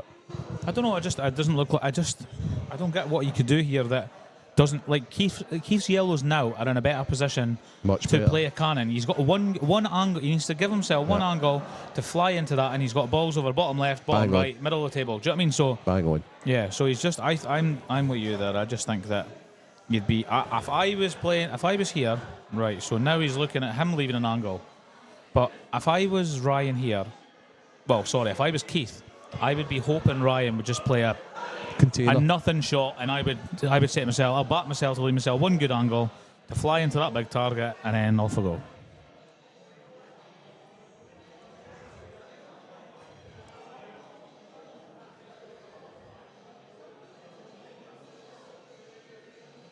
Sean McMahon takes a 6-3 lead over Louis McCool. Wow. Yeah. I've never really seen. I'm pretty sure I've seen Sean. Has Sean played a few money matches against Stephen Allison? Is that Sean? Sean played Stephen, that's correct. I think it was his first game, to be honest with you, Mark. Yeah. And I seen him earlier on in this game with James Gillen. I didn't see any of the match, but I seen he was playing earlier on. young Stephen played well in that game, right? I think he proved a few doubters wrong, right? Sean wasn't at his best, right? Maybe it was maybe for his first game it was like a little too dear, too expensive. He's a better player than what he showed on the night, and he's obviously proven that just now. I had a feeling Ryan was going to play and try and get that sporting bag. Do you know that? I had that feeling. So if that went in, I think he was going to have to play the one top right to leave an angle on the cannon, wasn't he? Yeah. That's a good shot, though. That is a good shot. But again, if you're Keith, are you just bringing this yellow out of here? Absolutely. Like, I think if you bumps it up to the right middle, because the best angle that Ryan could get is probably putting the one in the right middle and cannon into it. I think if you bounce the yellow up over the right middle, Ryan's back in the same position he was. You're forcing him to go for it. I'd maybe even advance it further. Yeah. Yeah, further up the table, so you've got that yellow maybe top right. So you're then saying, if you don't, I will. Yeah, if he puts the yellow up sort of top right, he leaves a cannon, Yep. yeah. Yeah, I'm with you on that. Oh, Jaden is in on the black to go 27-25 down. That's some match, isn't it? It isn't half. It isn't half. Right, Keith, what are we doing here then? No, don't be He's playing the pot cannon now, and he's going to leave the combo till last. That combo go bottom right, or do you think it's too tough? I think it's mad after he's been reeling it at you. So he's just think he needs to like give bait and then bait back, you know? Yeah. I think if you're going for this pot cannon after such a long frame, you've got to go when the rest of the balls on the table are in good shape. Yeah. I don't think you can go for it knowing that you've still got another good shot to play. It's like no means to an end. So if he plays the pot into the middle and then plays the one into the bottom left and then tries to, he's playing the right shot. Yeah.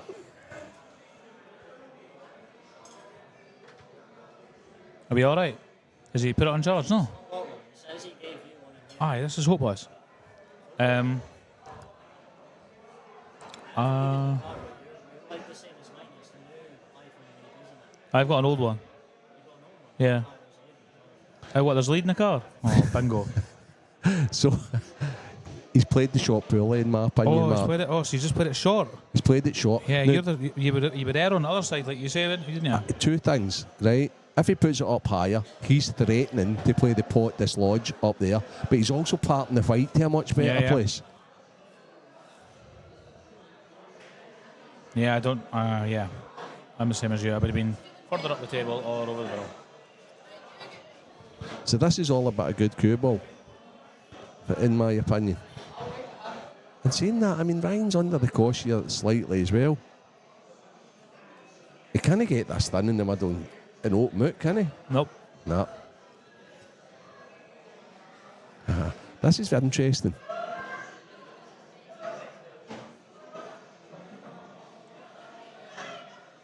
I'll tell you who's under the cosh. Me hoping that Alec Martin doesn't take off and leave me. Oh dear, that's it.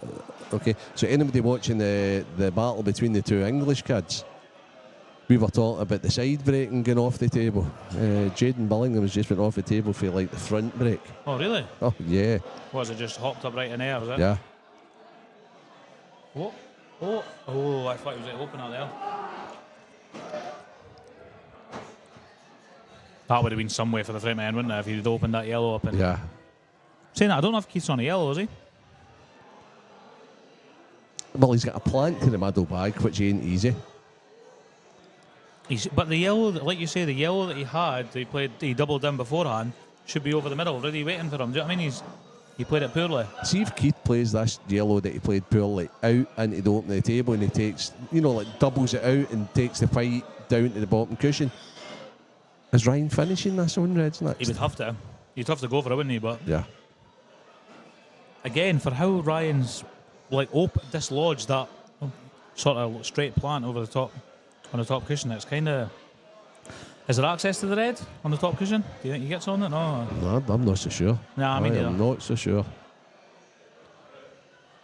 But that looked like the connector ball to the 8 ball that young Jones has played, if you're watching that, guys. Danny Wilson, the guitar man. It is Mark Fleming. I must have my posh voice on if you can't. Yeah. If you didn't get the Hello, Dundonian in Danny. there. How you doing? Hope you're well, mate.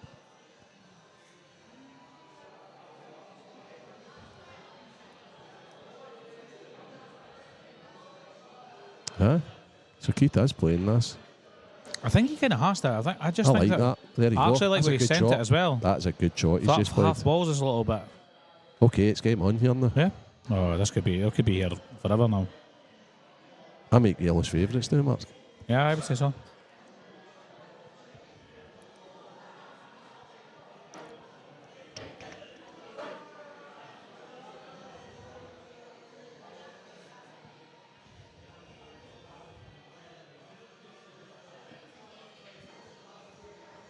So all of a sudden, this becomes the most important shot in the frame of the match, possibly.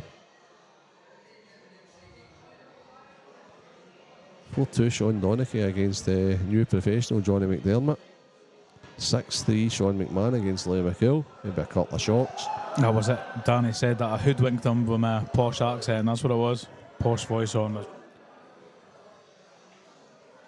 There's no subtitles, so I knew I had to make an effort. Danny, hope you're well, mate.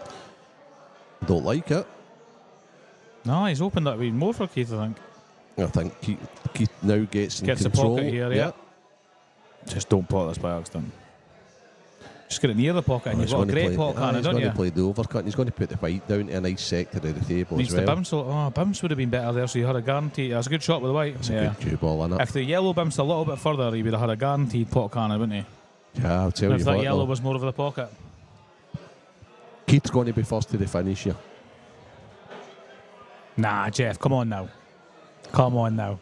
Renzi, sure left Mark Fleming played 25 years ago, he would be called the Heed instead of me. I'm not a small percentage of your dome, surely. He didn't stay down, be. Can't be. Jeff, how you doing? All right. Jeff, see, to be fair, there's only one guy that's ever ran you close for that, and it's Alan Maxwell. Oh, Heed, yeah. That is a Heed. He was my old manager from not long ago, but he has got Yeah, he's got a head on that for I sure. wouldn't like head-butted for him. That's for sure.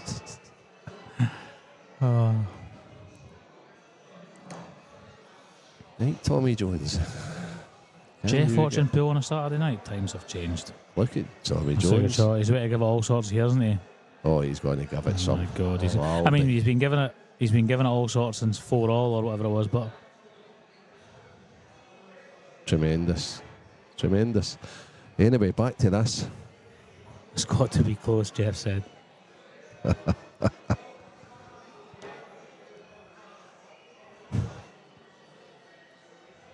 Big Tino. Do you know Big Tino? He's a giant. Ryan's here looking at him. I'm going to give this. I'm going to give this what you say as a referee. I'm going to give this a few more shots, and then I might need to love you and leave you, so I don't miss my lift home. I wonder if it's young Ryan that's desperate to get home, or Eck. It's definitely Eck, that's for sure. Is Eck putting you under pressure, Kurt?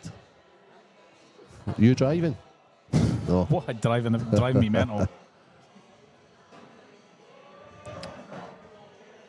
That is the right shot from Ryan. If it doesn't continue to travel.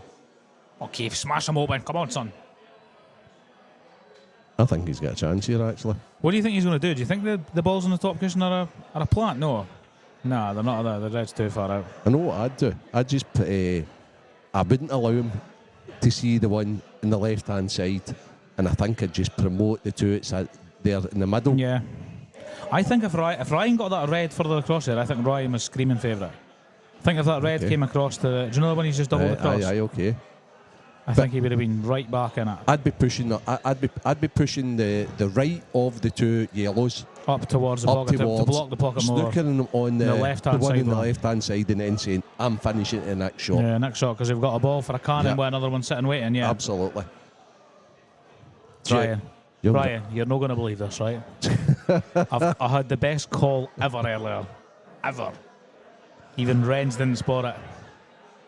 The tactical wizard didn't spot it. I didn't spot it because it certainly wasn't the way. I don't think anybody's ever told him that. Oh, he's playing the wrong shot here, Mark. Watch out. He was away to play something absolutely mental or something, though. He's played. No, it's too hard. But he's played the wrong yellow. Yeah. The same shot, but a bit less. The same shot, but the Ryan can cover other the back. yellow. Does Ryan cover the pocket here? Oh, my goodness. This is it. Keith. Oh, my goodness, Keith. That was the right shot with the wrong yellow. Yeah. Right, if Ryan covers the pocket here, I am off. Yep. If Ryan covers the pocket here, I think I'm off as well, to be honest with you. Sorry, Danny. Danny says you're losing your posh accent the more excited you get, Mark. Right, Mark. Right, it's been brilliant, guys. See if I leave and he just smashes his open. Right, guys, hopefully you've enjoyed some of this nonsense. I'm coming through tomorrow with the boys for a bit of commentary with Mark, just for the buzz. I don't think the wife will allow me. See you at 11 I think the wife will. See you at 11 a.m. sharp. Yeah, the wife usually she's rooting on me, but if I get beat, then brilliant. Do you know what I mean? On her day off on a Sunday, so. AJ's got a question for your ends. I'll leave you with that. AJ, thanks for the questions. It's been brilliant, mate. AJ, it depends what sport. If it was a pro snooker player. Oh, he's played it, hasn't he? I'm back. I'm back. That was mental. That was absolutely mental. Don't know what he's going to do next. Just enjoy it. I can't believe I've called that. He's just going to smash them open when I leave. Right, bye, guys. Bye. AJ, I would bet the pro snooker player to win at snooker and the pro pool player to win at pool. Right, there you go. Take care, mate. Thanks. So that's Mark off. He's got to go all the way up to Dundee. I'm staying a little bit closer. Sonny Shettleston, which isn't far away from here. And so I'll conclude the match with you.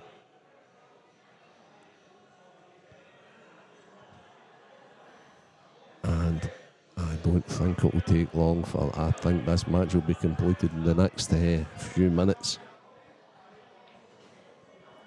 So, for anybody that is still listening in, this is what you have to look forward to tomorrow. And it's an 11 a.m. start tomorrow because Scotland are playing through here tomorrow and this club is going to be bouncing because we're going to have the Tartan Army in. So, it is John Owen, Jake Dillon Newlove, Ryan Martin is waiting on the winner of table 83, which is Lewis McCool, who is fighting back against Sean McMahon, now 6-5 down. Andy McPhee, practice partner of the Duster, is going to be playing Johnny McDermott or Sean Donachie. Jamie Bernett is waiting on the winner of this match. And then, listen to how stacked this bottom half of the table is. Scott Gibbsy Gillespie against Big John McAllister. Clint Leanson, Robert Stephen. Davy Marquet, Mark Boyle. And Gio Edgar, Ross Fernie. That is the bottom half of the draw.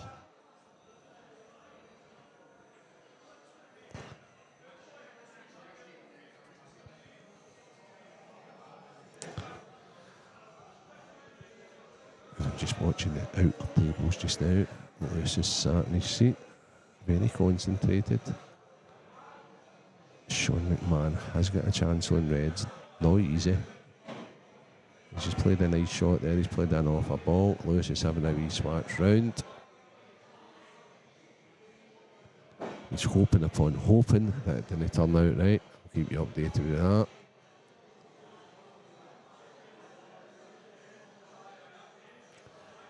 Ryan, quite a studious player. Top player though.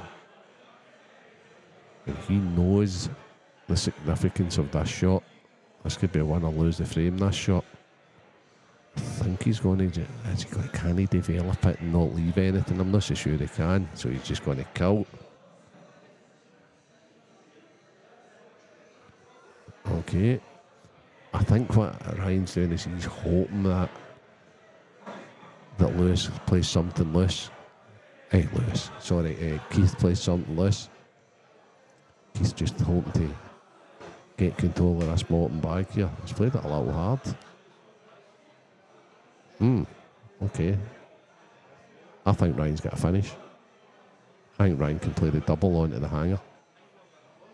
And I think with the way Keith is, maybe not. Maybe this one on the left-hand side doesn't pocket. Nah, don't think it does. I don't think Ryan will do anything rash. That's for sure. Now, local, Sean McMahon seems to have 2 reds left against Lewis on an outer table, while Ryan's take his time on this one. A big decision, I may add, so quite rightly so.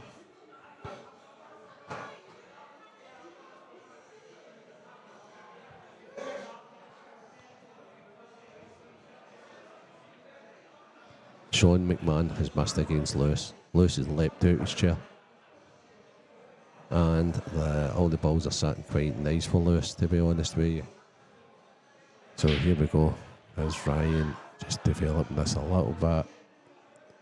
He had... Oh my goodness, he's so nearly went in off. So nearly went in off.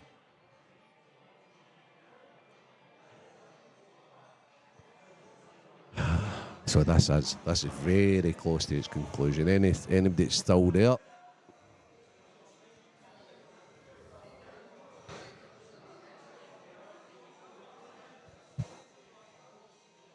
No, I don't think it does, Danny. I remember back in the day, Craig, my man, the streamer guy, used to be listening to the commentary and then he would zone in that ball. But I don't think he's bothering anymore.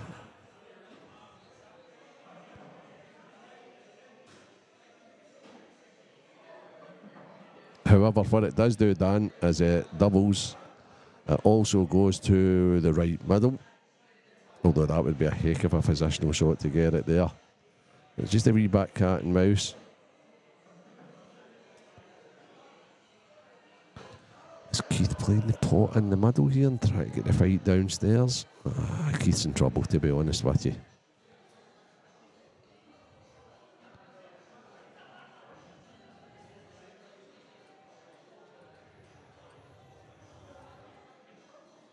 And there'll be 1,000 things going through his head just now, because there is a few ways out. Someone might be pretty madcap. We could pot the ball along the cushion, then back double the yellow he's closest to just now and try and dislodge him. We could just put this over the bag. Yeah, that's what he's decided to do, and says, right, okay, Ryan, on you go, you finish it.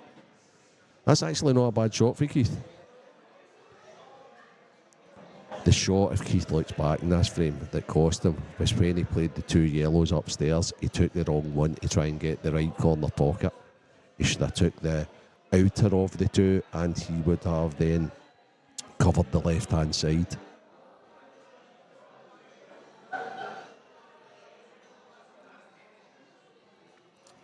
And he'd have been probably first to the finish then.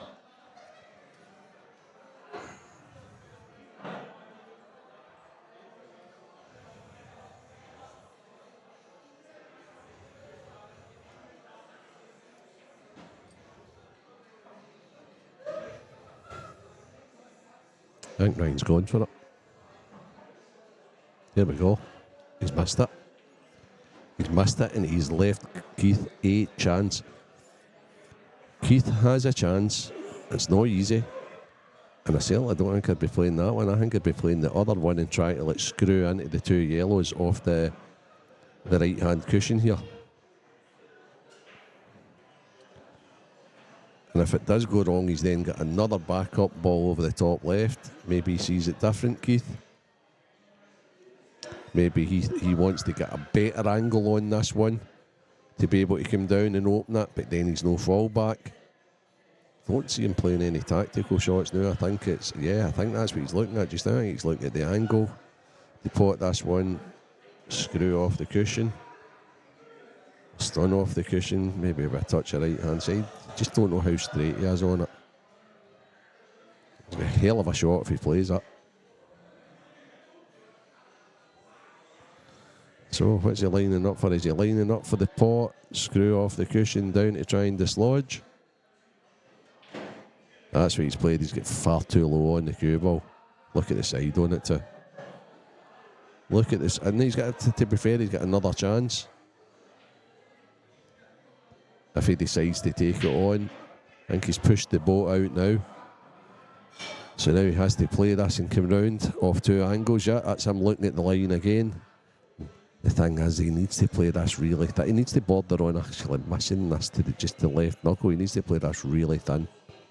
And he can't play it too low either because it'll just skid away on him. So he's quite high by right hand side. He's just got to watch he doesn't overhit it. Oh, he must think this is makeable. Doesn't it look makeable? Is he playing a safety? What is he doing? I'm confused.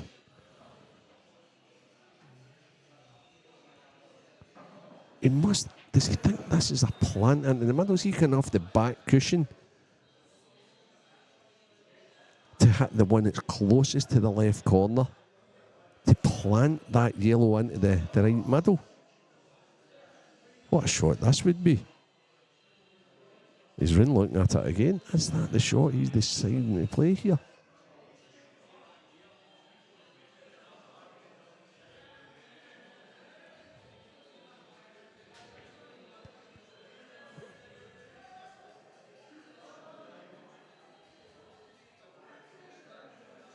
He has. He's tried it. It's no went.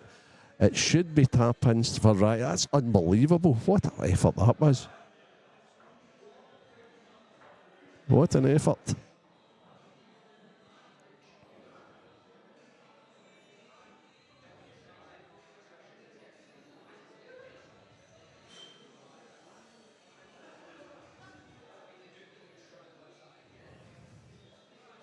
This is all about the ball to get on the 8 ball here, to be honest with you. I can't help but feel that Ryan's got to go. I can't help but feel that he's got to play. See the ball he's looking at just now, he's got to play that next.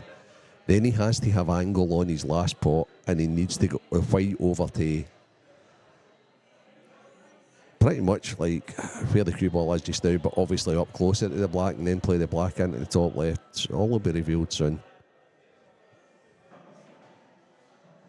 Has he overdone that? Ah. Okay, so now I know exactly what he's doing. He's actually going to come out. Just try and leave himself a shot at red into the top left, and he is going to pretty much just play the black from... He needs to follow through off that and play the black. Is he looking at the black to the middle? Oh, I wish I had all the camera angles to see here.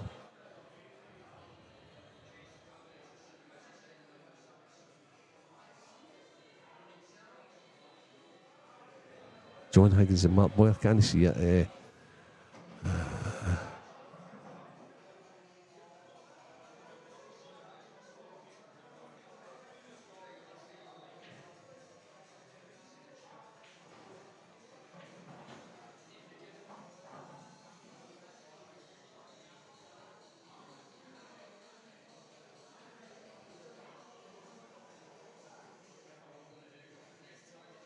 Well, John Higgins, I think Ronnie's the best snooker player that's ever played. And Mark's magnificent, but I mean, personally, I've talked to a few different people about pool age, and me, from a personal point of view, I think McHill's the best that's ever played. I know there's now a lot of arguments for Tom Cousins being the best. He's played that brilliant, by the way, because that I didn't realise that red had went into the left centre. I know this is just all about potting the 8 ball for young Ryan. Going to just swing round off 2 cushions. No, he just came once, he's just backing himself for this. And this is the one that he was put off earlier on, the exact same bag, and he came across it. So I'm sure that'll still be in his head, but if you look, he's just chalking his cue, he's just composing himself. And I would very, very much doubt he'd miss this one. I think this will be straight in the middle of the bag again. He's just got the chalk out, he's just composing himself.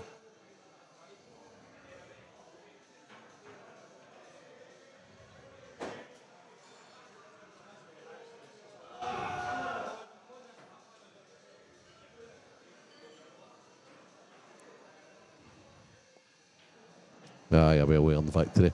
Great match to finish the evening. So, we'll be seeing you guys 11 a.m. tomorrow. You could maybe, if you go onto the Saltire page, tell Craig what you want to be watching. There's some matches. You pick the matches. John Owen, Jake Dillon, you love, could it be that? Lewis McCool's actually come back and won, remarkably. He's playing Ryan Martin.